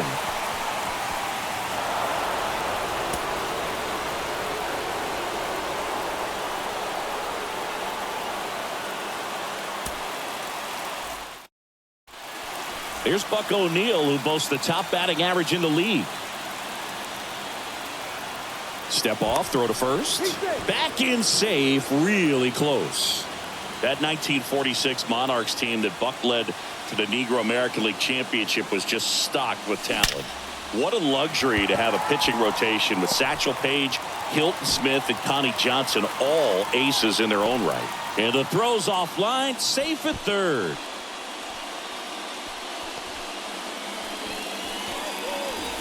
On top of Buck as a batting champion, the 46 Monarchs had a bunch of strong hitters, including Hank Thompson, Willard Brown, and Ted Strong. Hilton Smith also hit better than 400 as a pitcher that year. One of the great rosters of the Negro Leagues. And it's 1-1.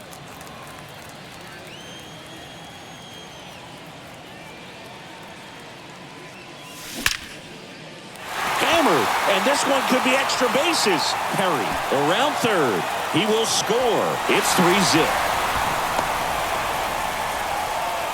Well done. Drives in the run. Got a good pitch to drive. Stayed short with his bat path to the ball and caught it out front. And he stayed long in his follow through. That's how you split the gap. And that's pretty much a double every time. On the ground right side. It's through for a hit. And the leadoff man aboard.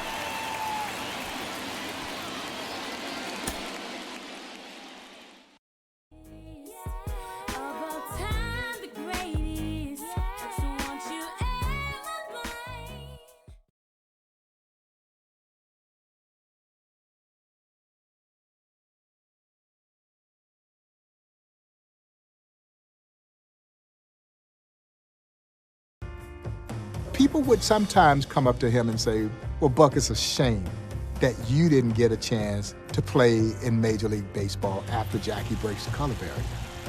And Buck would simply look at them and say, oh, I was right on time.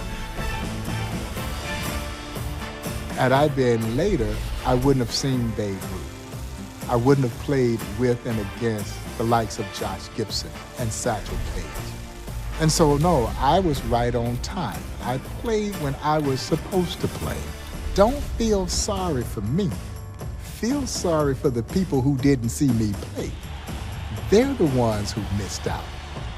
Buck O'Neil was the consummate glass half full kind of guy.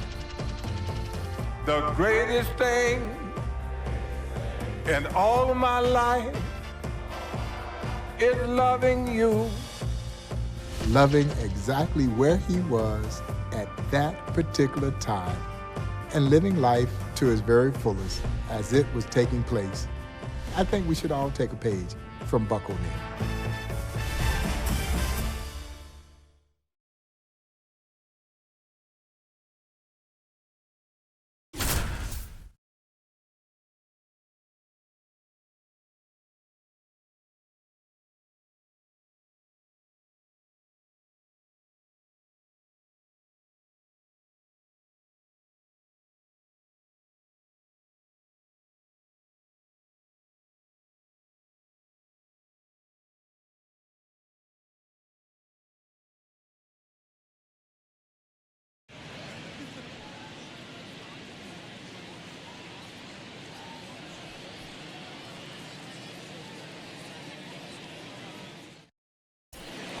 Buck O'Neil digs in with the bases full of Monarchs.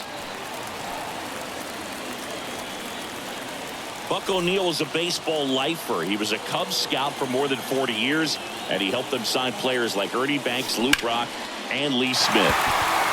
Lined, and that's a base hit. One runs in. In there, he's safe. And they're up by 3.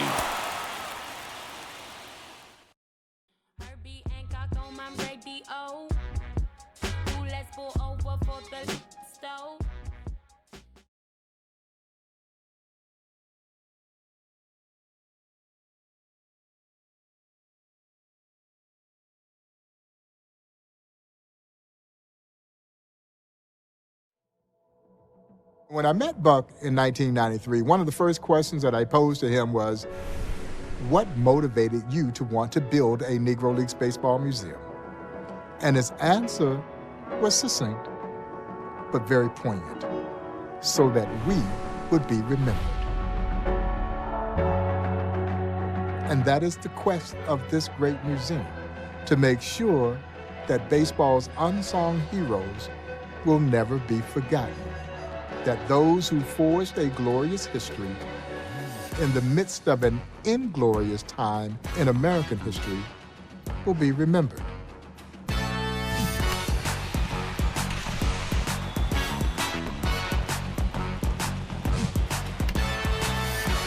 You could make the case that Buck O'Neil was baseball's greatest ambassador. What Buck accomplished over a tremendous 7-decade career as a great player, as a tremendous manager, as a groundbreaking scout and groundbreaking coach in Major League Baseball, and then the work that he did to build the Negro Leagues Baseball Museum makes Buck's career one of the most impactful careers in baseball history. I think you're hard-pressed to tell the story of baseball without including Buck O'Neil.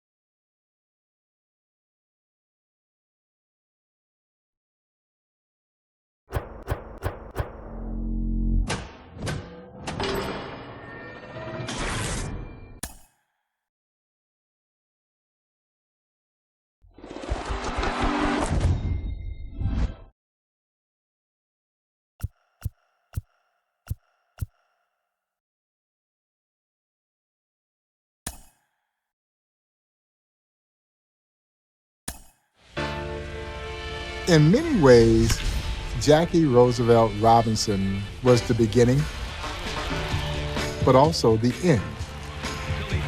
He was the beginning of change, not only in baseball, but in American society.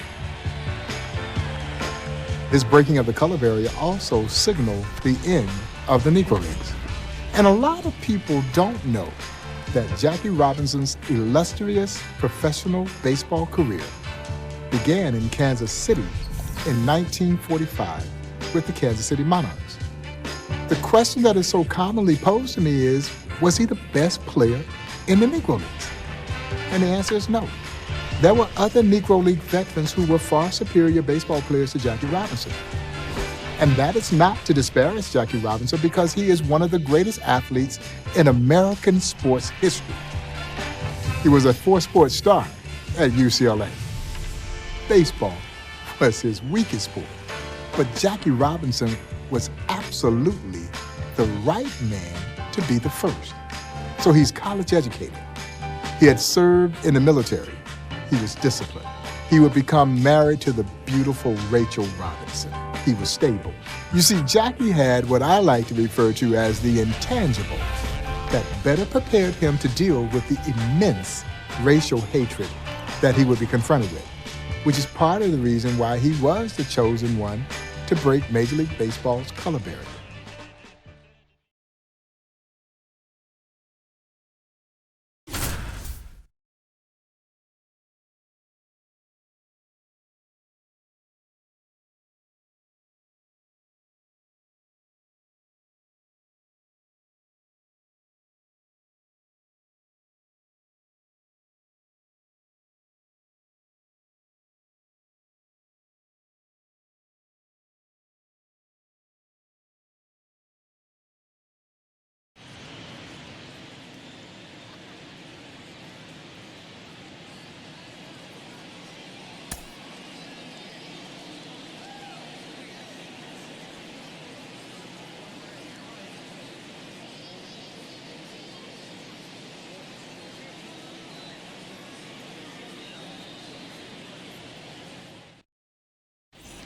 So up next, Jackie Robinson.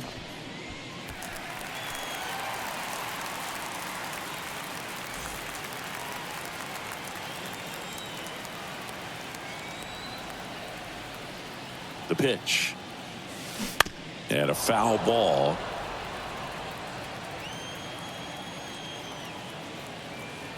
Runner leads away at second. Foul ball there.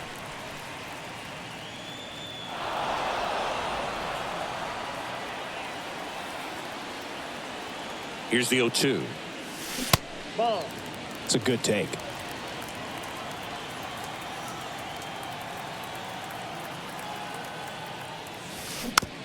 Tapped on the ground softly to short. Fires to first on the run. They get the out on Robinson.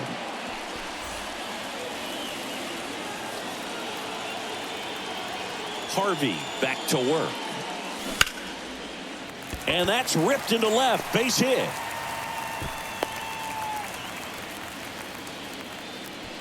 First pitch swinging, went up there with a plan to be aggressive. That's a good sound coming off the bat, man. And as he connected out front and ripped it into the outfield, that's one of those swings where you just don't even feel the ball hit the barrel. That's a pure stroke. This one smoked out to left. He can't get there. That should be extra bases. Fires to second too late, and he's got a double. Wastes no time there. A well-deserved double on a great swing. Got everything going on time. He stayed balanced and he squared it up about as well as you could possibly ask. Bounce to third. Fires across the diamond. They get the out on Robinson.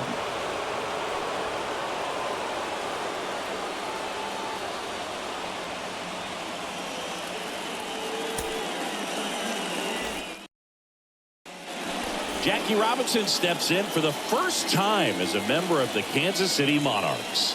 And he deals. Swing at a ball lifted to center field. McDonald makes the grab, one down.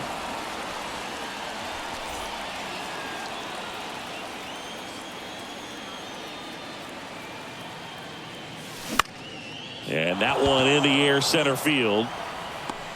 McDonald makes the grab for the second out.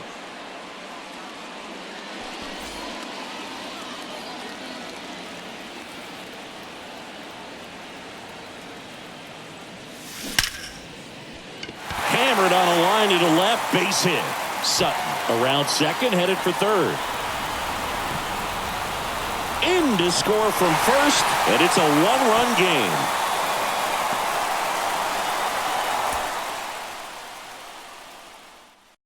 You can't cope, you should have broke because I ain't no joke.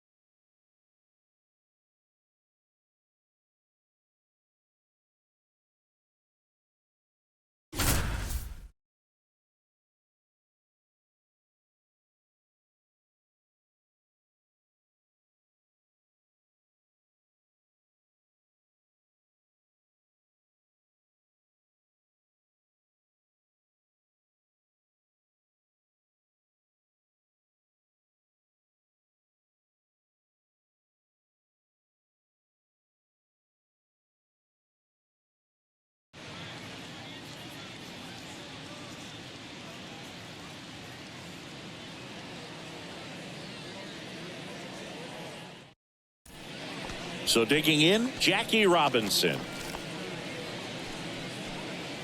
You know, Singy, Jackie was a tremendous athlete, but he wasn't the only one in his family. And he hits a ground ball right side to first. They get the out on Robinson.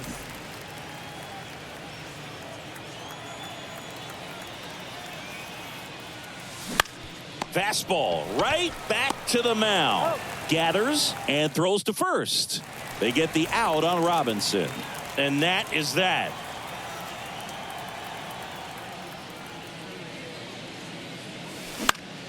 Here's a high fly ball out to center. McDonald makes the grab. And that's the inning.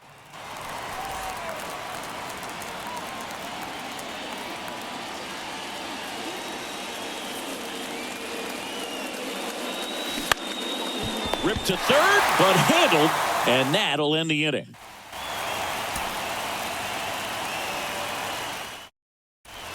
Jackie Robinson getting ready to hit.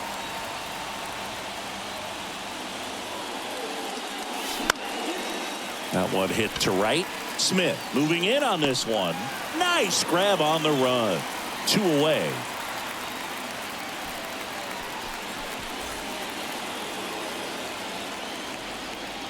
The line to kick the pitch. Just missed. That's inside.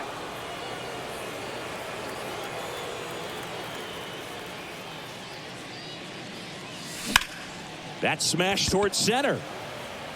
McDonald makes the grab, 1 away.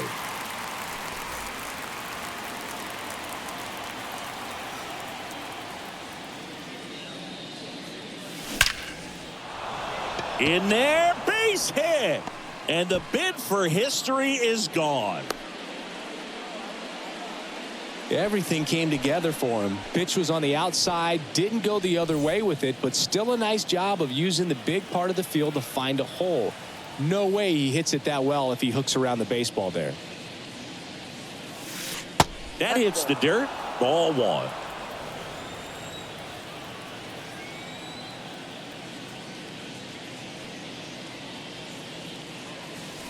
Next pitch off the plate. Ball 2.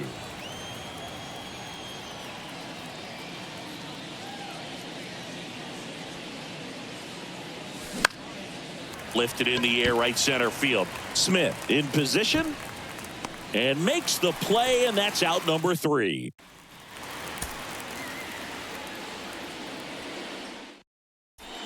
So up next, Jackie Robinson.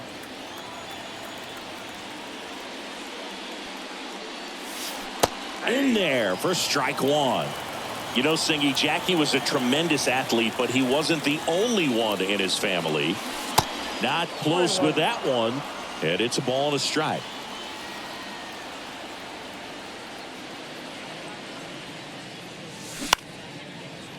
Line to second, snagged on the bounce. They get the out on Robinson. In 1936 at the Berlin Olympic Games, Jesse Owens won the gold medal in the 200-meter dash in one of the most iconic moments in Olympic history. You know who finished second? Mac Robinson, Jackie's older brother. Yeah, and he did that with a heart condition that he'd had since childhood. Also won a bunch of collegiate titles at the University of Oregon. Oh, that started and ended pretty quickly. No messing around right there. These days, most outfielders play pretty deep, and I'm not sure if that was a factor there or not, but off the bat, you're thinking it's going to be a pop-out, and it just kind of nestled into that spot where no one was able to get to it. When Jackie went to Pasadena Junior College before his UCLA years, he actually wound up breaking the broad jump record that Mac had set while he was a student athlete there. Makes the catch. One down. Back here at Comiskey Park, now it's the shortstop, Jackie Robinson. The wind and the pitch. That just misses, and that's ball one.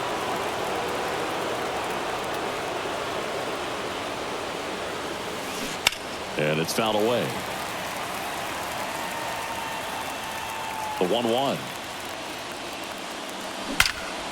Swing and a ball hit out towards left center field. McDonald pulls it in on the run.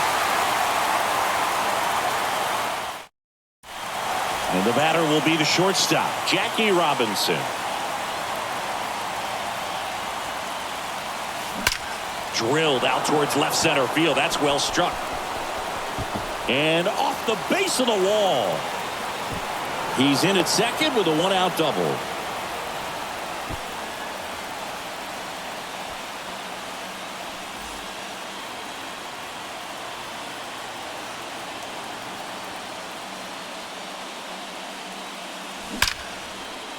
Swings and lines a base hit into left field. Takes the turn. He's digging for second. In safely. It's a double and his second hit.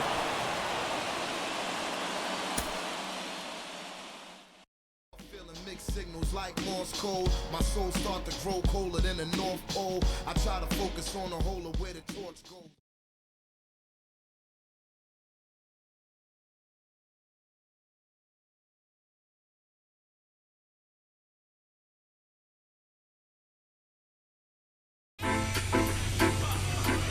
Certainly, in my own opinion, had it not been for World War II, I don't think Jackie Robinson gets invited to try out for the Monarchs. The Monarchs roster had been decimated by World War II. Buck O'Neill, serving in the Navy. Hank Thompson, he's serving in the Army. Monarchs Hall of Fame outfielder Willard Brown is serving in the Army. So if the Monarchs have their full roster intact, Jackie Robinson never gets invited to try out. And how would history have been altered?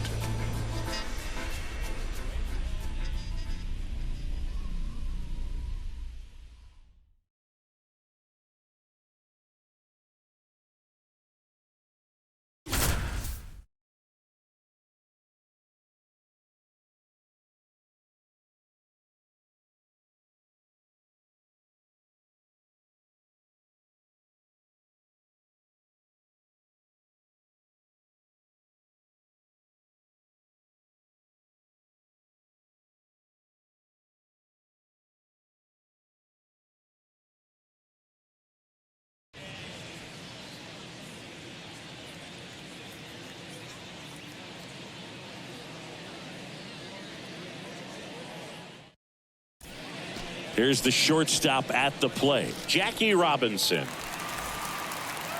You know, it's remarkable to think about how Jackie Robinson was taking stands against racism well before he ever entered professional baseball, especially during his time in the military.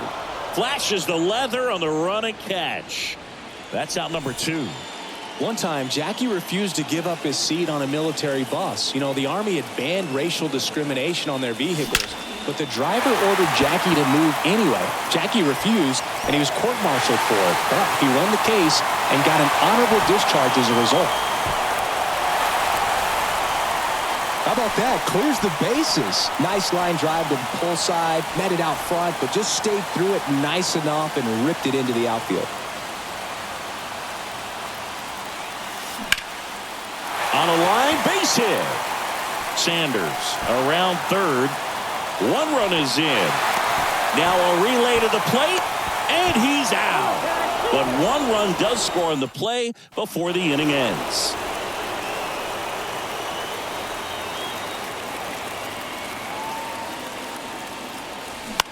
Swing and a ground ball out to short. Tosses to first. They get the out on Robinson. And that is that. You can see all the sweat on my face. We've been hungry from birth to the day. If you with it, I gotta stay.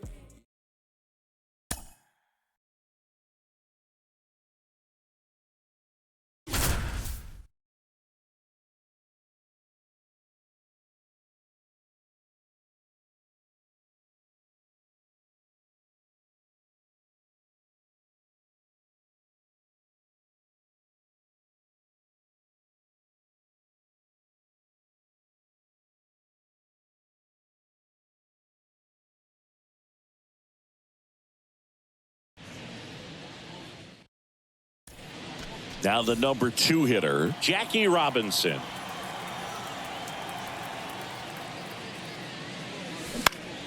This one in the air, center field. Adams makes the play, and a couple of quick outs.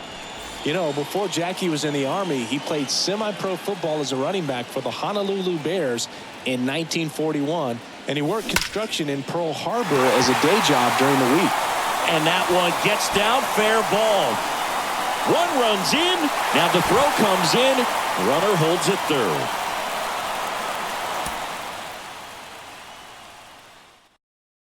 Yeah, call me on my celly phone. Hate when you leave me alone. I don't like to Instagram. I don't like when you be.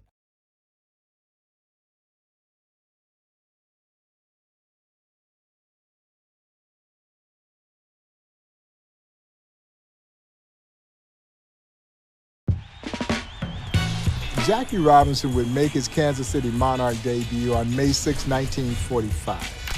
He goes 1 for 4 with a run-scoring double and stole a base in the Monarchs' win over the Chicago American Giants. He's often running.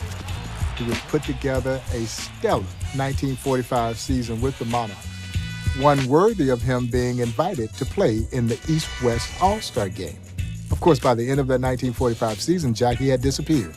He was plucked away by the Brooklyn Dodgers.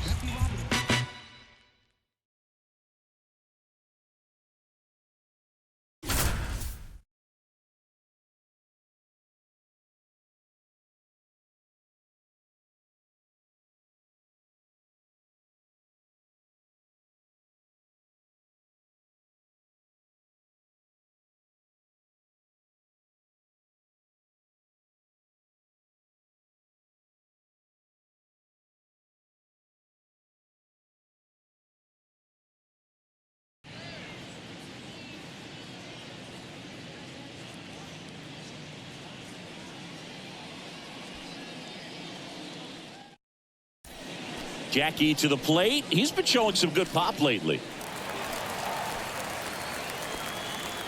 Chris, before Jackie played a single game for the Monarchs, he actually had a tryout for the major leagues a few weeks earlier.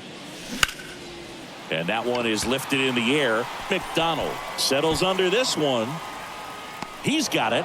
Out number 2. Jackie went with Sam Jethro and Marvin Williams, both outstanding hitters, to try out for the Boston Red Sox at Fenway Park. But really, it was more for show than anything else. The Red Sox ended up not integrating until 1959 with Pumpsy Green. Zips it to first. Now 2 away as they get a run across. Line drive, base hit down the line. Bounces over the wall in foul ground, and it's an automatic double.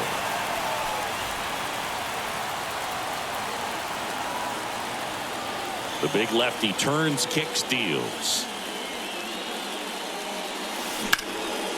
Hit in the air, right field. And there's one down. Good, you mentioned that Red Sox tryout. They likely could. Jackie Robinson digs in now.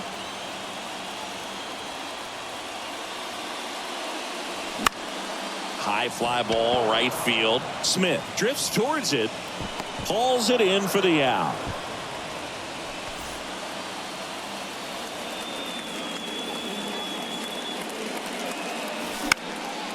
In the air, right field, and that'll fall for a base hit.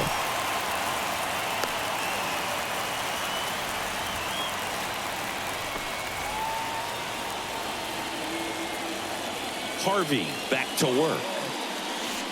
That one missed.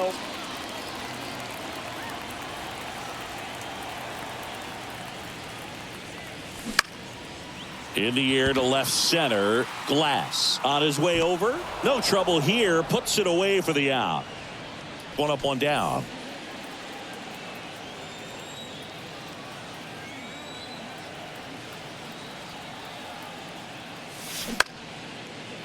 Into center and a base hit. Sutton coming home.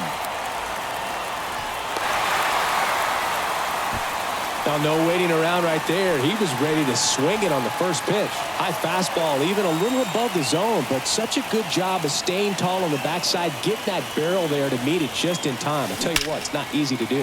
Hammered, base hit.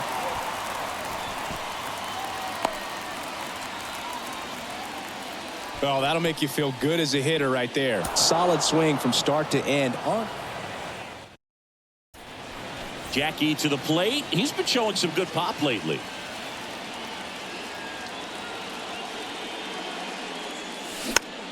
Swing and a ball popped up. Taylor under it and puts the squeeze on it. That's out number 2.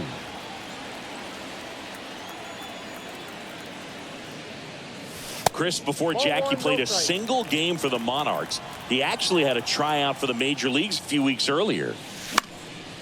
Down the line towards the corner. Smith glides to his left, brings it in with a nice running grab. And there's 2 away.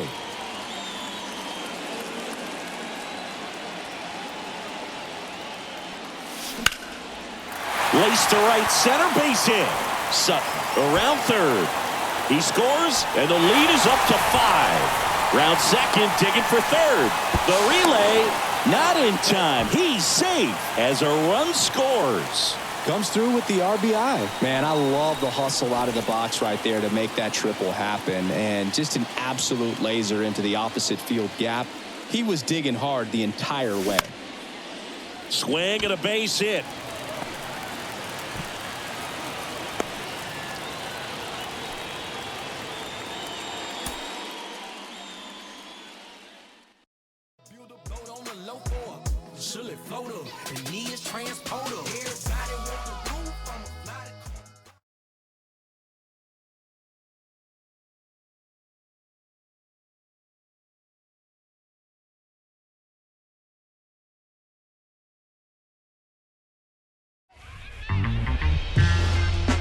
Jackie did not like his time in the Negro Leagues.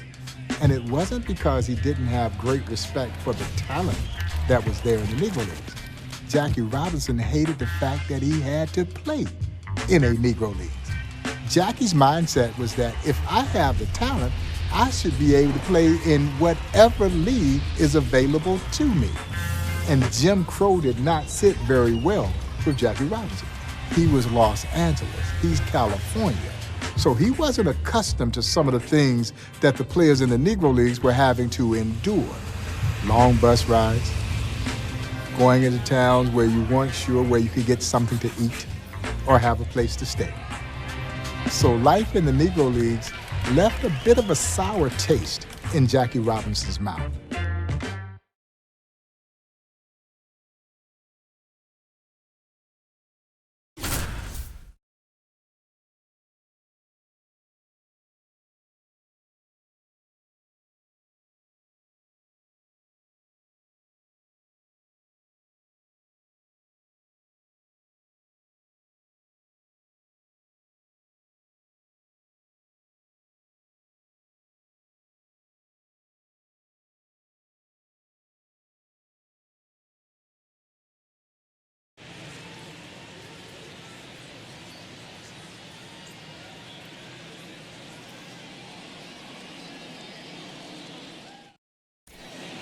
One down.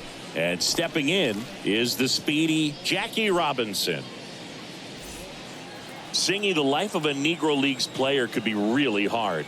Jackie and the Monarchs once took a bus from Kansas City more than 24 hours east to Philadelphia, played a doubleheader the day they got there, and then left the next day. Out towards right center field. Makes a nice running catch. And there's 2 down. The life of a Negro League player was definitely tough just based on the travel, and then you factor in the discrimination they faced as well. Most restaurants and hotels wouldn't even let them in. Jackie said finding even a passable place to eat was a problem almost every day, and the players felt lucky if they could even get a plate of cold cuts.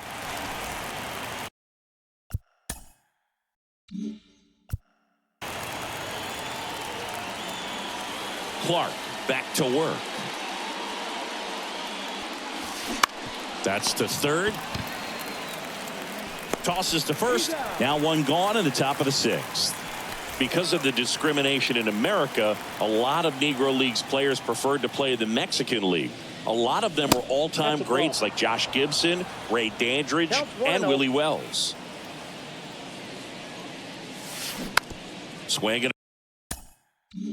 a bouncer. Hayes. They get the out on Robinson.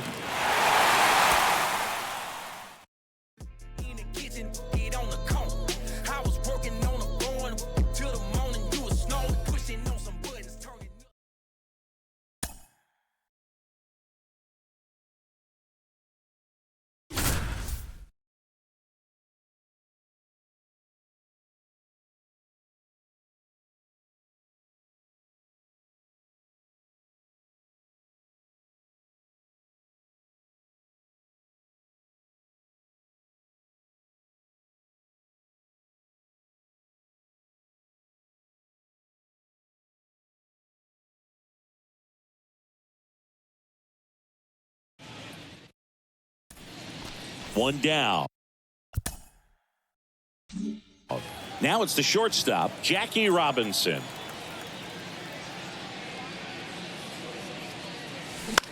On the ground, out to short. Sends it across to first. They get the out on Robinson.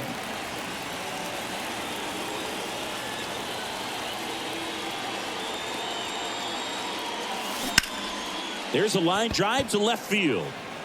Glass makes the grab, and there's 2 gone. Well, it's easy to forget sometimes just how good a player Jackie was, since it gets overshadowed by what he meant to the game and the country. But his 1 year with the Monarchs, he was the most valuable hitter in the league, and he led the team by hitting .375. His confidence level is so high. Really nice job of coming through in a big spot. A lot of hitters tell themselves, line drive over the infielder's head. That's what I'm trying to do. Just keep that approach simple. And right there, it was perfectly executed. On time with everything, and pulled it into the gap nicely. He's in safely at second as a run scores on the play. Went up there looking to be aggressive and got something he could handle. Big block, flip it, talking big sauce, spilling, got it check. Big I'm drenched, pardon my French. I'm with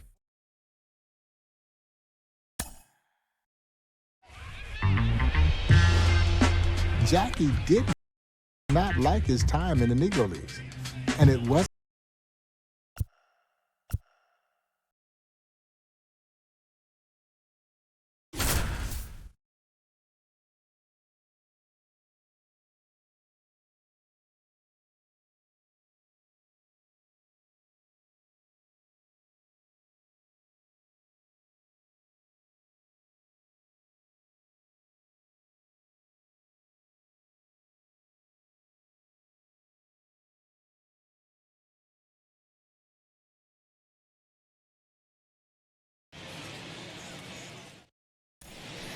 So digging in, Jackie Robinson.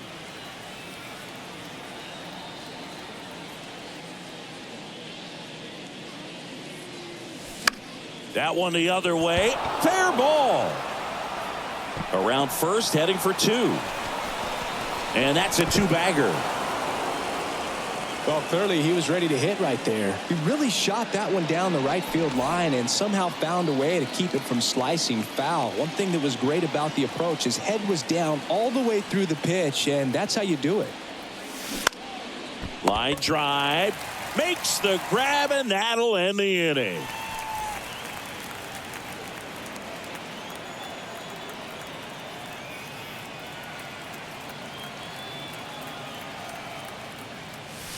That's in there.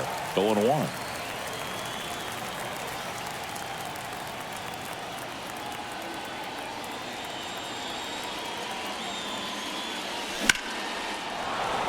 Line drive, and that's a base hit into center field. The tying run is in to score from third. We are tied at 2. Well, that was an important at-bat in this game, so a great job there stepping up to the challenge. That pretty much split the zone down the middle, and those are the ones where you got to make them pay.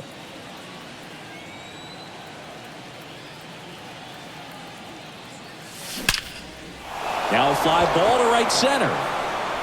And that should be extra bases. And that's going to roll to the wall. 1 run is in. Another scores. 2 runs in on the play, and they're pulling away up by 7 now.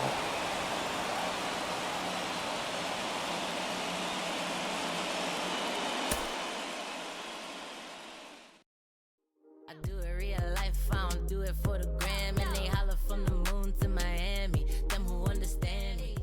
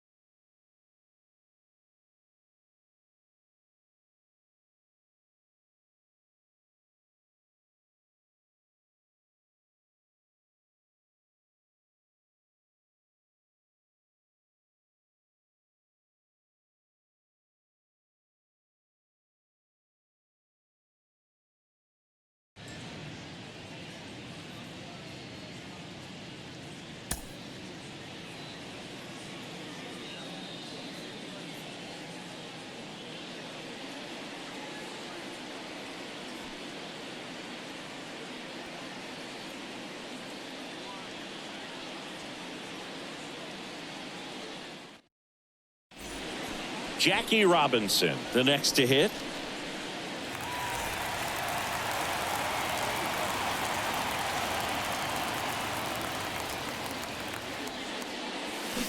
We see Jackie with the Monarchs here, but a year later, 1946, he had to break the minor league color line in the International League with the Montreal Royals, and he proved he was more than good enough for the competition.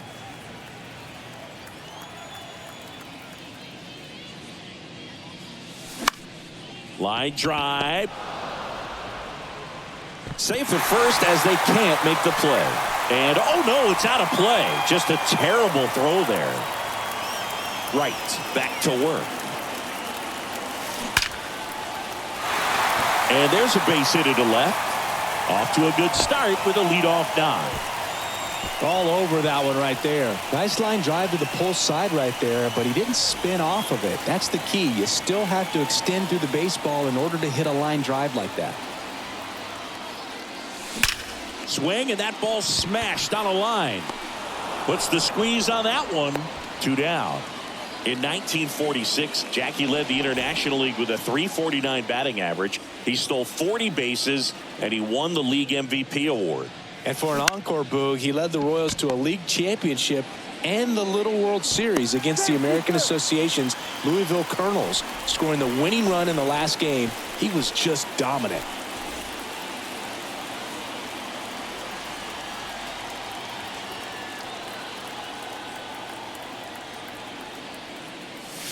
This one drilled to left. No doubt about it as they add on more. Gone.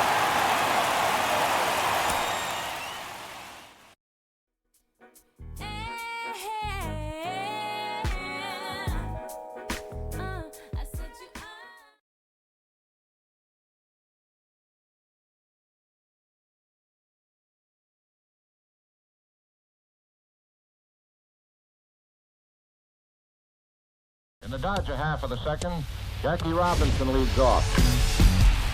Well, Jackie Robinson was a tremendously gifted athlete. He quickly adopted that style of play that was signature to Negro Leagues Baseball. Bold, brash, aggressive. And that's what he took with him over to Major League Baseball. And he was driving Major League pitchers crazy by stealing the bases and particularly his knack for stealing home. And of course, that was his nod to the Negro Leagues.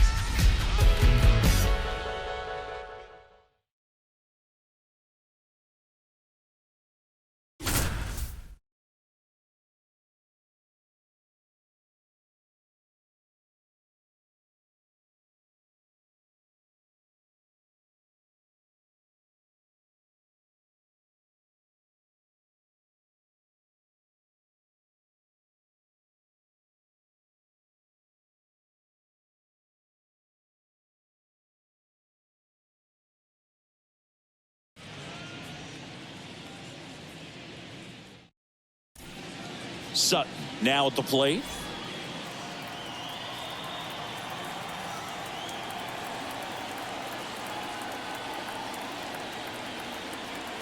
The pitch. Here goes Jackie. Pitch misses in. And Jackie swipes second. What a thrill to see Jackie's speed right there. How does it feel to be so persuasive? Damn.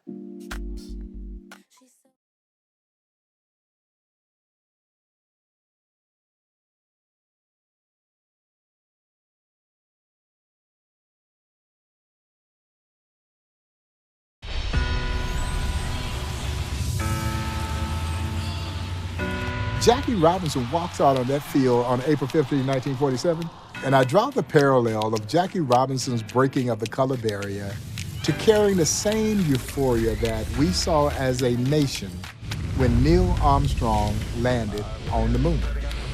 And for black folks, Jackie Robinson's debut with the Brooklyn Dodgers, he became the first man to walk on the moon. 21 million black folks were counting on him and carrying the weight of an entire race, being thrust into a world where no one wanted you to be there. It was just a thing of beauty. It was electrifying, and it was exciting, and it was truly captivating.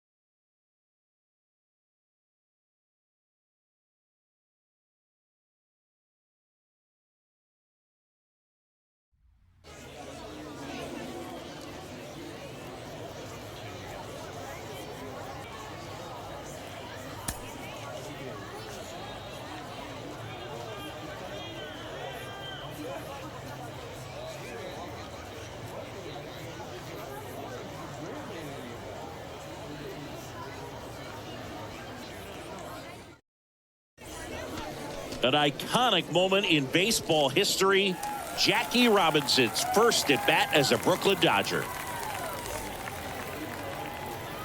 Well, Jackie's debut for the Dodgers is one of the most significant events of the 20th century, period.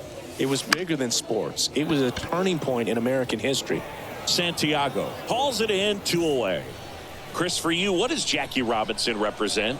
Well, I'd say perseverance and character, and not just on the field, just such a tremendous human being. And for me, seeing how sports bring people together even today, you go back to what Jackie Robinson did. He really laid the groundwork for where we are now.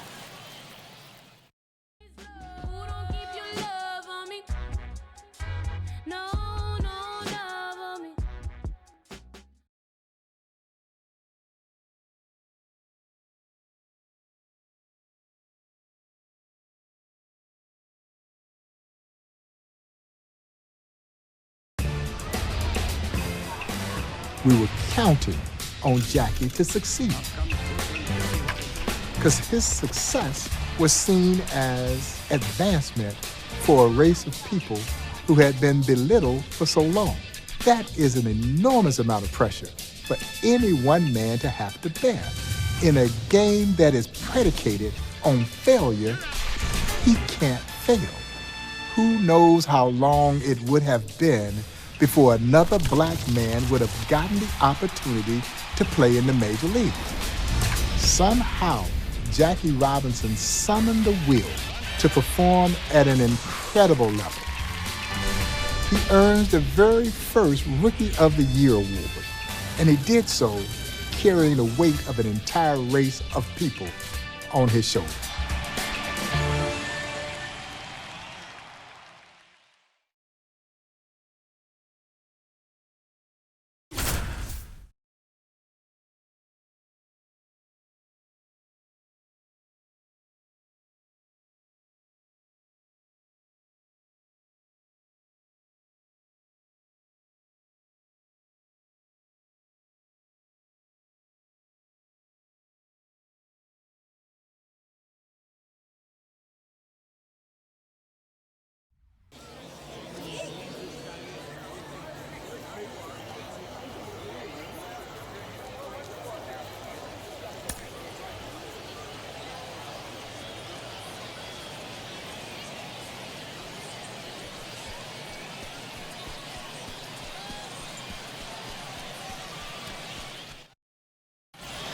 One down.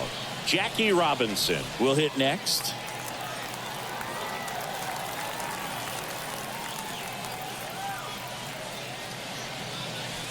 That one's in there, 0-1.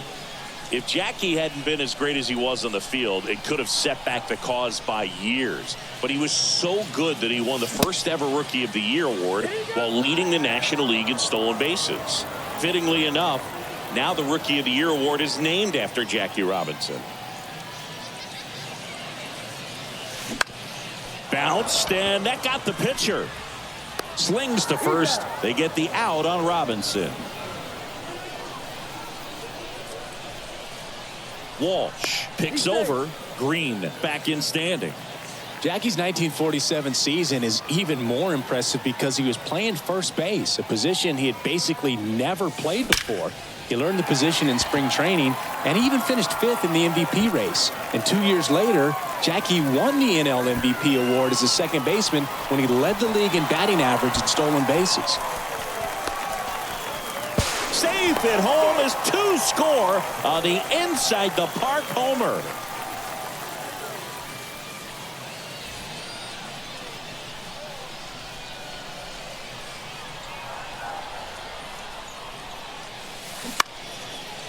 Lined, and that's a base hit. Lead runner around second. The relay throw, but he's in there easily.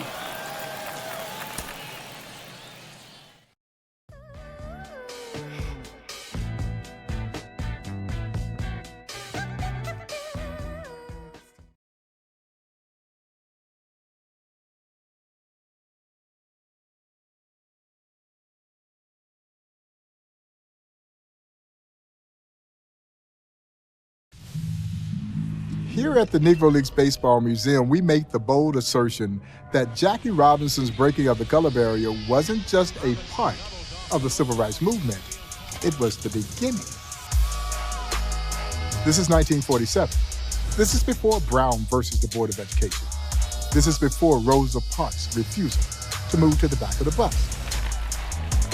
As my dear friend, the late great Buck O'Neill would so eloquently say, Dr. Martin Luther King Jr. was merely a sophomore at Morehouse College when Robinson signs his contract to play in the Brooklyn Dodgers organization. President Harry S. Truman would not integrate the armed forces until a year after Jackie. So for all intents and purposes, this is what started the ball of social progress rolling in our country. So for those of you who subscribe to the belief that one person cannot invoke change, you need to look no further than one Jackie Robinson. Fans oppose opposing players. He talked about all the people who are going to be anti. He said we're going to have some people on our side, but we really are not going to have very many allies. We're going to have to do this thing simply by the box score.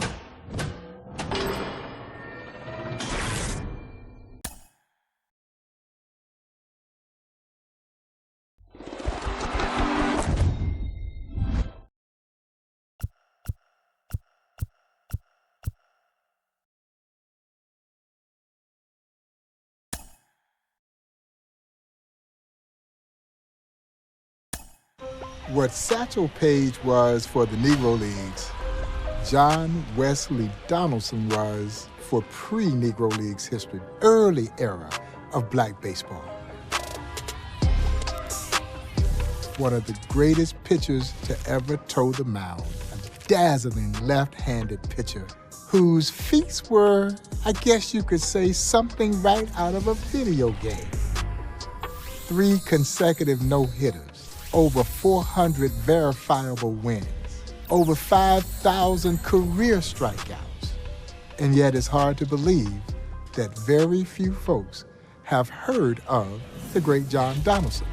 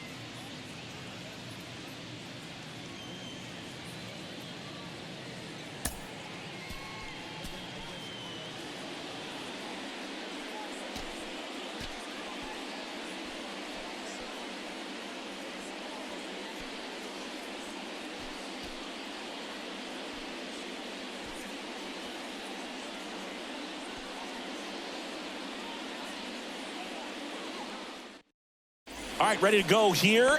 And the batter now, Harvey.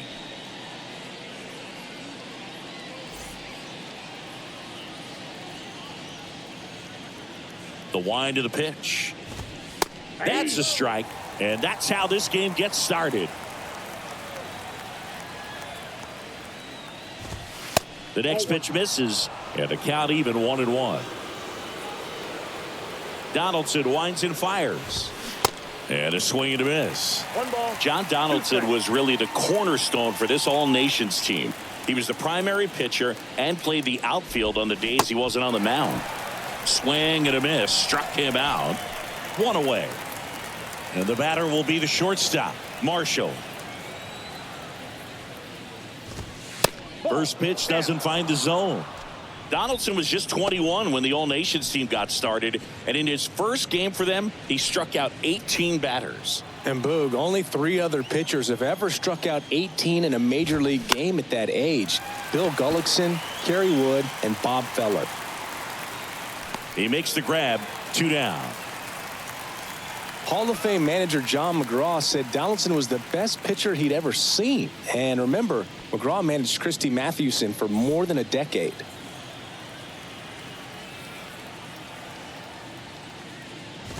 Reese in the box now. No balls and a strike.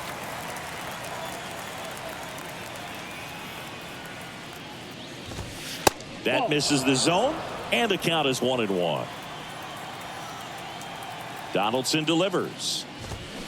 Swings through that one out in front that time. Donaldson, a native of Glasgow, Missouri. He led his grade school to a championship against schools from 7 other cities. Swings through it, and that's a strikeout.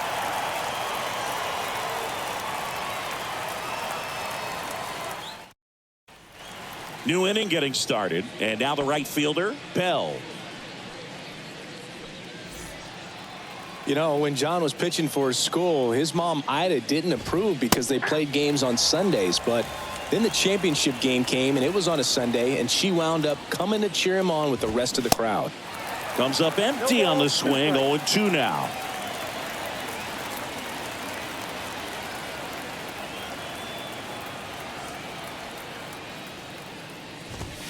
Good eye right there. 1 ball, 2 strikes. And now the count is even. The 2-2 now. Stays alive. The 2-2 on the way. Really good take, especially with 2 strikes. Here's Donaldson with the payoff pitch. This one popped up. Foul ground, first base side. West makes the play, and there's one down.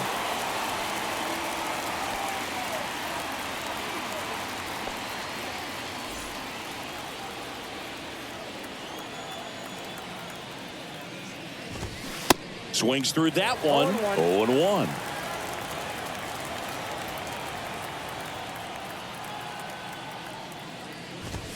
Strike 2. No ball, 2 strikes. The 0-2 from Donaldson. 1 ball, 2 strikes.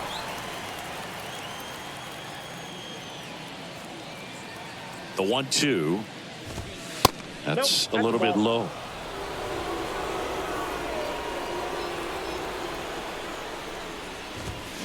Got him. 2 gone. Gardner getting ready to hit.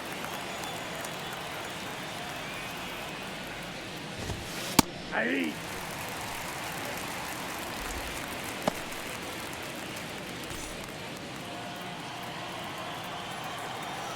And the 0-1. Next offering is outside.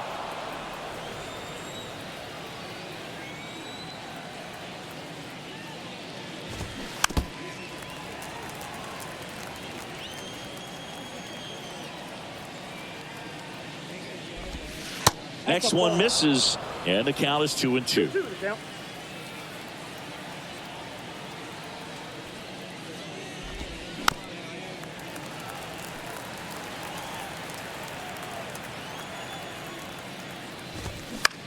Just a weak fly ball this time. Parker on the move to his right, makes a nice grab and a full sprint. And that.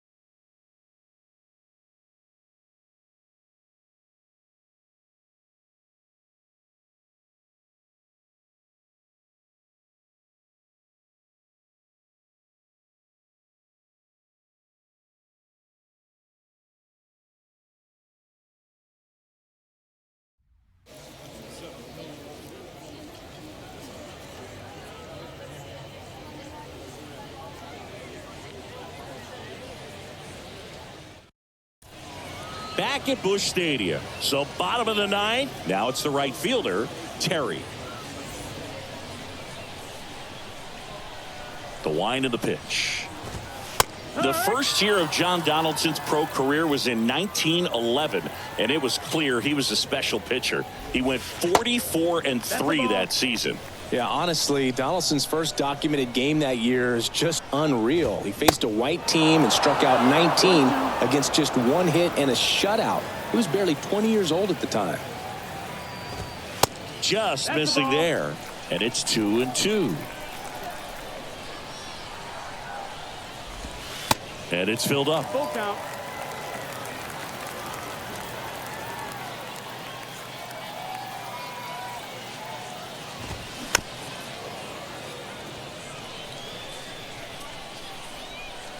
Here's Donaldson with the payoff pitch. Lifted in the air, right center field. Hamilton sizes this one up, makes the grab on the run. Then there's one down. So up next, Cole. And that's in for a strike.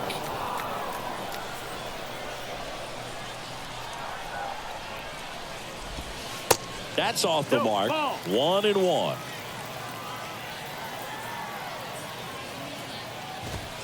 There's a strike.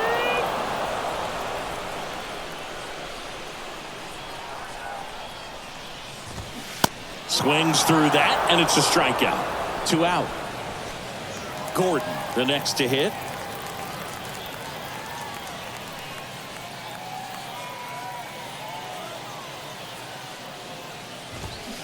Fouled off left side.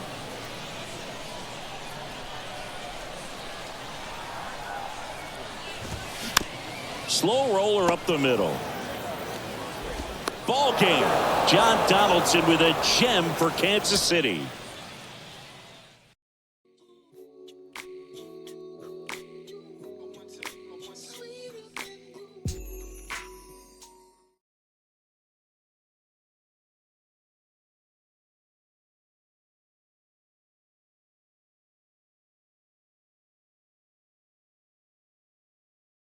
For those of you who may be hearing the term barnstorming for the first time, as it relates to baseball, it just simply means that they were taking baseball to towns and places around the globe that had not seen this brand of professional baseball.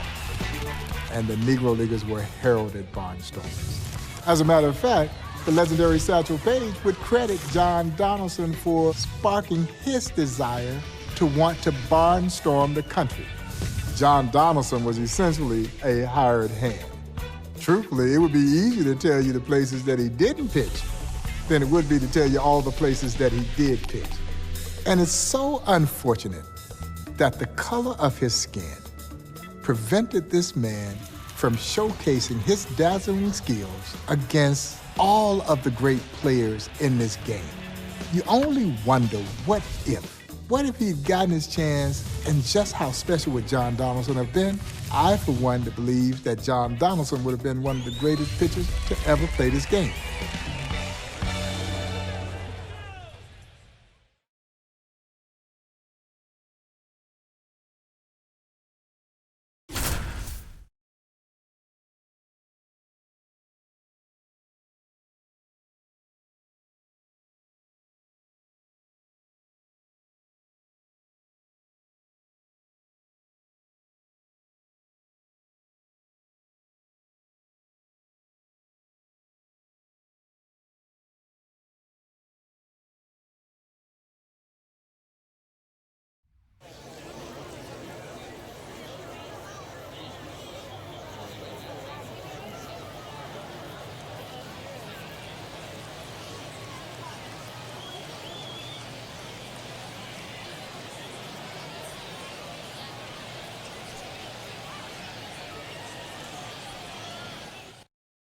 Bottom of the first. Stepping in, the long ball threat, Babe Ruth.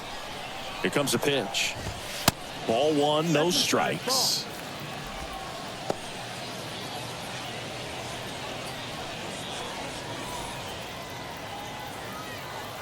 The 1-0 from Donaldson. Got it started a little too early. Strike one.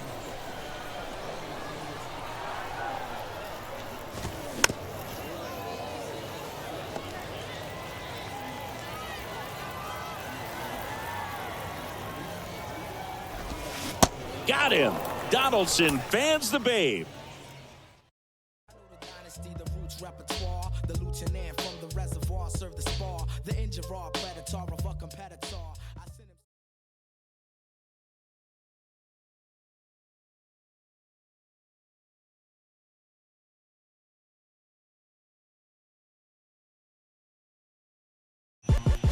What made John Donaldson so special, number one, he was a southpaw. And he is likely the guy who invented what we now know to be the slider.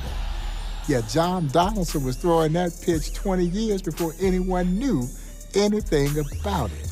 He was hard to hit. No one had seen stuff quite like John Donaldson.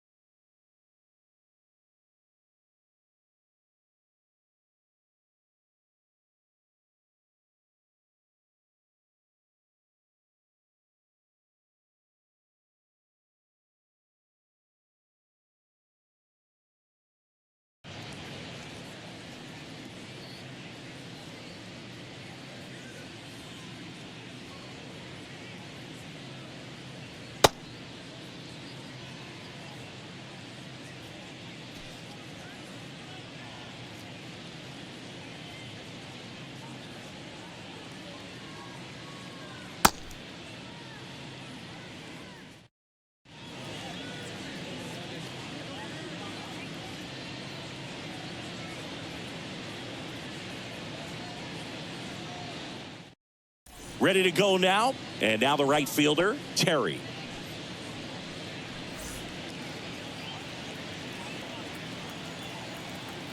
And the pitch. Swinging a foul straight back.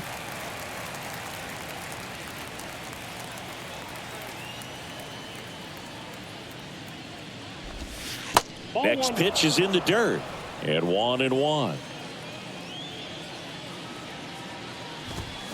Donaldson had him coming out of his shoes there. Great pitch. Donaldson winds and fires. John Donaldson's slider is such a big evolution in baseball's history. He threw it so much harder than the typical breaking balls other pitchers were throwing at the time. Singy, you think of all the pitchers who came after Donaldson who made a living on their sliders, a really amazing lineage of stars. Absolutely, Boog. Pitchers like CC Sabathia, Fergie Jenkins, Bob Gibson, they all built their careers on the back of excellent sliders. Donaldson gets him with the slurve. You see me shining, the silver lining, nickel plated.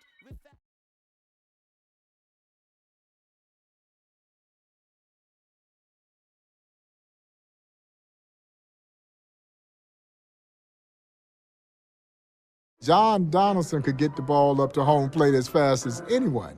And yes, it is true that one of his fastballs broke the hand of his catcher. I'm sure his catcher was not excited about that. And like a lot of the guys who were catching these guys like John Donaldson and Satchel Paige, you had to find a little something extra to create padding to try and protect your mitt with the catcher's mitt. And it was just hard for the opposition to catch up with that fastball of John Donaldson.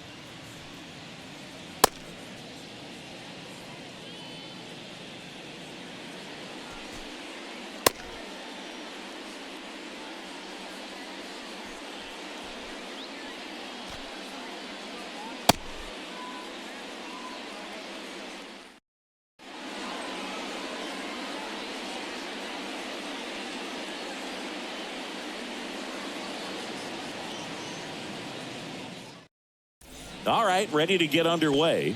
Here's the left fielder, Harvey.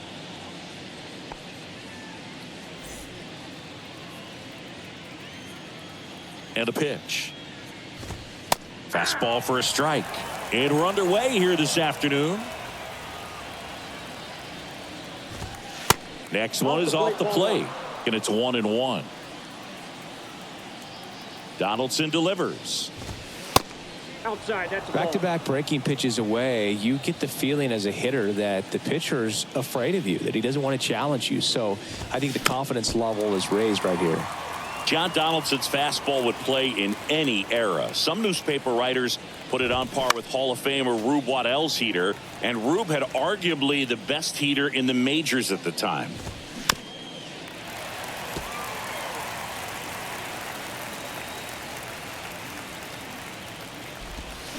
And Donaldson rings him up for the K.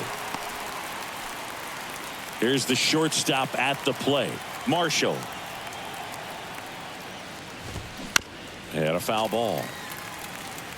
That Donaldson fastball to go along with this slider, it just wasn't a fair match against the batters at the time. Kind of reminds me of Aroldis Chapman when he broke into the majors with the Reds. Just unhittable stuff. Gets it to first. 2 away here in the top of the first.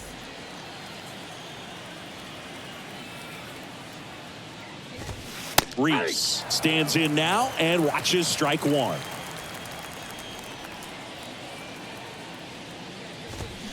Check swing, and he held up. 1-1. Donaldson winds and fires. Yeah.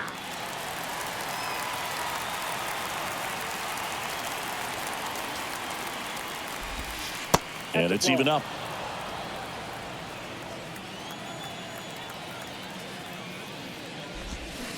And a swing and a miss, and that's that.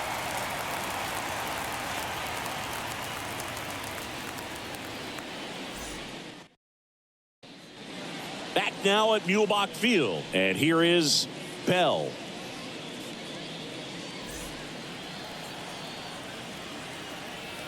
Donaldson back to work. That's in there, and that is strike one.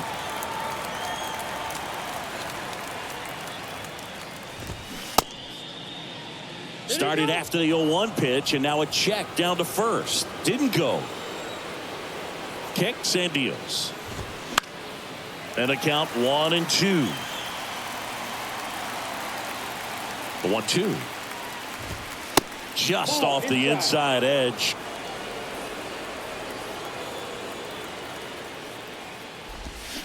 And that's downstairs and outside.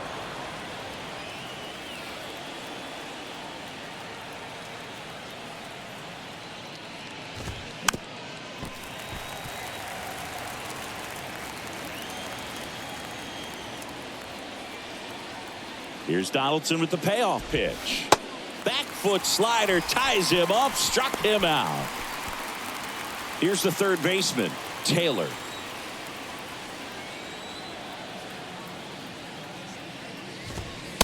No, that's low.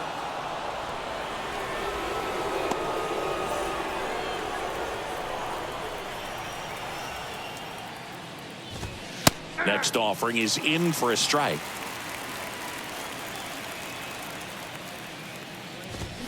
So now 1-2.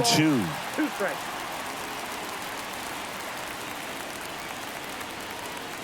Left-hand hitter waits. Swing and a miss, struck him out. And here is Gardner.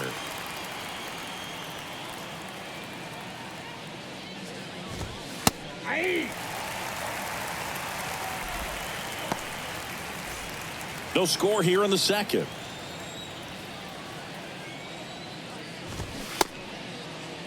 Gardner tries to hold up, appeal to first, no swing. The pitch. And there's a ball. 2 balls, 1 strike.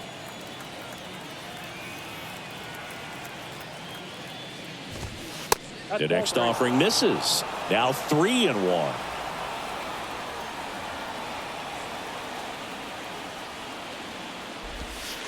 And now it's filled up. 3-2.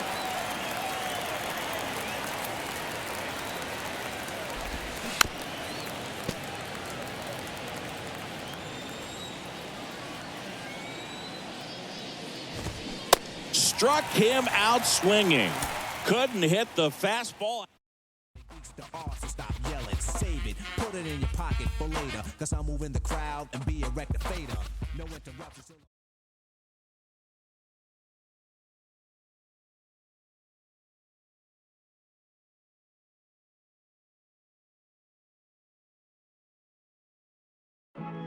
When Satchel Paige says that he emulates you, then you pretty well know that he had to be a great showman, and John Donaldson was all of that and more.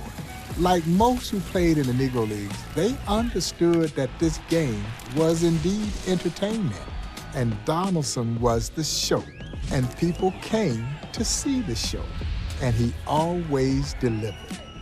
This is where Satchel Paige got a lot of his antics, and we know the stories of how Satchel Paige would call the outfielders in and sit the infielders down. But try this on for size. In South Dakota, John Donaldson, one by one, started to call in his players to end up striking out the side. Yeah, you're out. He knew he had the stuff, and he wanted to show off that great stuff, and people flocked to see him do his thing.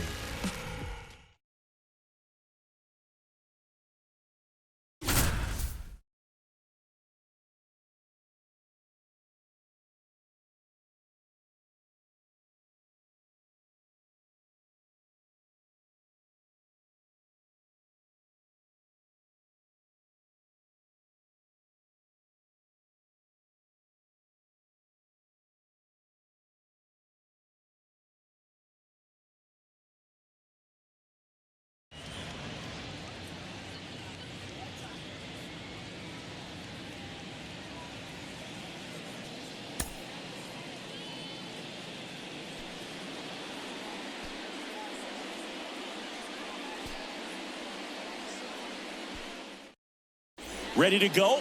Now it's the right fielder, Terry. The pitch. Edge of the zone for a strike, and we are underway.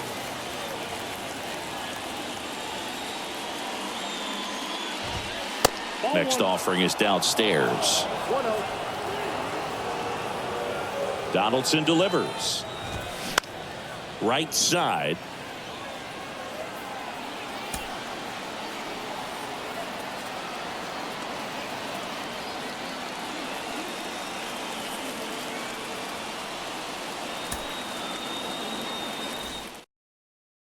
Okay, all set to go. And now the right fielder, Terry. And the pitch. Clips the corner, and this one is off and running. Next pitch misses, and that's ball one. Donaldson winds and fires. And now 1-2. John Donaldson was to the Negro Leagues of the 1910s what Satchel Paige would be a couple of decades later. A completely dominant force with a tremendous sense of showmanship. Donaldson delivers. Knocks that one away, and we'll do it again. Yeah, 1913, Donaldson had a run of 100 straight shutout innings, and then he did it again in 1914. And in 1915, he didn't allow a hit for 30 straight innings, throwing up 3 no-hitters in a row. Just unreal.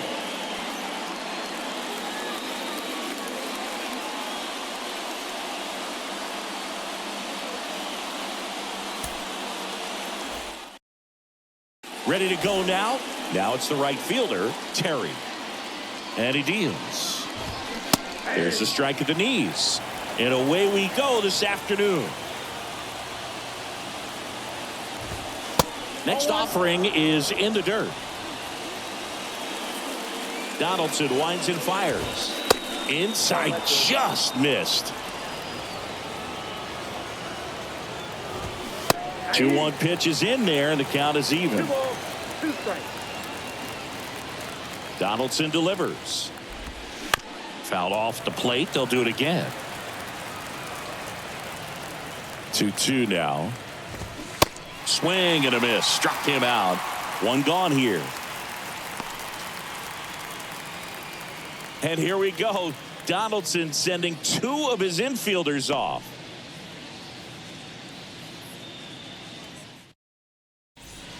Now the left fielder, Cole.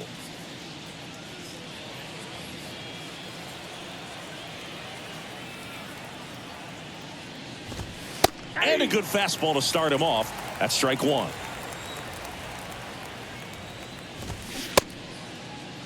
Check swing, tried to hold up, now an appeal to first, and he went around. That's ruled a swing. The 0-2 from Donaldson. That's down and in.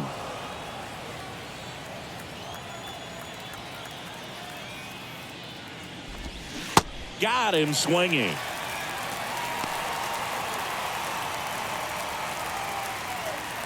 And there go the other two infielders. It's just Donaldson out there by himself. And now it's going to be Gordon.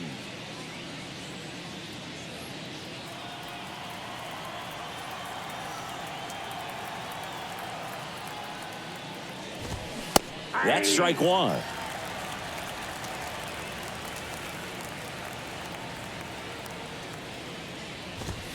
Strike two. Can he finish him off? 0-2 now. Struck him out. Donaldson is just unhittable.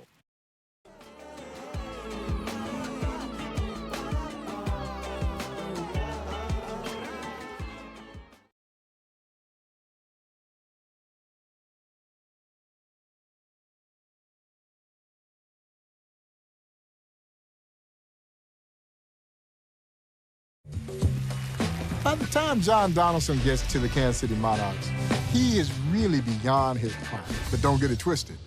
John Donaldson was not only a great pitcher, John Donaldson was also a great two-way star in black baseball history and in the Negro Leagues with the Kansas City Monarchs. His skill set was incredible. A great hitter who you could rely on to come in and get the job done on the mound as well, because he was indeed one of the great two-way stars of the Negro Leagues.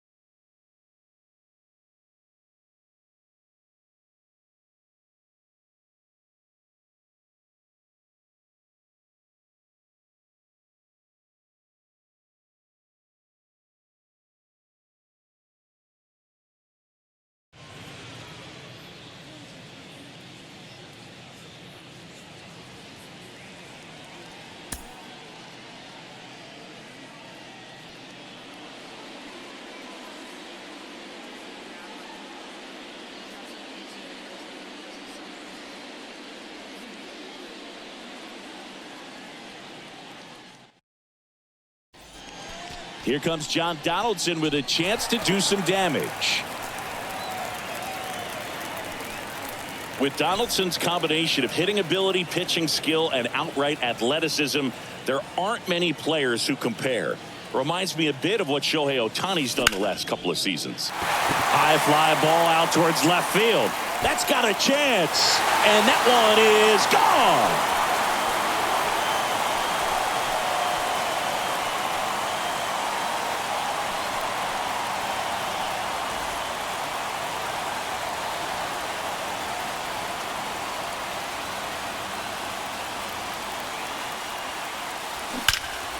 Out towards right center. That's well struck. And that is gone.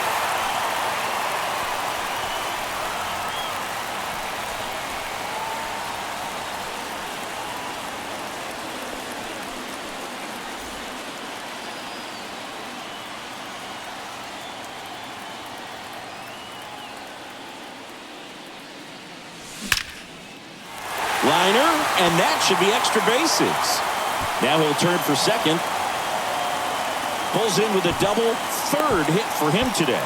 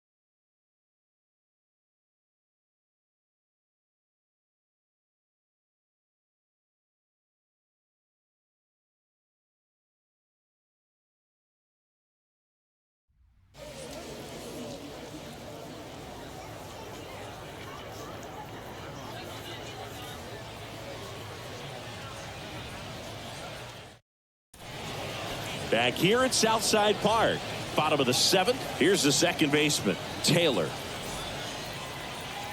The sheer magnitude of John Donaldson's stats is just nuts. 424 wins, more than anyone but Cy Young, more than 5,000 strikeouts, which only Nolan Ryan has done since, and he pitched in more than 750 cities across the United States and Canada.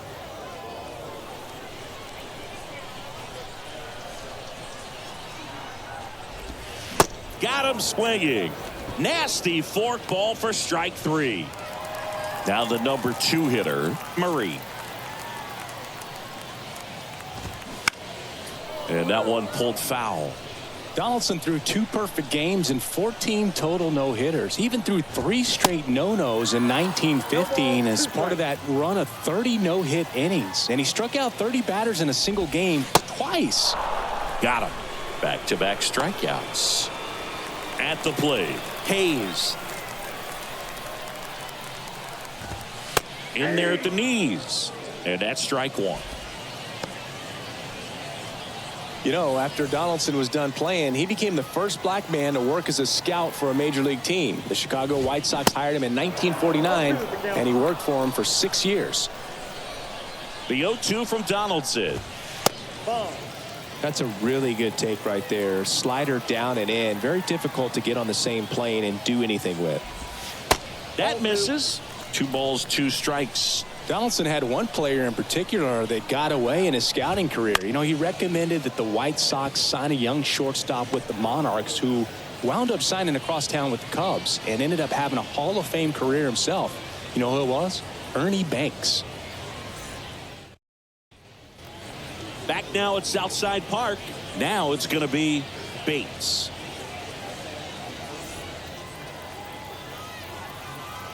The pitch. Some guys are just more confident they can track that first pitch out of the hand of the pitcher. They don't care if they fall behind 0-1. Talk about the right guy at the right spot. They really need a rally, and this guy is someone you can believe in to find a way to get on base. The 1-1 is fouled off. And the 1-2 misses to even the count. That one misses, and now it's 3-2.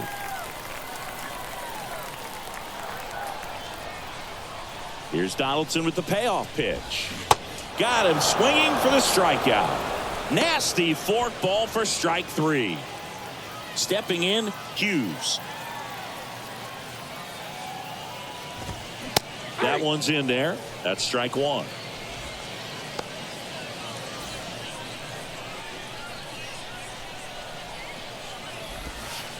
And takes low for ball 1. 1 ball, 1 strike. Next offering is in for a strike.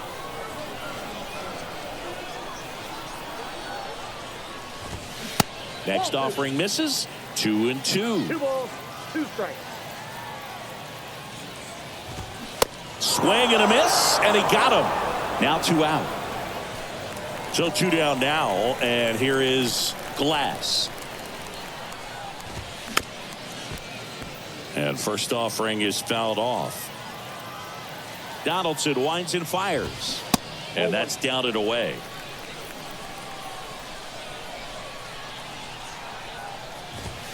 Swing and a miss, 1 ball, and the 2 count strikes. 1-2.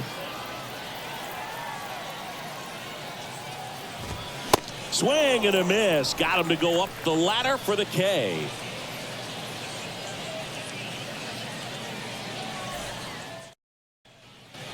Now it's the switch hitting outfielder, Smith.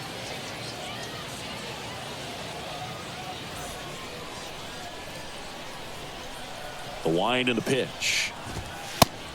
Ball, that pitch is out. The 1-0 from Donaldson. Gets the slider in there for a strike. Swing and a miss. 1-2. 2 strikes.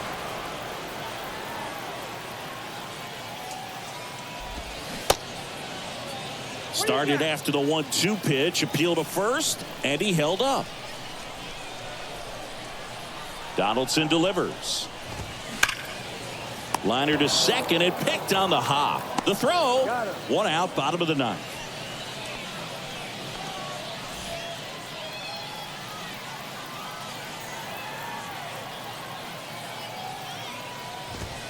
Hey.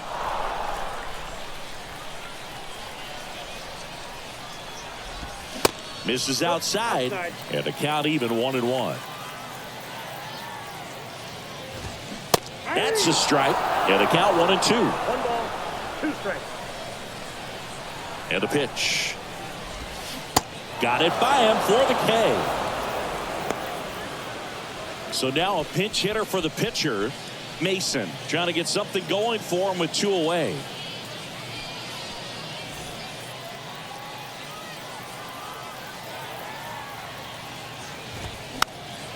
And first offering is fouled off. And now the lefty. That misses. And now it's even 1-1. Next offering is in for a strike. 1-2 now. Gets a piece there. We'll do it again. 1-2 now. Ball game. John Donaldson slams the door for KC. With the BS, I'm doing my best. They washed out, need to give it a rest. The tables turn while they try to confess. I'm still the same. Beating my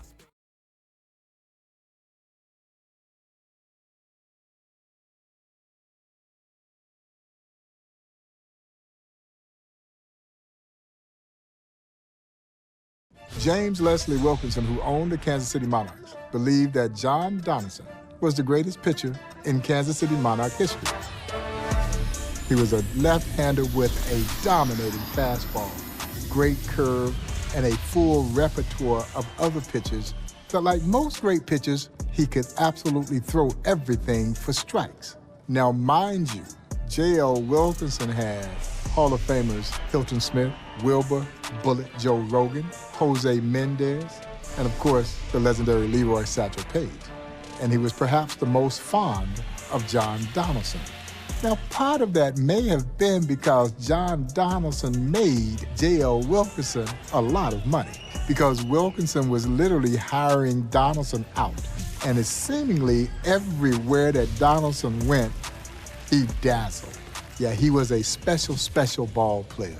And it's hard to believe that a ball player of this magnitude, very few folks have ever heard about.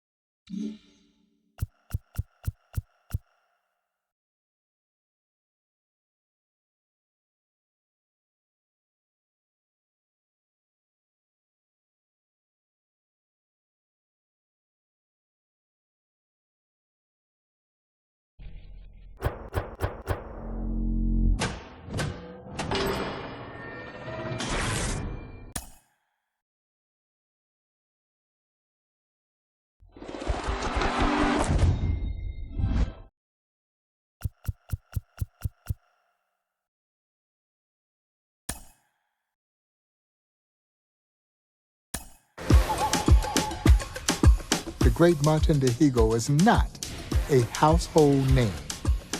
Oh, but he should be.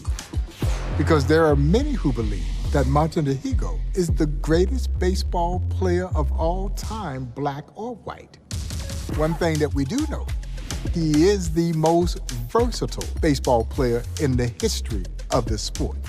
Oh yeah, played all 9 positions and played all 9 of them well. 1938, he wins the pitching title. He posts an 18-2 record with a microscopic 0.90 ERA. But oh, it gets better. He hits .387 that same season and won the batting title as well. How is it possible that we don't know the name of a player of this magnitude?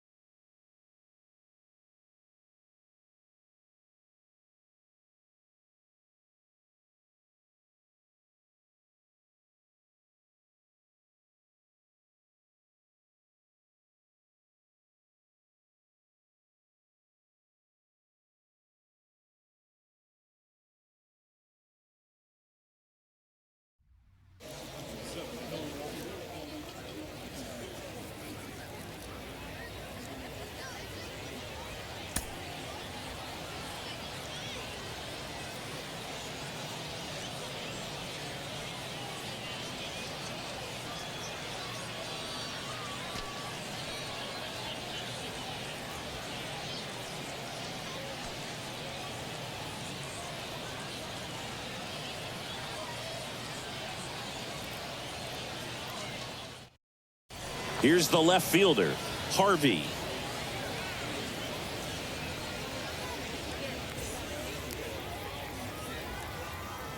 And he deals. Comebacker to the mound. Fires over to first. And Dihigo gets the first out of the inning. Now it's the shortstop, Marshall.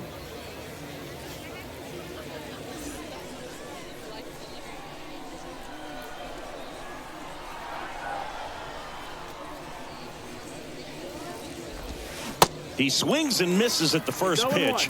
0-1.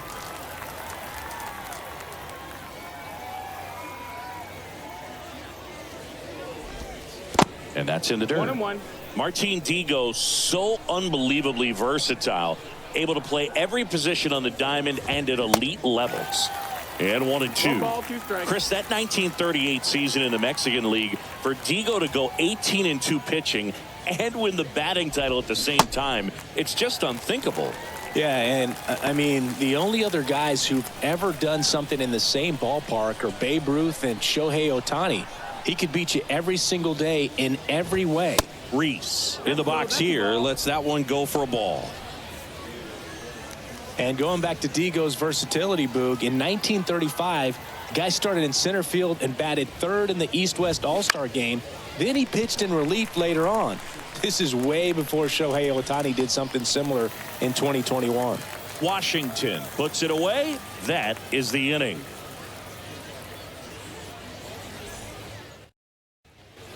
Back now from Hilldale Park. New inning getting started. And now here is Bell.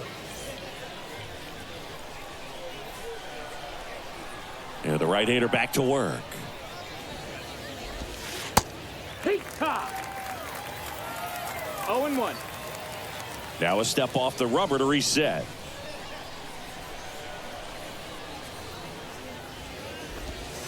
Off the mark there. 1 ball, 1 strike.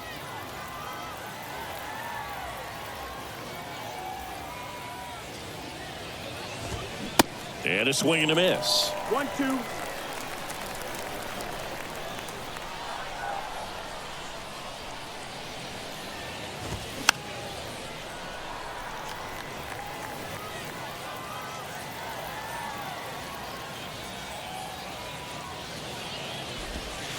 Next offering in the dirt. Now 2-2.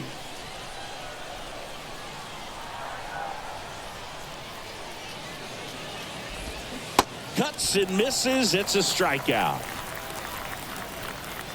Now the third baseman, Taylor.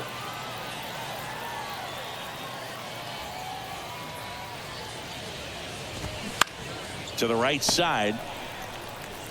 He takes it on his own. 2 away now for Dihigo.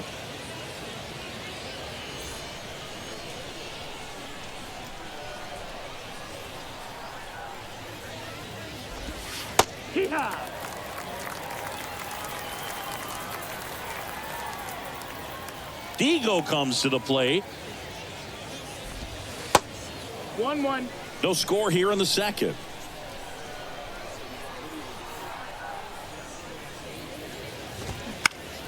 The 1-1 is fouled off. Good zip on that fastball at the bottom of the zone. If he's there all day, it's going to be a tough one for the hitters. In the dirt, throw to first, and it's in time for the third out, so that'll end the inning.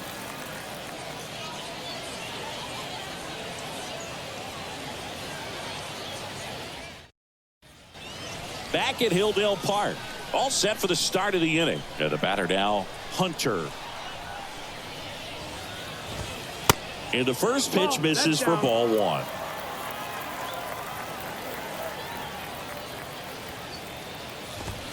That's in for a strike.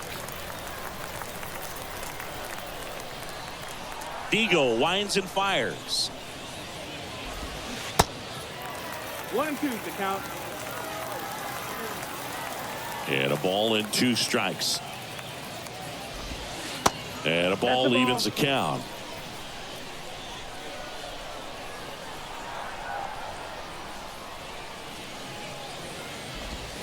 Swings and misses.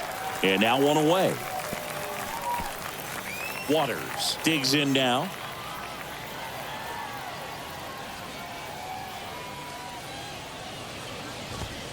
Strike on the outside. And it's 0-1. 0-1.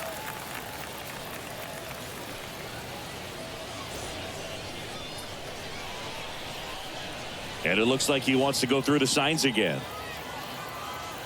One down, base is empty. Down the inside corner for a strike.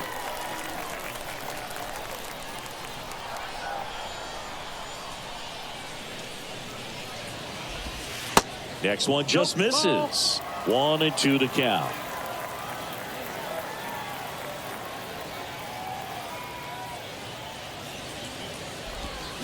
Check swing, didn't go. 2-2.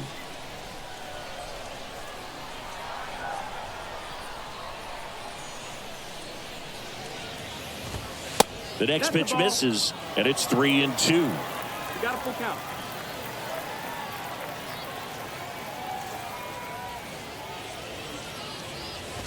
The 3-2 is off the outside edge, and that is ball 4.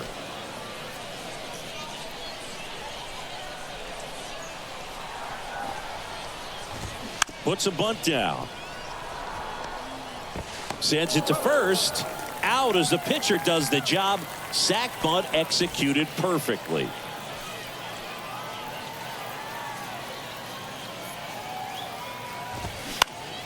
Swinging a foul back. That's out of play. Dihigo kicks and delivers. Yeah. 0-2.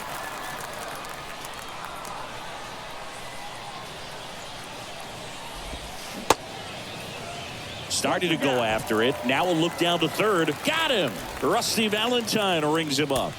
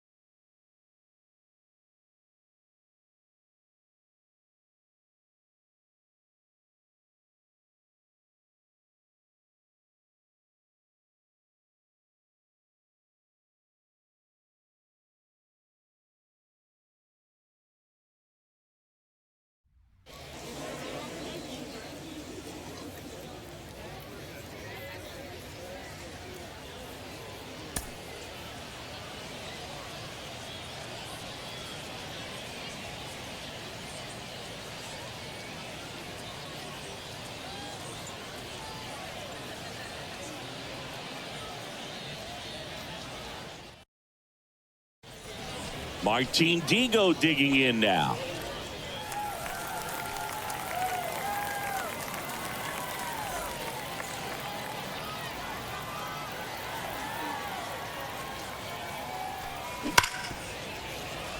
Dives and he can't hang on.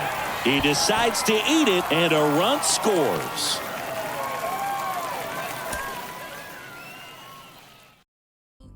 I won't range with new top. When I post the new stop. If I post my I have the word like ooh.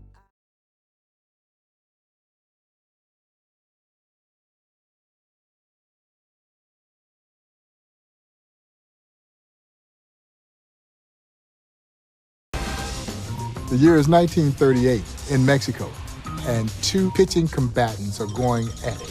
One was the name of the legendary Satchel Paige. The other, a young player from Cuba by the name of Martin Dihigo. Toe-to-toe, blow for blow, in the Mexican heat.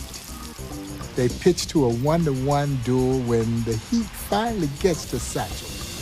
But Dihigo still goes strong.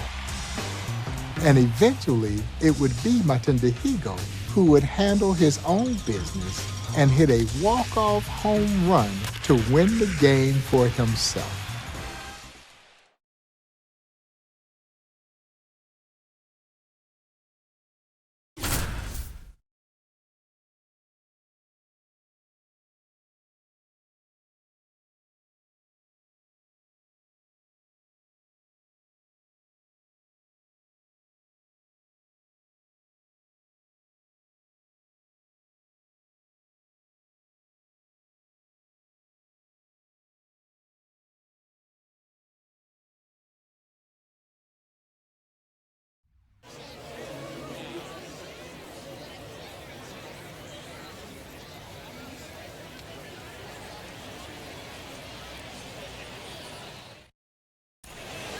Martin Dihigo steps in against Satchel. What a matchup. Martin Dihigo going up against Satchel Paige. It's like Willie Mays facing off against Pedro Martinez. Except, of course, this one actually happened. So cool to relive it right here. And first offering is fouled off.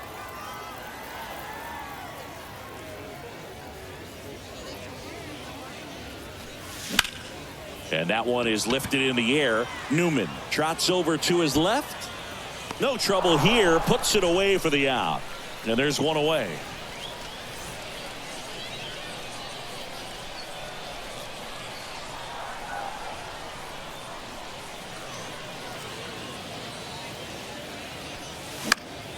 In the air, right field. Can't get there, base hit. First pitch swinging, went up there with a plan to be aggressive. When you pop a ball up like that, you don't expect it to get you a knock too often. But right there, somehow he got it to drop in behind first base, and that's where no one could get to it. There's the strike.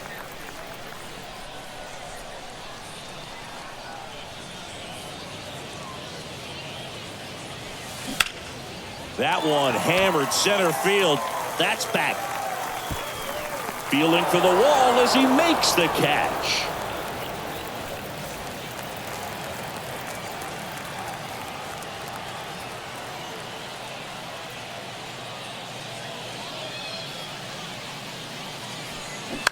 And that one wrapped foul. Satchel into his motion. The long windup. Turns on the rubber. Kicks and fires. Bradley gliding to his left. Grabs it on the run. And there's two away. And welcome back. We head to the bottom of the second. And now the shortstop, Martin Dihigo.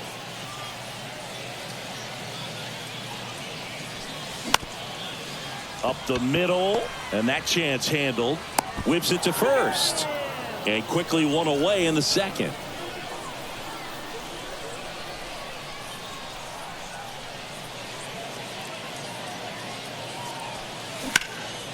Out towards right center field. And there are two down.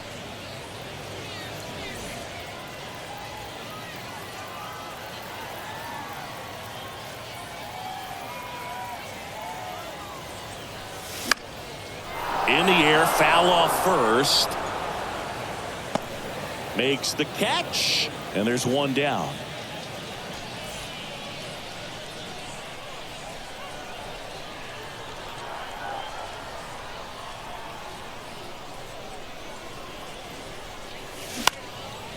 That one out to right. Bradley should have this one. He's got it. And that is out number 3.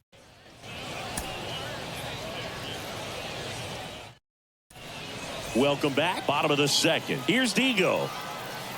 The pitch.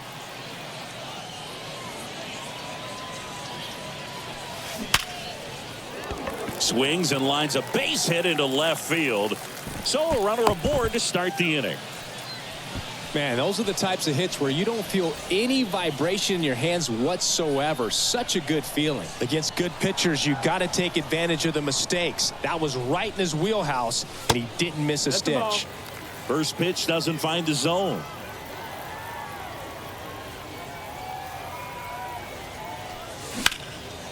In the air, right field. And that is that.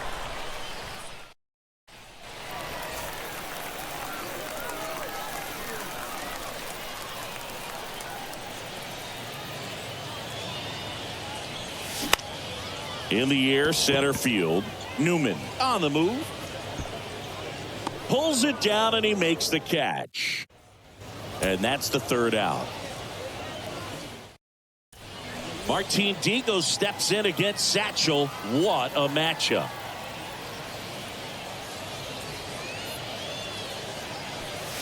First offering misses the mark.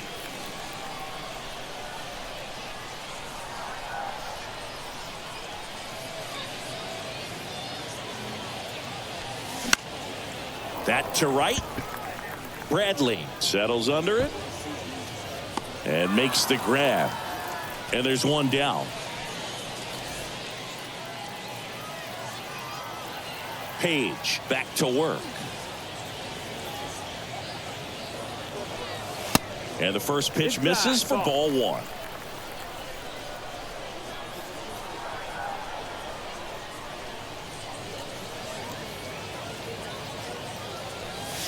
And it's 1-1. 1 ball, 1 strike.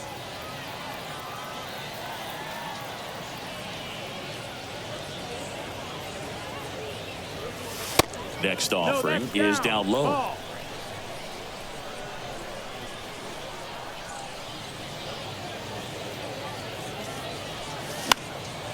And a pop-up right side, foul territory. Bradley snags it on the run.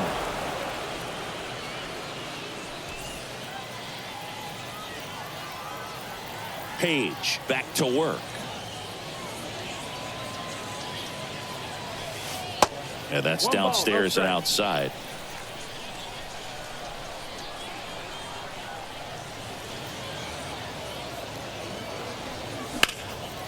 In the air, right side. Bradley hauls it in, and there's one away.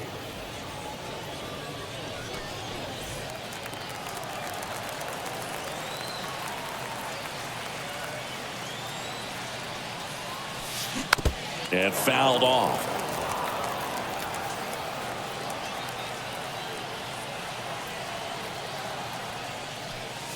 Next offering is down low. And the count is 1-1.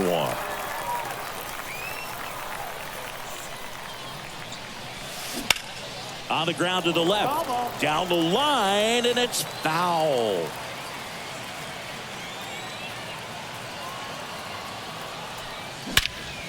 That one is absolutely belted. Newman on a dead sprint, racing back some more.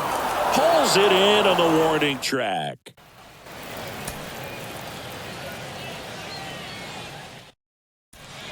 Back here at the ballpark, here's Martin Dihigo stepping into the box. The pitch.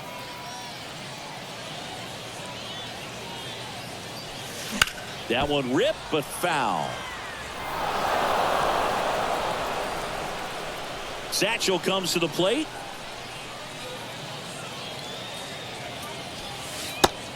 Ball low. Paige winds and fires. Swing and a high fly ball down the right field line. And there's one down.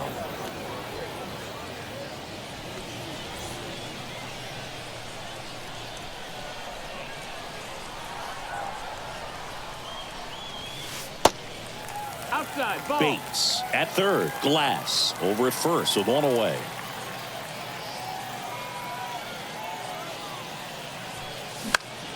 Next offering, pop foul off to the right out of play.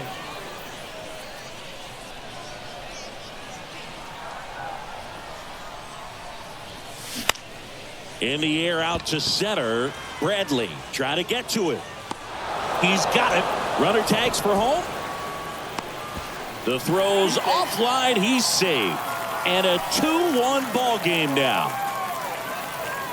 The pitch.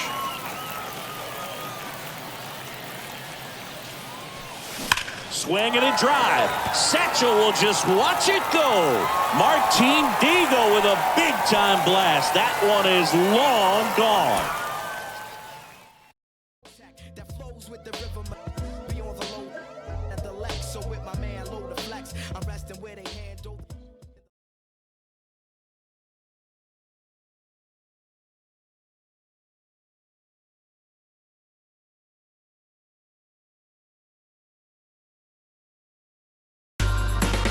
Young Martin Dihigo was not unlike most young baseball players who struggle hitting the curveball.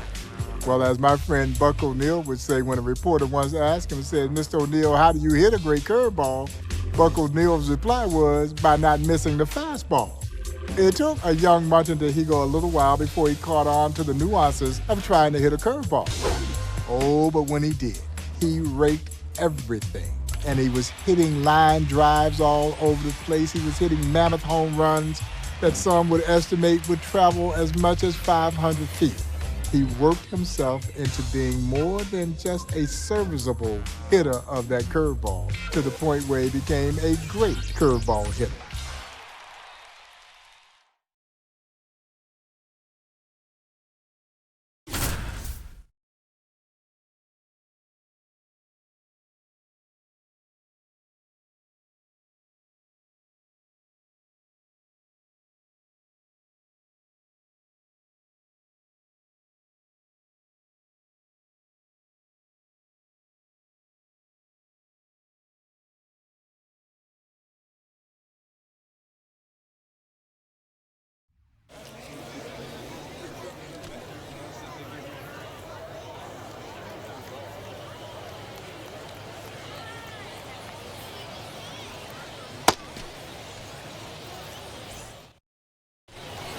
Martin Dihigo digging in now.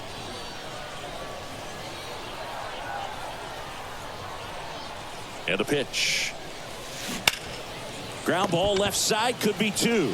Oh, the throw is over his head. And he'll make it up to third here because of the throwing error. And back to first safely he goes. As they jump ahead, a run scores.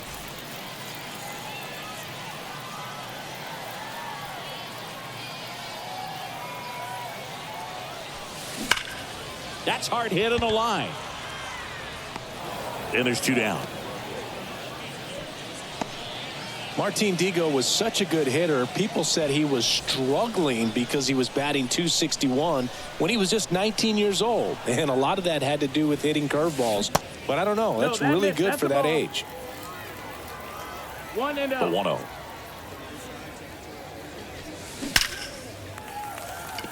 Base hit, left center field. Now he turns and heads for second. The tag, and that's out number 3, inning over. After his first 2 pro seasons, Martin hit over 300 in each of the next 8 years, and it honestly might have been even longer than that since we don't have full records for a bunch of his career. Just about 6 years worth. One down, base is empty.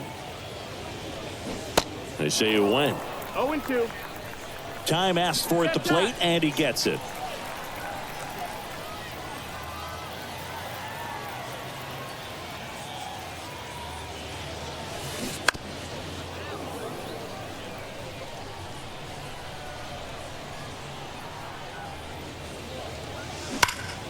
Lifted in the air, right field.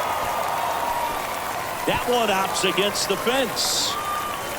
And into second with one away. That's a double.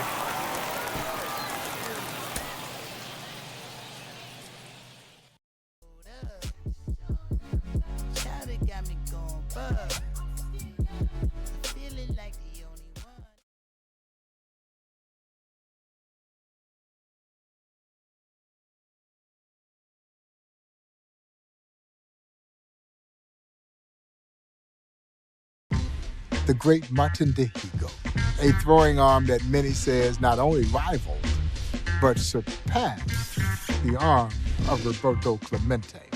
To have an arm that was even remotely compared to Roberto Clemente is the ultimate compliment.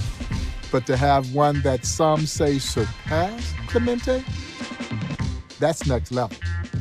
Oh, it just makes you wish you could have seen it.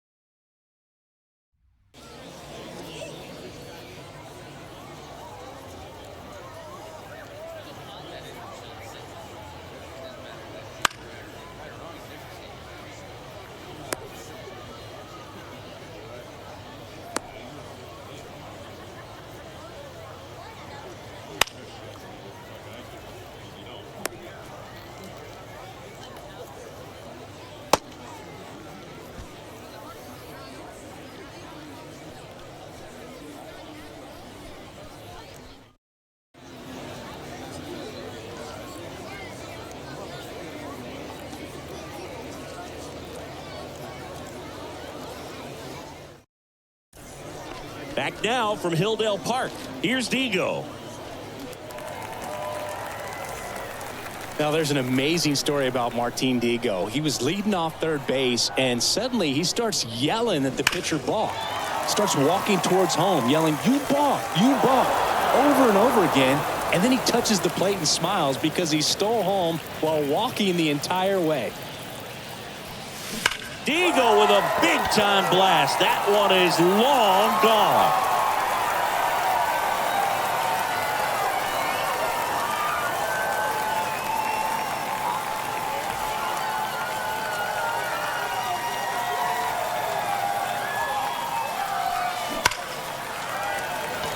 Line drive. That's a base hit out of the left center field. Lead runner touches second, headed for third. The relay not going to get him. He's in there. So many tries, but every time it just seemed wrong. Saturday night, just kicking it with my best man. Looked at my left hand. I got a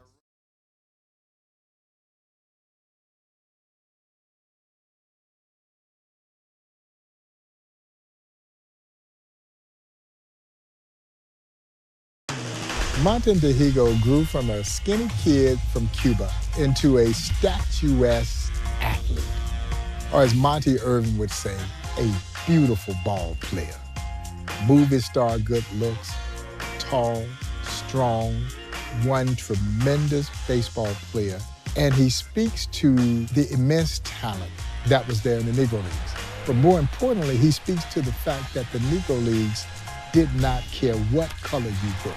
They welcomed any and everyone who could play.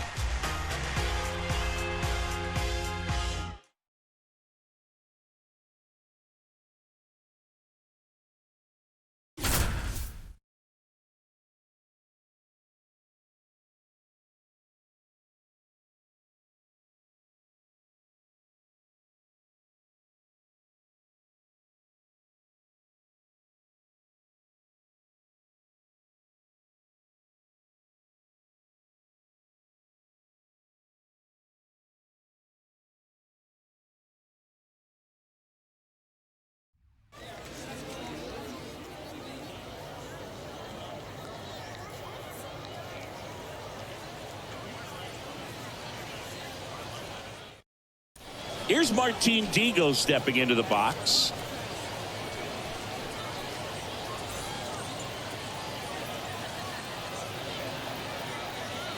The pitch. In for a strike. And that's how this game gets started.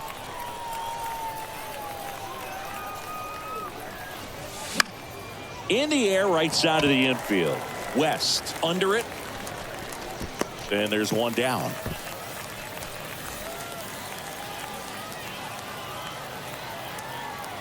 The line to kick the pitch. Out to center. Hamilton settles underneath it. And there's one away.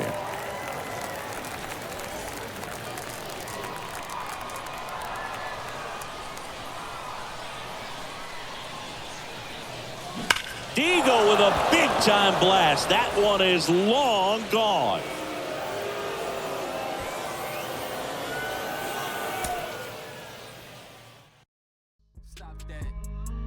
Stop it, please. We talking about generational wealth, the pressure I built for myself, for all of the people who pick some.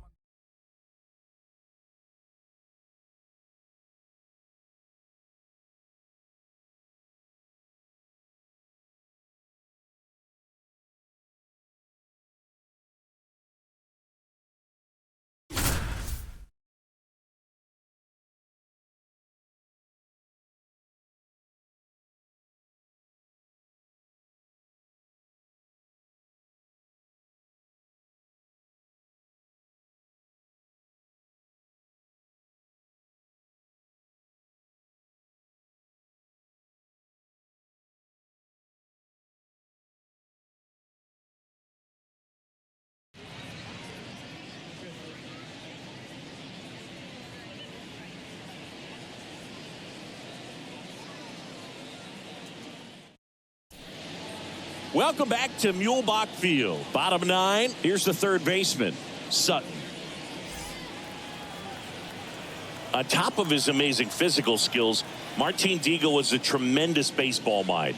He managed several of the teams he played for, including the New York Cubans.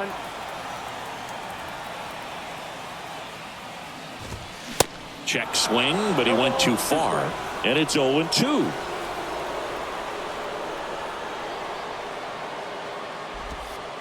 Next pitch in the dirt, and that's ball one. Yeah, Boog, and that Cubans team you mentioned also had lefty Tion, father of future MLB All-Star Louis Tion.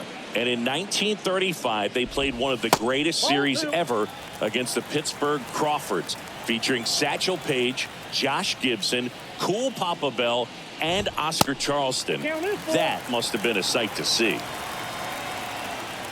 Dihigo comes to the plate. And down on strikes he goes. One gone. Dihigo has been just masterful.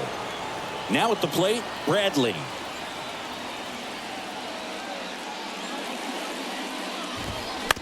And first offering is fouled off. Bradley waits. He's trying to stay away from this lefty, knowing that a lot of left-handers like the ball down and in. And that skips in the dirt.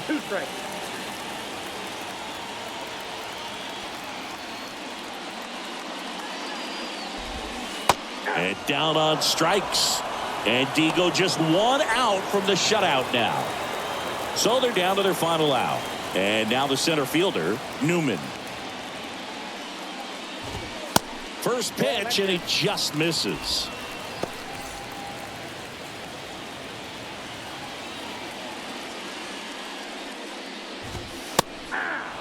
Back-to-back fastballs in. That last one called for a strike. Probably go away, but look for him to come back in there to try to finish you off. Swing and a miss. That's strike two.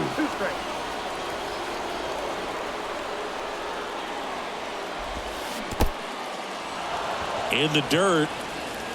Gets to it on to first. Ball game. Martin Dihigo pitches a gem to win it for Hilton. Be a whole record so the needle don't budge. I hold a conversation cause what I invent, I nominated my DJ the president.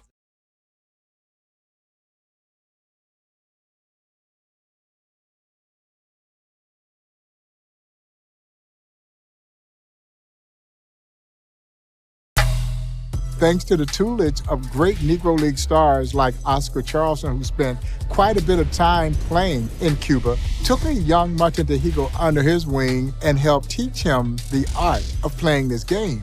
Martin set new standards there in the Negro Leagues, standards that we still tout to this very day.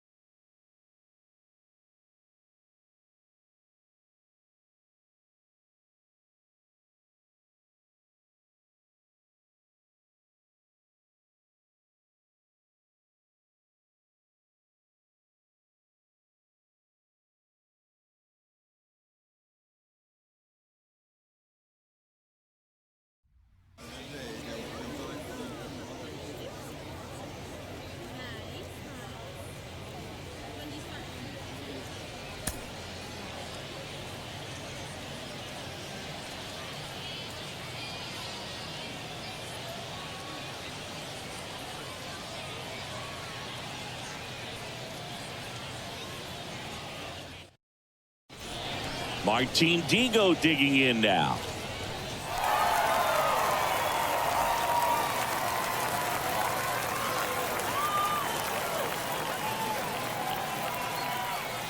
And here it comes.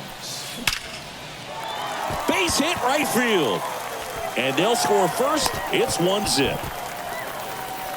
Picks himself up an RBI. Showed a willingness to drive that pitch the opposite way. Didn't get jumpy, didn't try to pull the ball. He let it get deep, took the barrel right to it, and then extended through the swing for the line drive base hit. Hard hit, but right at him and left.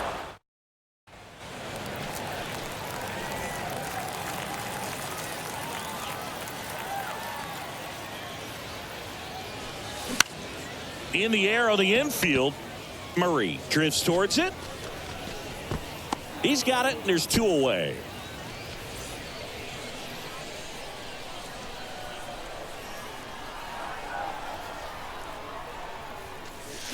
First pitch, and that's in for a strike.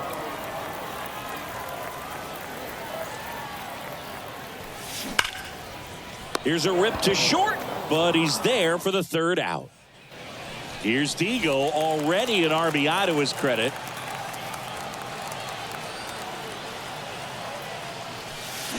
And the first pitch misses for ball 1.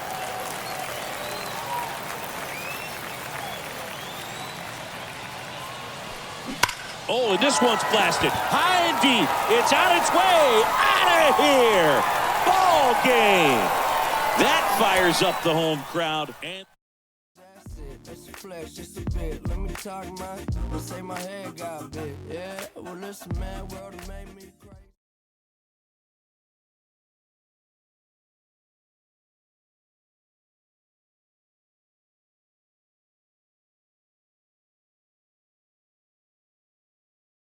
Hall of Famer Buck Leonard, who was a star for the Homestead Grays, made it very clear that by his estimation, the great Martin Dihigo was not only the greatest black baseball player, but the greatest baseball player of any color. El Inmortal, or some would say El Maestro, the master, because he could do it all. He is the only baseball player in the history of our sport to be enshrined into 5 different countries' baseball halls of fame.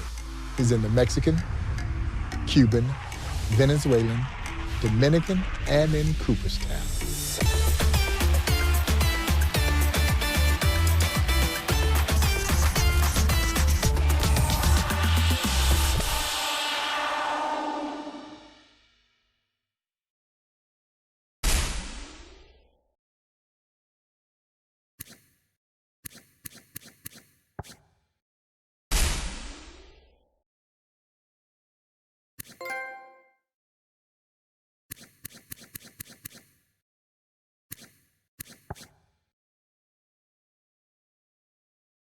Mm-hmm.